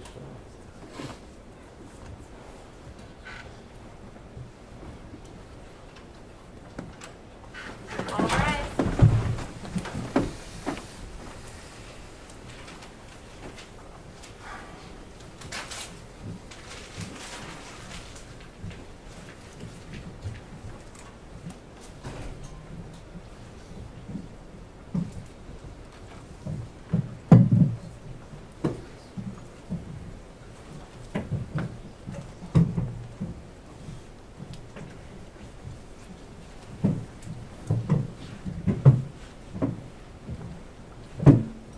Alright, you may be seated. Welcome back, everybody. So what happens now, detective and jury, is I'm going to read you some questions, and you just answer them to the jury, just like they had come from one of the lawyers, okay? And to the jury, thank you. Some of you may not hear a question you proposed, or it may be slightly rewritten. You can put all of that on me. These are my decisions. I decide what the questions will be at this stage. And so if you're frustrated by that, at the end of this process, meaning the end of the process, I'll be happy to talk to you about it. Until then, just assume that I have a good reason for the decision I made. All right? Okay, here are the questions. How many hours or days after the shooting did you first see the scene of the crime as a police officer and as an investigator? It was 1 week after Sandy Hook that I went to the scene, and with my team we then did a walkthrough of the scene. In your experience and observation, did Mr. Heslin and Ms. Lewis experience greater trauma from the harassment calls and emails?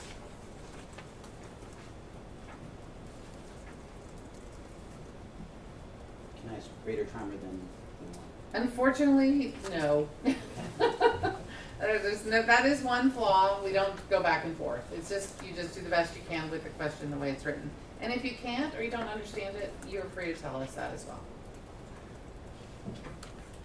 I find it hard to even put myself in the shoes of a family member who's lost a loved one in this situation, especially being a parent who's lost a young child. Objection, non-responsive.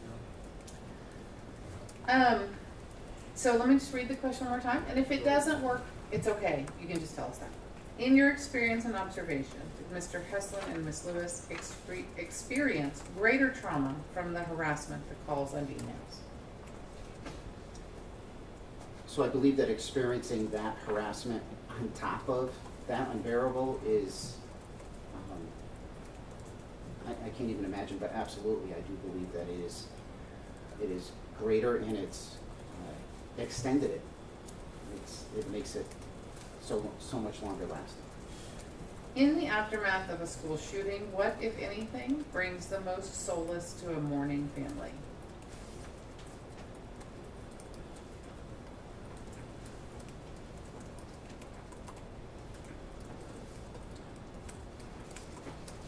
I have found that that's individual for each one of them. Some is faith, some is just their own family and friends. When we look at it from the law enforcement side about what we can provide to help with that is, I believe it's our responsibility to provide them the truth. As harsh as that truth may be sometimes, is that it's, what we can do is fill in as many facts as possible, because otherwise we find that victims will have some type of script of how things went in their mind, and that they'll imagine that it's more horrific than anything actually could be. And so our responsibility is to provide them with every detail that we're able to do. The information you discussed as available through the Freedom of Information Act. When was the information available for viewing on the department's website? I believe it was that beginning portion of 2014. I know it was after we initially suspended our investigation the first time, which was 1 year afterwards. I could be wrong. It could be December 2013. It could be much later in 2014, but I do believe it was the beginning of 2014. Was the information available incrementally as it was created, or all at one time at the conclusion of the investigation? Some information was put out through briefings, through our PIO and other forums, but as far as the release of those reports and those photos and everything that we saw in, I believe, Exhibit 27, that was all released all at once. So whenever what that release was, that happened all at once. And then if there was any other follow-up reports, because the case was open and closed with some minor stuff after that, that was continuously redacted through FOIA, and then the site was updated with that new information. Do you know how the other families are dealing with their loss?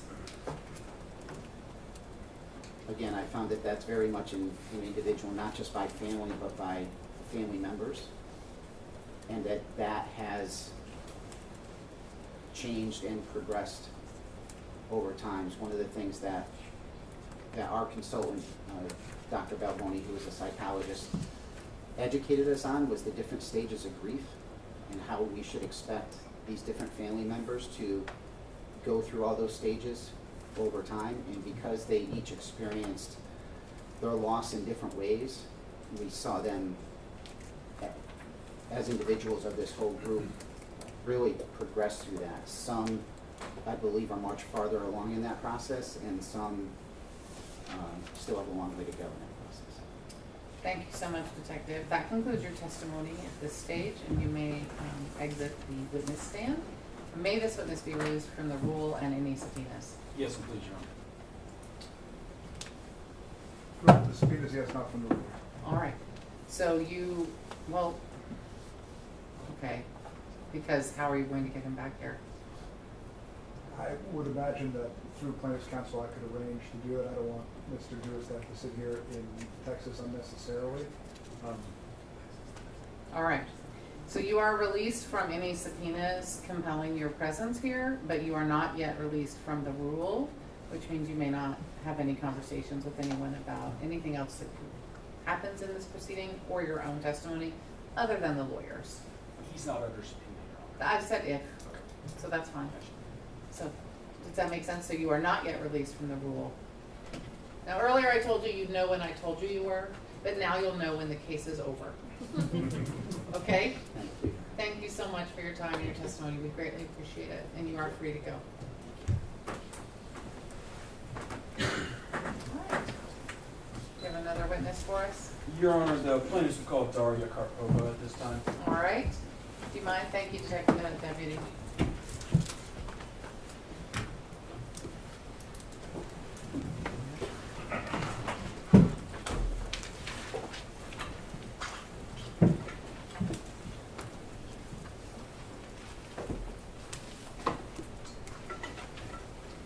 All right, ma'am, you can come and have a seat in the witness chair, please.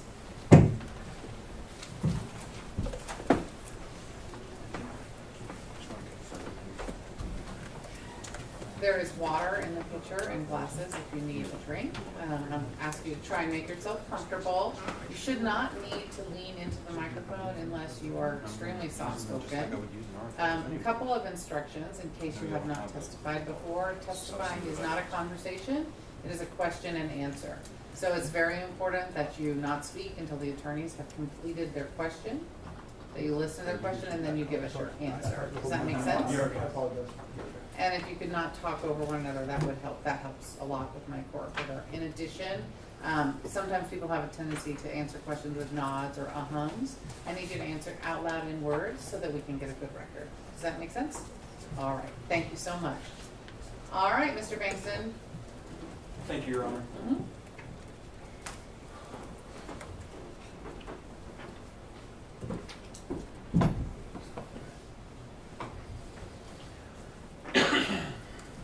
All right, good afternoon, Ms. Karpova. Good afternoon. Can you tell the jury, first, can you identify yourself for the record? Sorry, Papa. Okay. So you are sort of soft-spoken. So I think maybe, yeah, move a little closer. And if you need to, there's a microphone in front of you if you want to stay close to them. And then can you spell your name, please? DARIAKERPOVA. Thank you. Ms. Karpova, how old are you? 41. Okay. You are an InfoWars producer. Yes. I want to talk first a little bit about your background before InfoWars. Can you tell me where you grew up? I grew up in St. Petersburg, Russia, and then in New York City. Okay, can you tell us where you went to for your secondary education? I went to Expression College for Digital Arts, which is in California. Okay, and I am going to assume that you have experience in video production.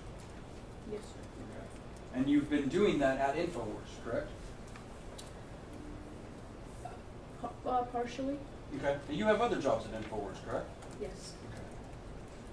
You have worked with Mr. Jones since 2015, is that right? Correct.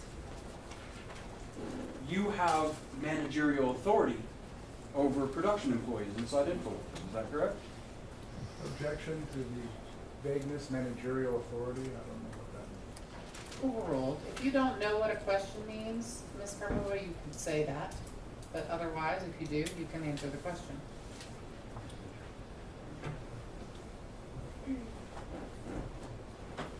As of in my current position, I do.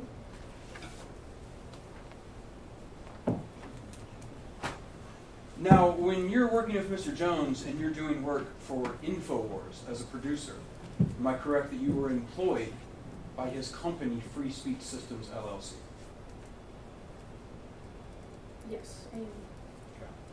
You were, isn't it correct, selected to act as a corporate representative of that company in this case, correct? Yes, I was. As part of that selection, you have previously provided testimony on behalf of the corporation, correct? Yes, I was. And when I say on behalf of the corporation, you gave testimony in which you prepared to speak with the corporation's voice, correct? Yes. As part of the preparation for doing that, you were tasked with making yourself acquainted with several topics of information that relate to this case, correct? Yes. One of those that you have were ordered to prepare yourself on for that testimony was an examination of the videos that are contained in plaintiff's lawsuit, correct?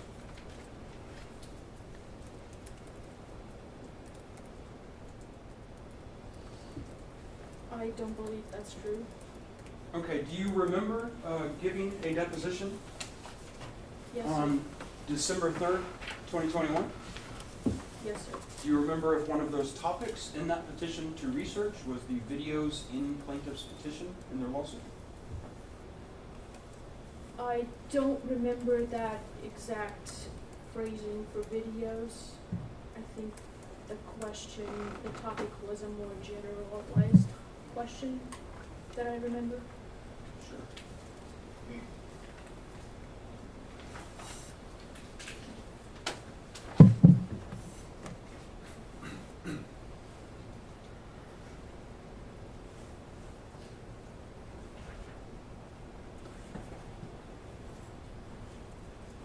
Apologize. We'll come back to that, Mr. Harpover.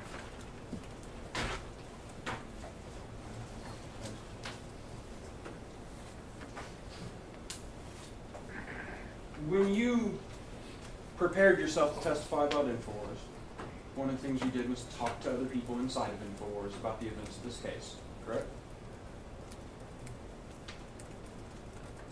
Are you referring to the current testimony? Or Not the, no ma'am, actually let's focus back on your 2021 testimony, okay, when you prepared yourself to speak on behalf of the company.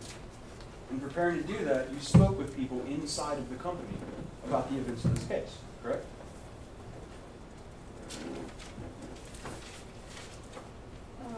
I would say partially yes. Well, I mean, you spoke with Nightly News Director Rob Dew, didn't you? Yes, I did. You spoke with Mr. Jones? I did not speak with Mr. Jones about Okay. it. Did you speak with an InfoWars employee named Michael Zimmerman? Yes, did. Do you remember any of the other people you spoke to?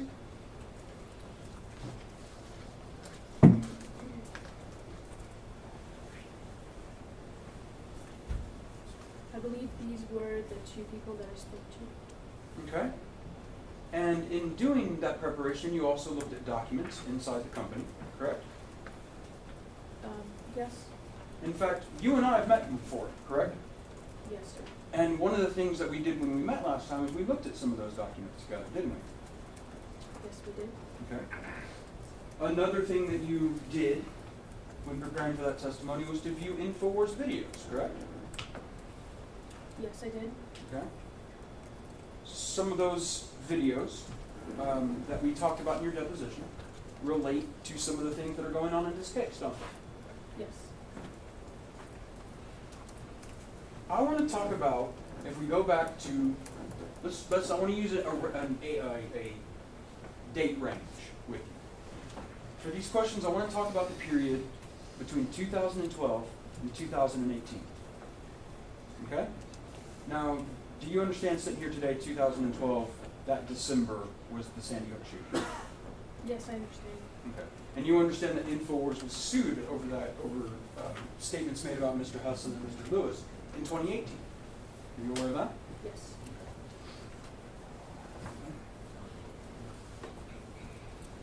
I want to talk about during those years, the different ways you can see InfoWars. Okay, so the first one I want to talk about is that Mr. Jones does a live show, correct? Yes, he does. In fact, he's doing it right now, correct? I'm not sure what he's doing right now. Okay. He had a YouTube. Your Honor, I would object to lack of foundation that she has personal knowledge of InfoWars between 2012 and when she began working there in 2015. She was actually prepared on that for the deposition. Right, I think that's what we're talking about. I understand, but I think it would be up to Mr. Bankson to elicit what somebody told her. She has no personal knowledge of these facts. Well, And she's we're not okay, right now we're talking about her role as a corporate representative. A corporate representative is somebody designated by the corporation and tasked with obtaining all of the knowledge that that corporation has and swearing to it under oath at a deposition or in testimony. So she doesn't have to have worked there if she's been designated as the corporate representative. I believe that's the case, Your Honor, for purposes of the deposition, but Right. not for purposes of her testimony here today. Well, I'm not really sure exactly what, we're not there yet, so make it clear. Correct. Okay. Yes, I'm going So to track make how it, she if gained this it's, if knowledge. it's personal knowledge that Ms. Karpova has just as a person, it probably starts when she went to work there, but if it's her knowledge as the corporate representative, then that's something different. Yes, and in fact, I think one thing that would help me make it clear for you, Ms. Karpova, when I ask questions, is I may ask questions that are geared towards your personal opinion and your personal knowledge, or I may ask you what you have have testified to on behalf of the corporation. Do you understand the difference between those two things? Yes, I do. Okay.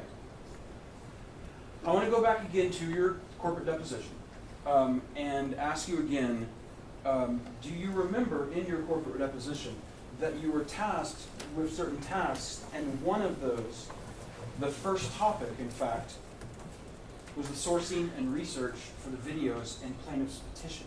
Do you remember that? Yes, I remember that topic. Okay.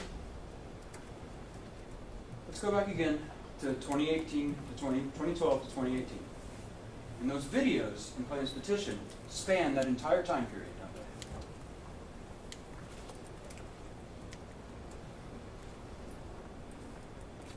they? Different years on videos, yes. Okay. And during those years in which those videos were put out and those broadcasts were put out, you would agree with me that they appeared in multiple different formats, correct? I'm not sure what you mean by that. Sure, let's start then. You understand that some of those videos during that time period were aired as part of Mr. Jones's live show, correct?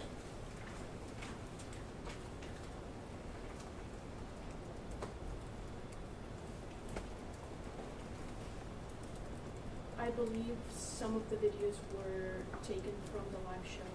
Okay.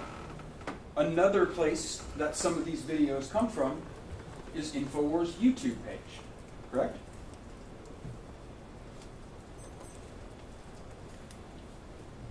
I'm not sure where the videos came from. You don't remember us talking in deposition about YouTube videos?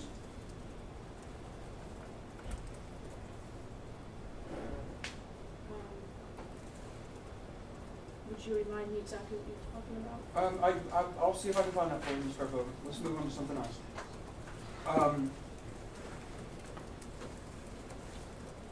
Let me ask you about another one. Some of the videos that we're talking about were also carried on a radio show, correct?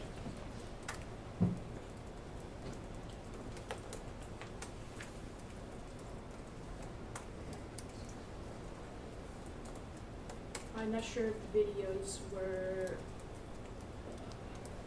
I don't have personal knowledge of the videos playing on the radio show.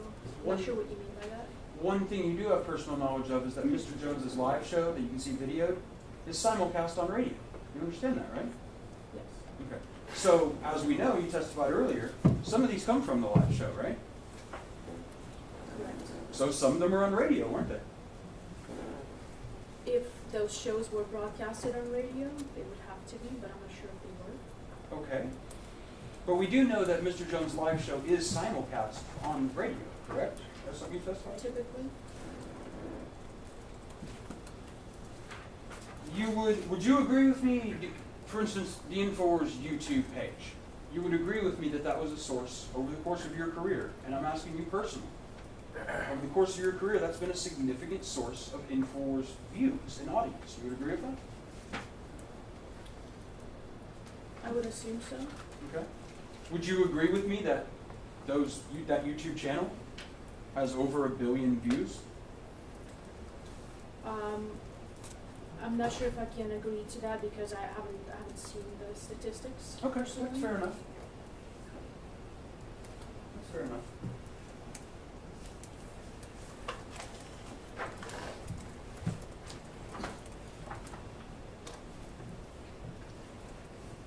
Let's talk about the InfoWars website, right? Because not the YouTube page, but I want to talk about InfoWars.com. You're familiar with that website? Yes. Okay. The videos discussed in plaintiff's petition, many if not all of those videos appeared on the InfoWars.com website, correct? I don't agree with that, no. Okay. Do you agree that some of them were? I'm not sure. I'm just, oh, excuse me, please finish your answer. The specific videos in question, I would have to look at the archives of InfoWars.com to see if those particular videos were posted to InfoWars.com. You would agree with me that much like the live show is typically simulcast by radio, typically InfoWars videos are hosted after the live show on the InfoWars.com website. You would agree with that? No, I don't agree with that. You wouldn't agree with me that pretty much every day after Mr. Jones does a show, that there is not only uploaded to InfoWars.com a full video of that day's per-hour day show, but several clips from that show. You wouldn't agree that that's the typical practice at InfoWars? No, sir. Okay. That website, InfoWars.com, you've reviewed statistics relating to the view count on that website, correct? I have not. Do you remember seeing this in your corporate deposition? You reviewed it then? There were a lot of documents there. I don't recall the specific page you're referring to.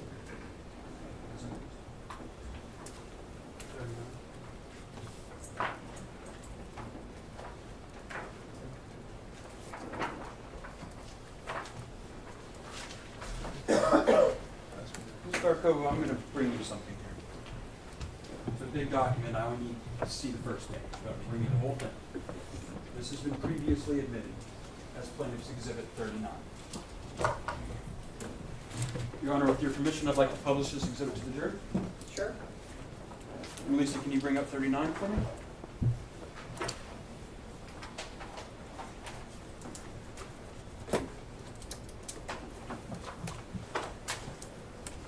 This is analytics for the InfoWars website, correct? Yes. Okay.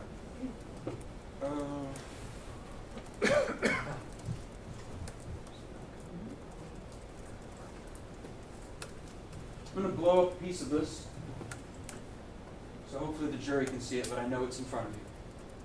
You would agree with me at the very top of, well, let's start a little bit on this document. These analytics are something that is collected by InfoWars to analyze their business, correct?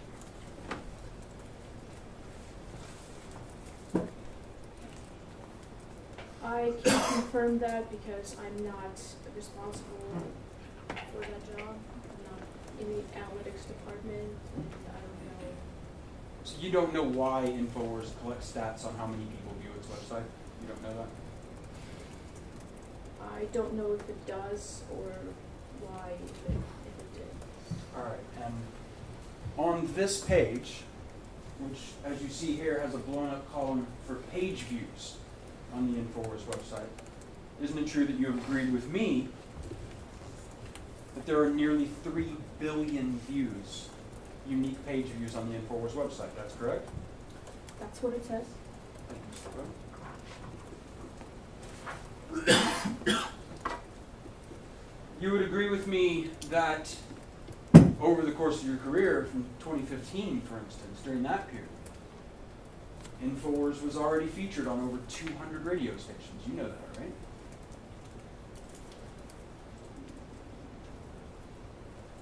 I don't know the exact number of radio stations. Okay. Ms. Harpo, before your role as corporate representative in this case, weren't you asked to prepare to learn all the company's information about the audience reach of those videos in that plaintiff's petition? I was asked to prepare several topics, and I've consulted with the people that I thought were necessary for that, and I did the best I could collecting that information. Okay, objection unresponsive, ma'am. Sustained. Ms. Karpova, what I'm asking you, very specifically, is when you were being asked to prepare to testify for the company, to give information for this lawsuit, one of the things that you prepared on was the audience reach of the videos in the plaintiff's petition. That's correct? I disagree with your premise. It's very hard to determine the reach of our audience. Objection. Objection unresponsive. All right, sustained. So just listen to the question, and just the actual question you're asked, answer that question. Okay? So he's going to tell you one more time.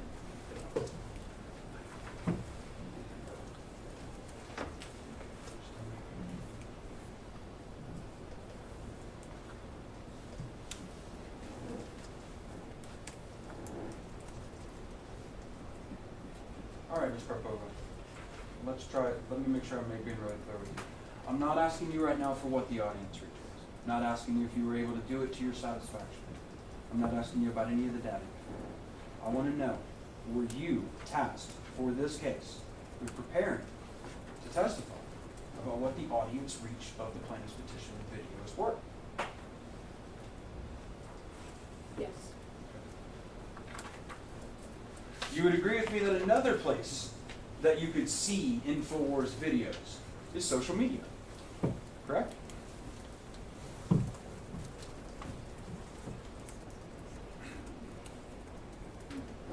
Not anymore.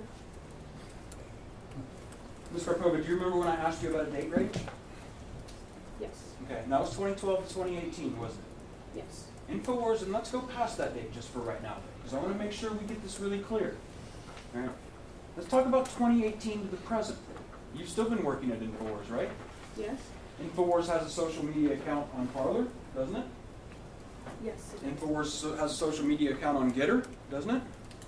Yes. InfoWars has a social media account on Truth Social currently, correct?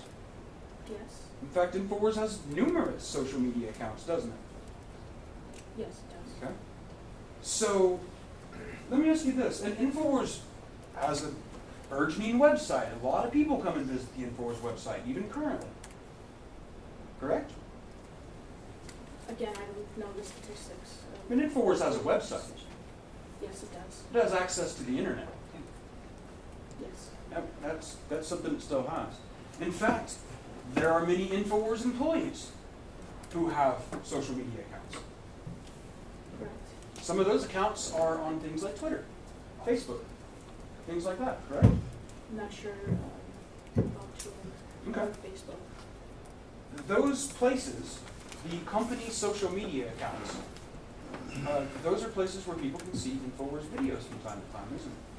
Are we asking about the personal social media accounts, or are we asking about the company's? I just said the company's social media accounts. Correct? You can see videos on the company's social media accounts, correct? The ones that you mentioned, Okay. other than Facebook and Twitter. Okay, so the company still has social media accounts, correct? Yes. Okay. And the company has a website where you can watch InfoWars videos right now, doesn't it?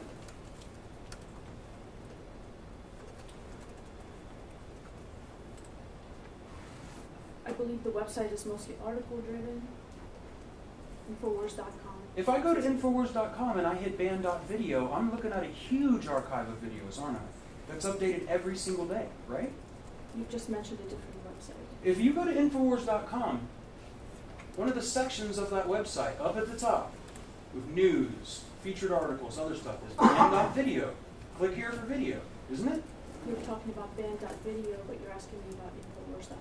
All right, let's not split a lot of hairs then. I'll just make the question a lot bigger for you. The InfoWars.com website provides a link at the very top of the website to another, I guess, web domain that is also owned by Mr. Jones and Free Speech Systems that provides video content daily on the internet, correct? Yes. So if somebody were to say that InfoWars has had all of its access to the internet taken away and lost its ability to post on all social media, that would not be true, would it? Not entirely. Excuse me, I'm sorry, I didn't hear you. Not entirely. That's not an entirely true statement, is it? Right? If someone was to say that, that would not be an entirely true statement. I would say for the most part it is true. Okay, well what I'm asking you is because something I heard earlier today in opening statement is this right here. InfoWars has lost its access to the internet. InfoWars has lost its social media accounts. If those things were said, that's not true, is it? InfoWars has not lost its access to the internet. InfoWars has not lost the entirety of its social media. Correct?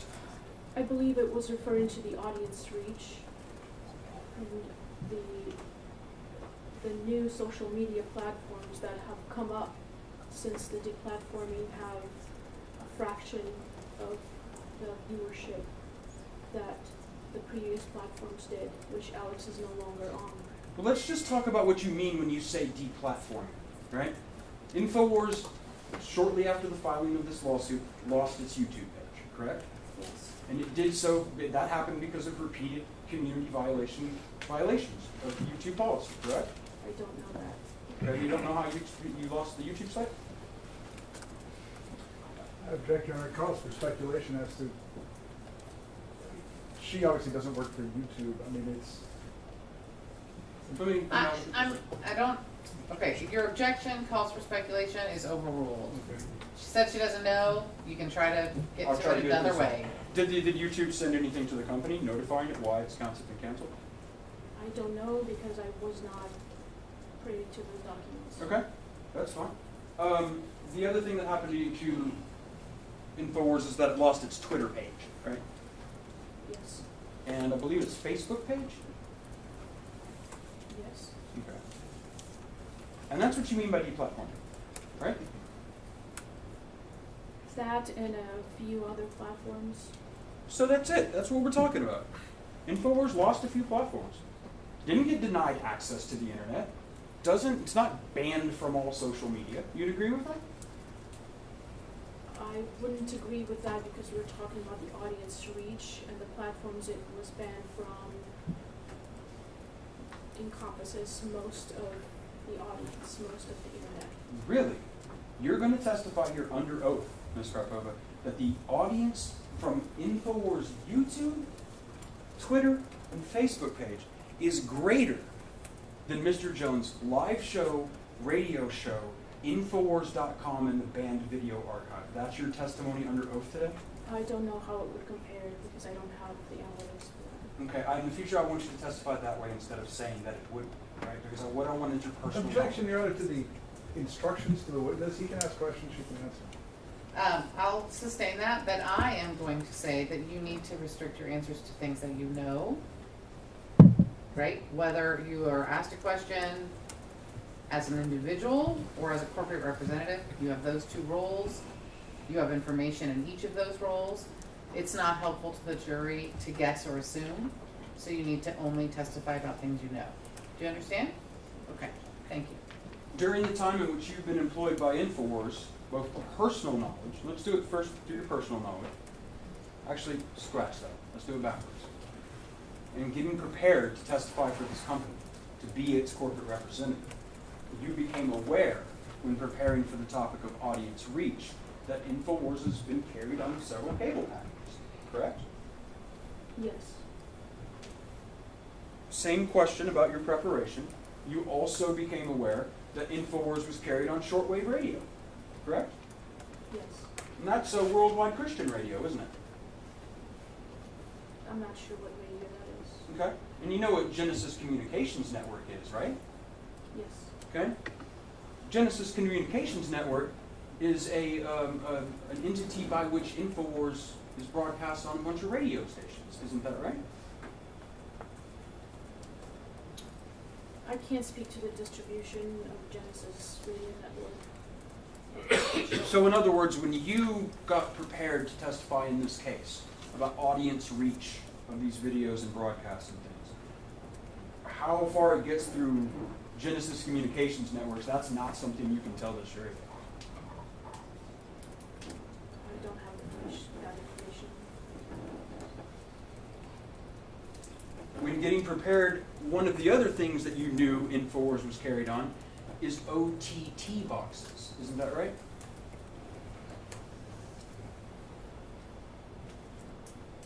I don't recall that specific topic of research or in preparation.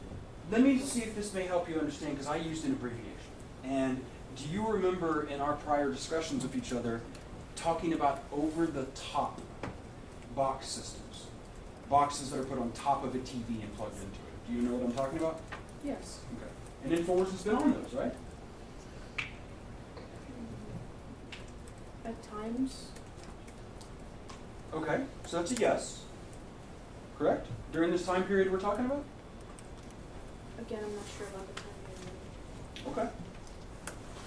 One of the other ways that you're fully aware that I could see InfoWars content is that InfoWars content is republished by a variety of different people. correct? Yes. In fact, InfoWars programming is what we call free to air, right? Yes. Okay. And when we say free to air, that means that anybody can take one of Mr. Jones's videos in which he advertises his products, and without paying InfoWars a dime, and without signing any kind of agreement, they can broadcast it wherever they want to, correct? Yes. And they frequently do. There are people who do that, right? I don't know how many people do that. I'm not asking you how many. The company is aware, and you were aware when getting prepared to talk about audience reach. You were aware that people do, in fact, republish InfoWars content. That's allowed. Yes. Okay. I want to talk to you next, Ms. Karpova, about during that same period of time, 2012, 2018. I want to talk to you about the ways that InfoWars made money, okay, how the business operated. First of all, advertising. Is that something that InfoWars made money off of?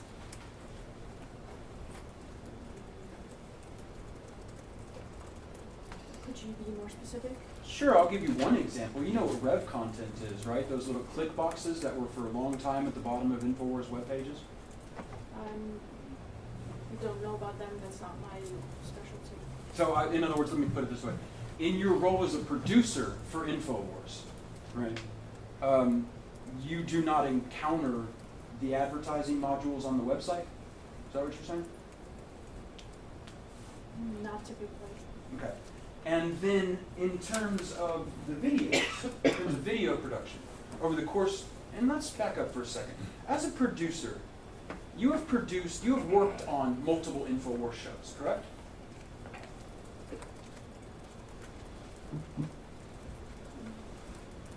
Yes. Okay, and one of those would be the Alex Jones show, right? Yes. On the Alex Jones show itself, during the time in which you were producing that show, you personally, there was advertising on that show, correct?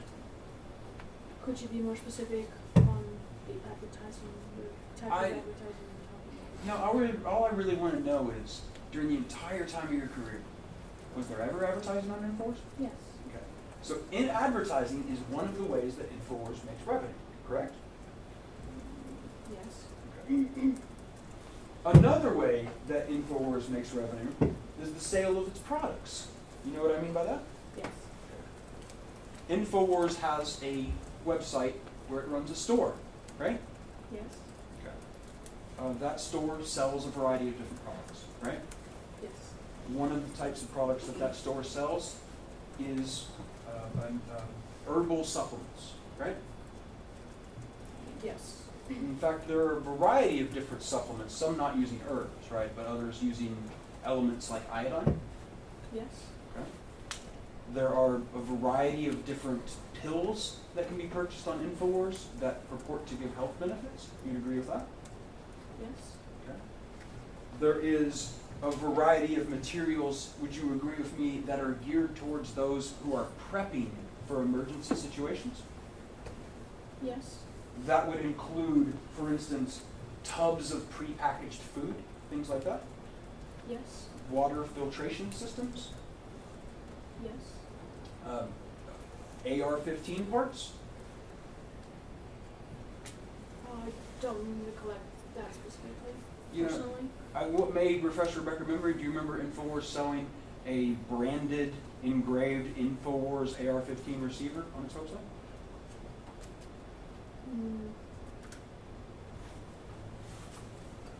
I'm sorry, I just can't recollect that specifically. Okay. In other words, there are a large variety of products for sale on the InfoWars website. It's not just one kind of product. Do you agree with that? Yes. InfoWars also has an Amazon.com store, correct?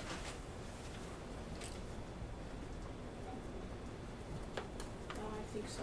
Okay. Has an eBay.com store too, doesn't it? I don't have any knowledge of eBay Okay. account. Okay. Would you agree with me? I don't know. Do you have the knowledge to know? This sale of the products off InfoWars website, that's the primary method of revenue for the company, right? Off of InfoWars store, yes. Okay.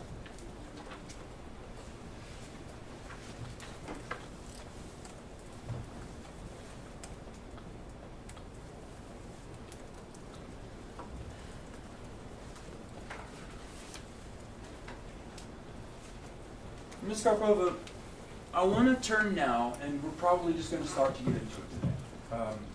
I'm just going to let you know for your own convenience and for everybody in front of you. We're going to have to keep going until tomorrow.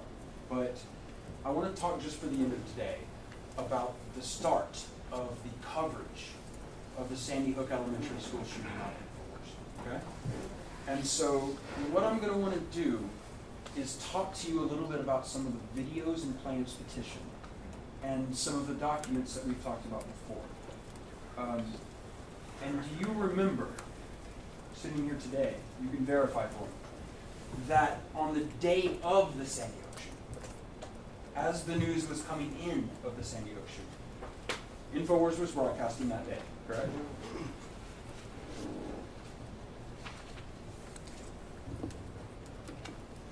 I believe so, yes. Okay. Ms. Karpova, one of the things that I'm going to bring you right now that I think might be helpful is I am going to bring you what's been previously marked as Plaintiff's Exhibit 31. Now, if you take a look at that. Okay, and we can see here together that what this exhibit contains is dates and titles of episodes, correct? Yes. Okay, and I will represent to you that this exhibit represents what the parties agree are the videos that were either produced in this case or were discovered by the plaintiffs in some capacity. And that these are the videos that we're talking about in this case. So I would like you to keep that up on the stand as a reference guide if you need to look something up. Okay? Because I know it's fair to have the videos in front of you. You'd agree with that? Yes. Okay. I want to ask you first, if you can look on there, and do you see a video that was there on that list, December 14th, 2012? Yes. Can you tell the jury what the name of that video was? Connecticut school massacre looks like false flag, says Okay. witnesses. Connecticut school massacre looks like false flag, says witnesses. That's what you said? Yes. Let's talk about a false flag. When we talk about something being a false flag, you would agree with me that let's start simple. That means whatever event it is not what it seems. That's the first thing we can agree a false flag is, right? Yes. And I believe when you came to deposition, you had discussed with me various other examples of what you believe might be false flags throughout history, correct? Yes. And in fact, Mr. Jones on his show has often claimed that certain events are false flags, hasn't he? Yes. And when I say a false flag, you will agree with me that in the parlance, the verbiage, the language, the rhetoric of conspiracy culture, a false flag means that an event like a mass shooting, a bombing, a mass casualty event, was in some way staged or faked by forces likely involved in either government or powerful figures. Would you agree with that? I don't agree with that statement. Okay, so according to you, a false flag does not necessarily indicate that an event was staged or faked. That's what you're saying? Correct. Okay. At this point, I'd like to show you a little clip from this video. Can we go ahead and play PVX 1A? This is a clip from the December 14th, 2012 video.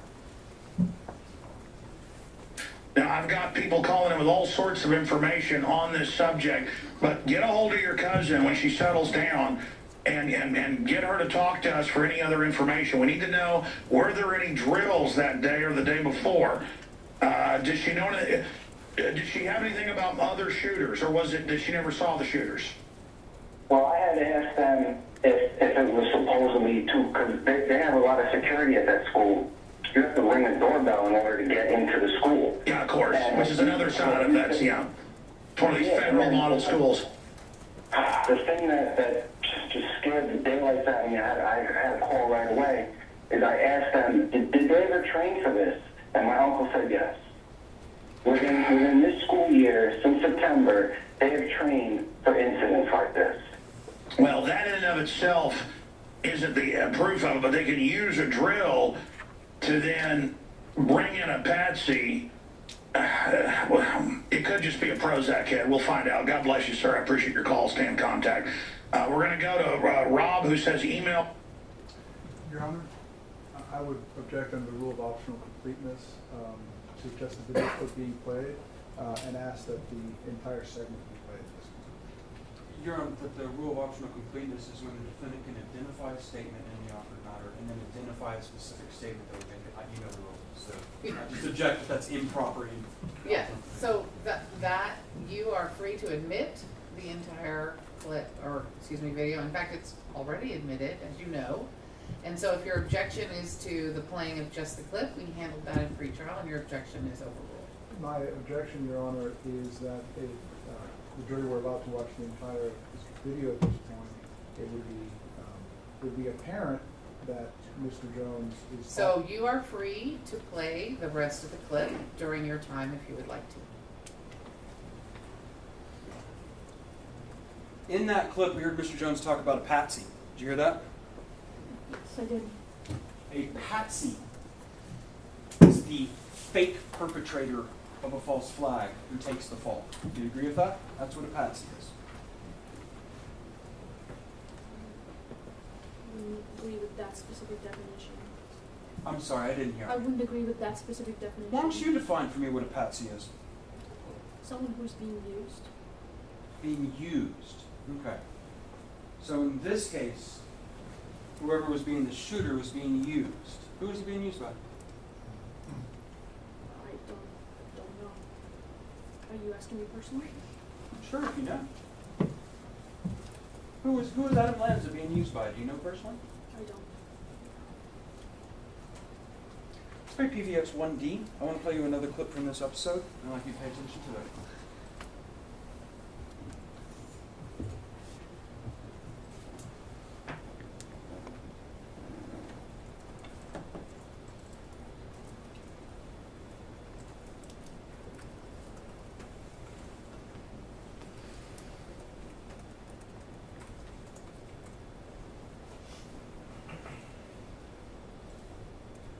And I said, this is the attack. Look, people got to find the clips the last 2 months. I said they are launching attacks. They're getting ready. I can see them warming up with Obama. They've got a bigger majority in the Congress now, in the Senate. They are going to come after our guns, look for mass shootings. And then magically it happens. They are coming. They are coming. They are coming. They've already taken over health care. The premiums are doubling. They're bankrupting that. They're already shipped GM to China. They are going to gut this country. They're going to shut down the power plants. They're going to bankrupt us. They are re-educating us. Just like we were Ukrainians, and they're Russians. They want us bankrupt. They want the counties and the cities bankrupted and federalized.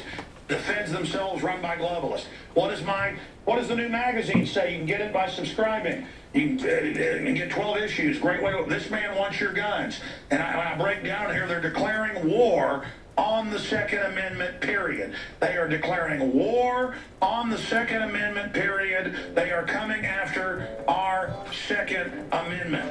It is happening. They want to kill America in 2013. That is their goal. That is what they want. They are moving to do it. Send your tips to Real Alex Jones on Twitter. Tell me what you think. Comment in the articles. I'll be reading what you're saying. We'll have more reports Sunday 4 to 6 and more reports tonight on the Nightly News 7 o'clock. PrisonPlanet.tv. Now, Ms. Karpova, in that clip we saw a magazine, right? Yes. InfoWars published a magazine, correct? Yes. On the cover of that magazine, who was that?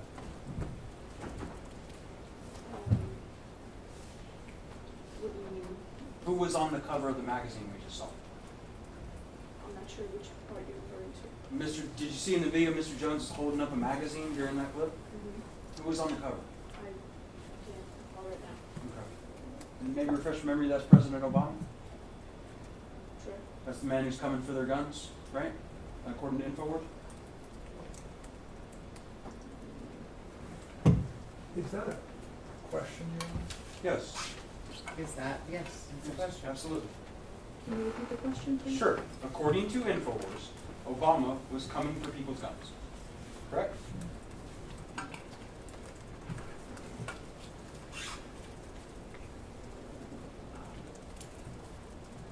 I just don't, I'm sorry, I don't.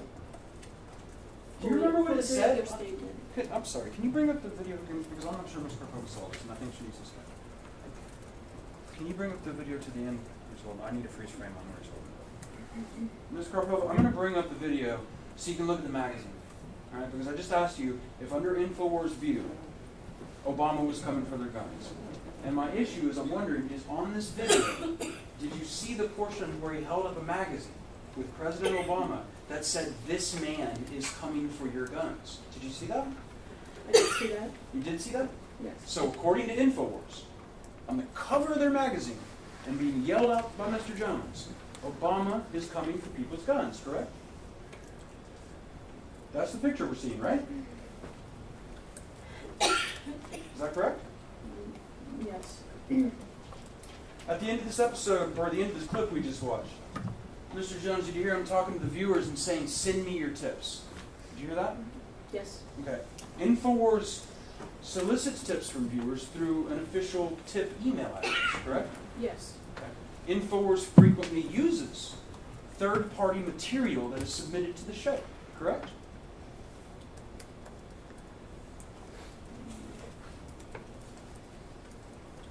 Sometimes. Right, and Mr. Jones was just encouraging them to do just that, right? Yes. And one thing we can agree on is on the day of the shooting, while we were still learning what was happening up there in Connecticut, Mr. Jones was already theorizing that this was a false flag, correct?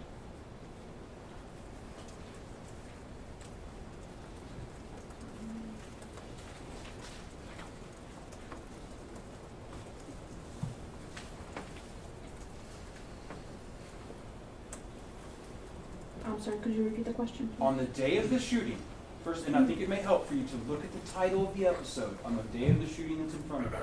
On the day of the shooting, while we were still learning what was happening, Mr. Jones was already publishing videos that was making the claim, that was publicizing and spreading the claim that this might be a false flag, correct?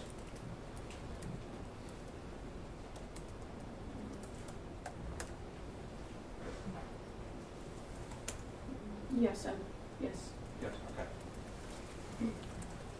Ms. Karpova, I want to go forward just a couple days. So let's go forward to December 17th, 2012. It's 5 days later after the shooting. Do you see an InfoWars video that was produced on that day? Yes. Can you please read to the jury what that title of that video is? Creepy Illuminati message in Batman movie hints at Sandy Hook school. This is another video that was something you were to prepare on for your corporate deposition in this case, correct? Yes. You would agree with me that when it says the Illuminati, in fact, let me just repeat this whole title. Creepy Illuminati message in Batman movie hints at Sandy Hook School. So first question, the Illuminati is, according to InfoWars, a secret organization that exerts power over world affairs. You agree with that?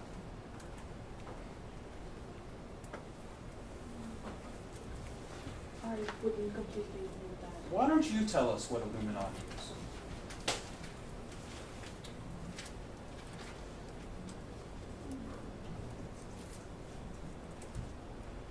A secret organization that has influences over government, media, Hollywood, law. So the Illuminati isn't just a secret organization. It also includes elements of Hollywood and law and all these other things too. Is that what you're saying? I'm saying it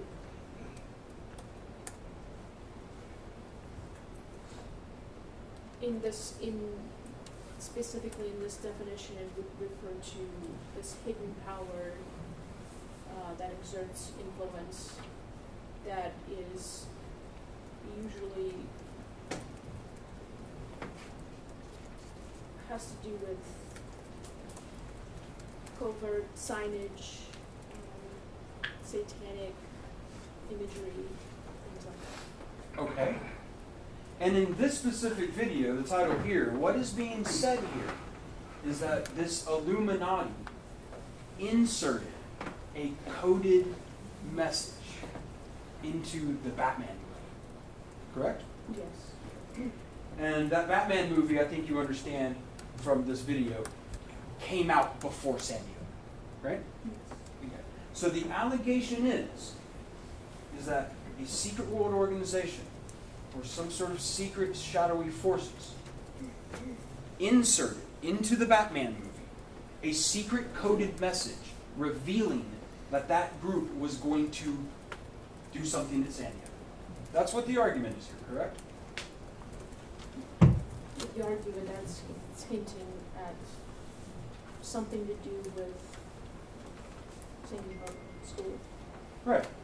You know what, excuse me, I apologize for that.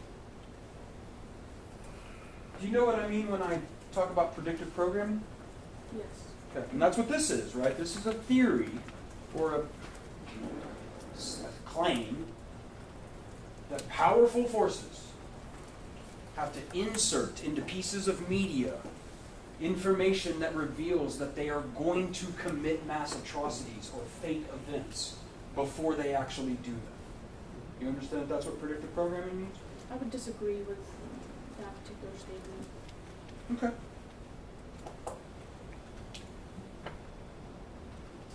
Okay, and let me just make sure. We're 5 days after the shoot. 5 days after. And InfoWars has decided to suggest to its audience that the Illuminati has inserted a secret Sandy Hook message into Sandy Hook months before it ever happened. That's what InfoWars is doing here, right?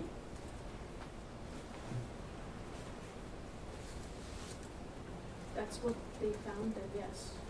That's what they found. So InfoWars stands behind that. The Illuminati inserted a creepy message in the Batman movie? That's what InfoWars believes? Your Honor, I'll object under the best evidence rule. It's a 14-minute clip, and you can watch it and see what it says. I think that I'm going to overrule that objection because this question is responding to Ms. Karpova's current statement about what InfoWars Free Speech Systems, I assume, believes today. So that's true, right? You're saying that's what they found. There was a creepy Illuminati message put in the Batman movie, predicting Sandy Hook. Are you asking me as a corporate rep right now? I'm asking you because you prepared on these videos and you just testified, yes, that's what they found. Yeah, that's what I'm asking you. You confirmed that.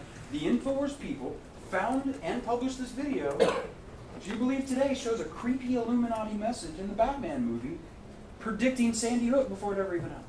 I disagree with what you just said. Okay, so, but they did, the InfoWars reporters at least, they found that. At the time, that's what they found, and that's the videos. And that's what they put out to their audience 5 days after Sandy Hook, correct?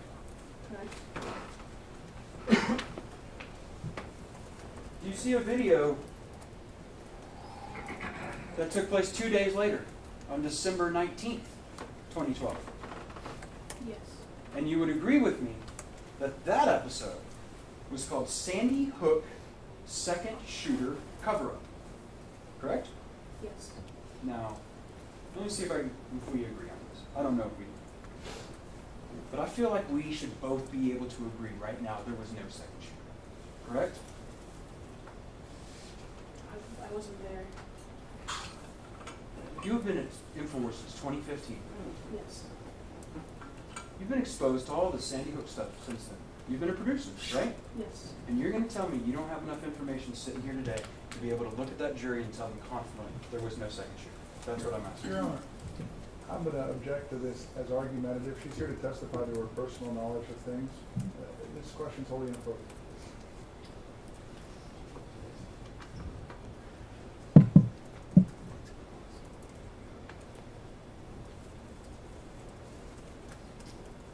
I'm a little confused confused as to who, are you asking her personally? Is she confident that there was? Yes, now there's a personal question based on her But last she can answer that question. years of InfoWars. She can answer that. Based on that experience, that's what I'm asking. Can you answer?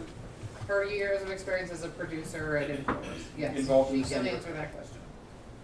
Since the new information has come up, it appears there was not a second shooter. What new information are you talking about? The years that you're referring to. Yeah, so from 2015 to now, there was apparently a piece of new information which made it clear to you there was no second shooter. What new information was that? Things aren't clear to me. I'm just telling you the best I can. From, Okay, and I'm from the just very gonna, little coverage that we have done. I'm just going to try to revisit back to make sure I understand your testimony, because I believe that you testified to me that now you can agree there was no second shooter, and the reason you can do that is based on new information. Am I right or am I wrong about that?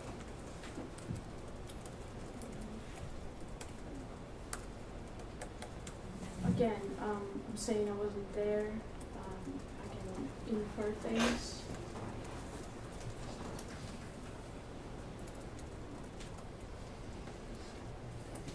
So now, let's talk about this December 19th video. It was 7 days after the shooting, right?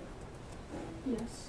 And already, 7 days after the shooting, InfoWars is telling its audience that there was a second shooter cover-up, correct? That's what they believed at the time. That's what they were telling their audience, right? Now, are you going to testify for me under oath that you have personal knowledge that the people who created this video on December 19th, 2012 believed it? You going to testify to that under oath? Calls for speculation. Are you going to testify to No, that? hang on. No, it does not. Does she have personal knowledge that they believed it? She might not. Overruled. Understood. Yes. Okay, so you know personally who produced this, right? I don't. But you're going to tell us you have personal knowledge that whoever it was knew it was true or believed it was true? That's how we do things. We report on things we believe. In all my experience in InfoWars. Okay, so this is just your inference based on how you think InfoWars operates. Is that correct? Yes. Let's move forward a couple days. December 21st, 2012. Now, we're now just a couple weeks after the shooting. And you'll agree with me on that date. InfoWars published a video called Part of Gotham, renamed Sandy Hook in Dark Knight film. Correct? Lower part of Gotham. Okay, yes, sure. Lower part of Gotham, renamed Sandy Hook in Dark Knight film. That's its title? Yes. This is, again, talking about the coded Illuminati message in the Batman movie, right? Yes. Again, just a matter of weeks after the shooting, correct? Yes. Let's go just past Christmas. New Year turns over, and it's January 10th. It's been just less than a month since the shooting. On January 10th, 2013, InfoWars produced a video that day, correct? Yes.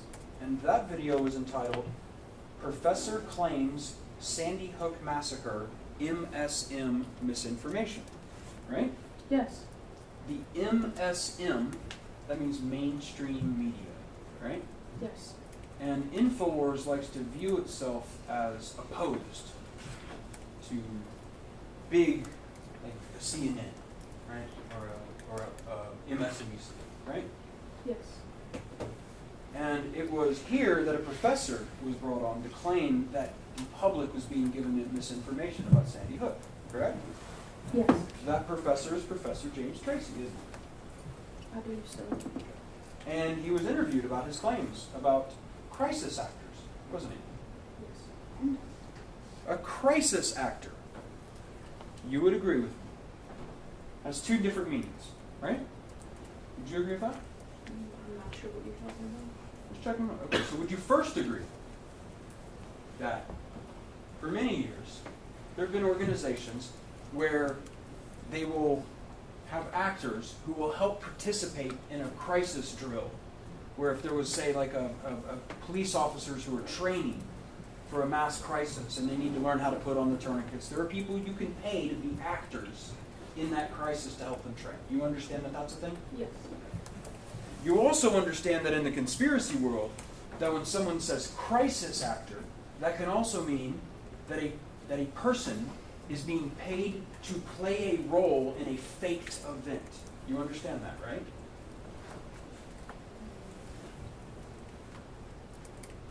I don't know if they're being paid. Sure. They might do it for free, won't they? Could be a lot of reasons they could do it. I'm not sure. Sure, but let's go ahead and make it simple. A crisis actor is someone who is in a fake event pretending to be something they're not. Correct? Yes. And InfoWars, less than a month after the shooting, was already recruiting people, like Mr. Tracy, to come on the show and have him on to talk about crisis actors. You agree about that? I would disagree with that. Okay. And is your problem with the word recruit? Yes. Okay. Let's try to say the simple part. InfoWars asked Dr. James Tracy to come on the show, right? I'm not sure if he was asked or he wanted to come on the show. He Sure. volunteered. Okay, so one of two things happened. Either James or Tracy got a hold of InfoWars and said, I want to be on the show, and InfoWars took a look at him and what he was saying and said, sounds good. Or InfoWars went to James Tracy and said, hey, we've seen what you're saying, we want you on the show. One of those two things is probably what happened. Yes. And that was less than a month from the shooting that InfoWars was actively promoting the idea on its show that crisis actors were used at Sandy Hook. You agree with that? I don't agree with that. I think InfoWars was gathering evidence that they could find, whether it was for it being some sort of event where government was involved, and also was looking for the opposite evidence. Okay. It was just gathering information. Let's move forward 5 days. January 15th, 2013. InfoWars published a video entitled Sandy Hook AR-15 Hoax? Still no school surveillance footage. Correct? Yes. Let's move forward just another week or so to January 27th, 2013. InfoWars published a video at that point called Why People Think Sandy Hook is a Hoax. Correct? Yes. 48, 28.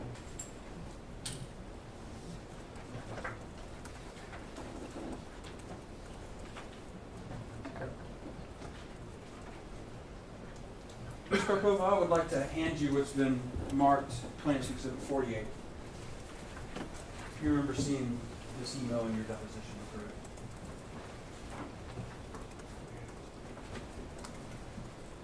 Yes. This email relates to the events of this case. Do you agree with me with that? Yes. Concerns Sandy Hook Yes. and a parent's complaint. Correct? Would you just give me a second to Sure, review? you can read the email.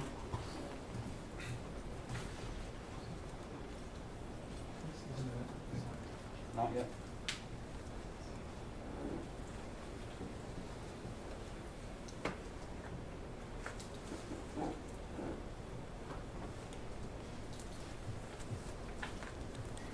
Yes. Your Honor, at this time we've moved to admit Plaintiff's 48. Any objection? Your Honor, the bottom half of the email contains a hearsay statement from. Okay, that's all you have to say.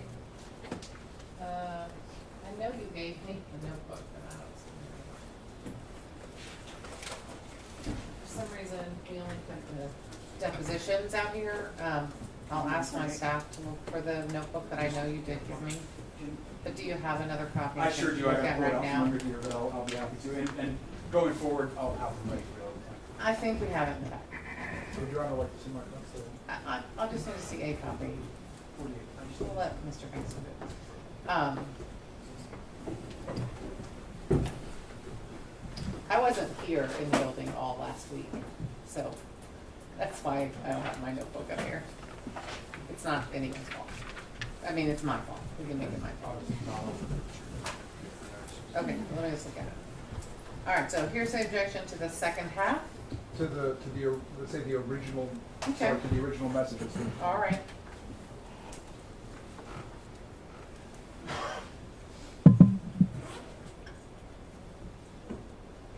And your response is that it's not offered for, Not offered for the truth. Those facts are already established. It's offered to show notice to InfoWars that it goes to their actual knowledge.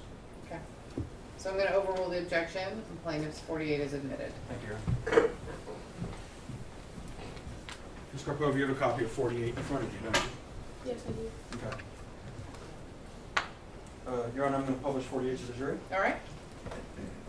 I'll start with Lenny's and zoom in on Lenny's volume.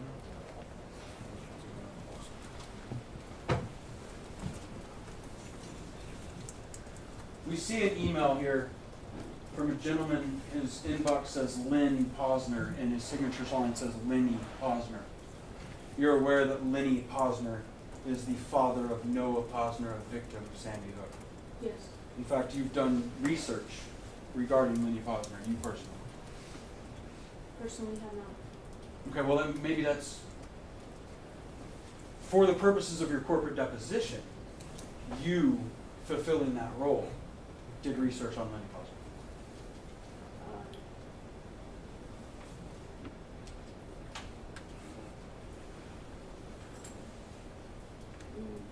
Yes. Okay. One of the things that you know about Lenny Posner is that he was upset with the way InfoWars was covering this story. You know that, right? Yes. Okay. I want to read you this email here, and this is written to writers@infowars.com, and Mr. Posner writes to Alex. And he says, Alex, I'm very disappointed to see how many people are directing more anger at families that lost their children in Newtown, accusing us of being actors. Haven't we had our share of pain and suffering? All these accusations of government involvement, false flag terror, New World Order, etc. I used to enjoy listening to your shows prior to 12-14-12. Now I feel that your type of show has created these hateful people, and they need to be reeled in. Lenny Posner. I read that correctly? Yes. All right, I'd like to show you the response. Can you zoom that up for me?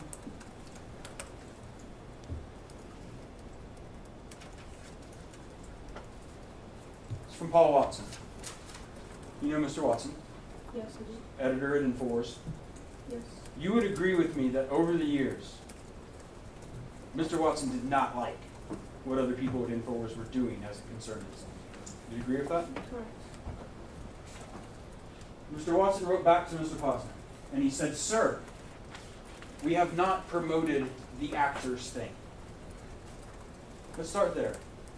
You would agree with me that just days before this,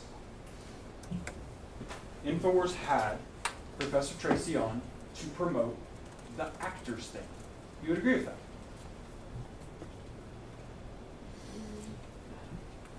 Promoted, I would say speculating, Okay. looking for answers. And Mr. Watson then says, in fact, we have actively distanced ourselves from it. That's not true, is it?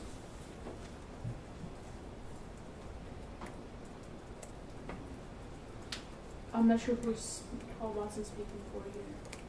Sure, but I don't care who he's speaking for. It's not true, is what I'm saying. When he says we, we can assume he means InfoWars, right? You know that. Yes. And it's not true, is it? InfoWars hadn't actively distanced itself from the actors thing. Quite the opposite. Correct?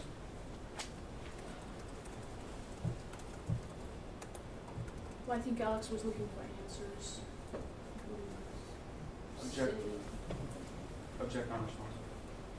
Sustained.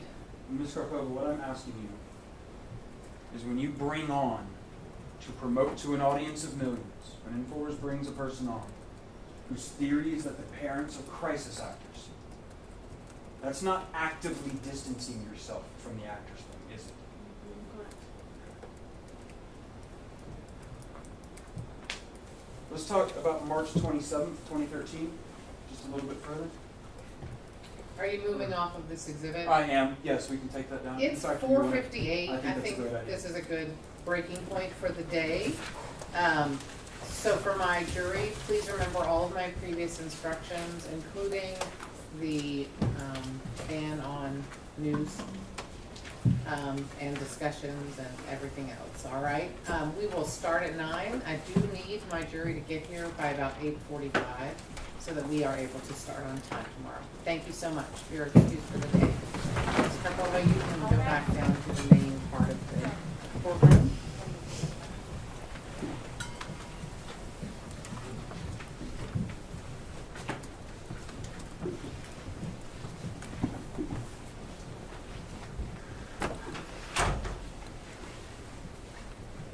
Thank you. If you'll just shut the door behind you, please.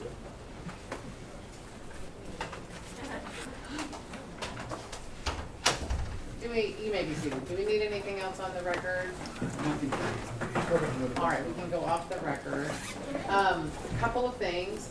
Mr. McAvillo, I'm gonna have to ask you not to lean on the bar between yourself and the jury. Thank you. Okay? Your Honor, I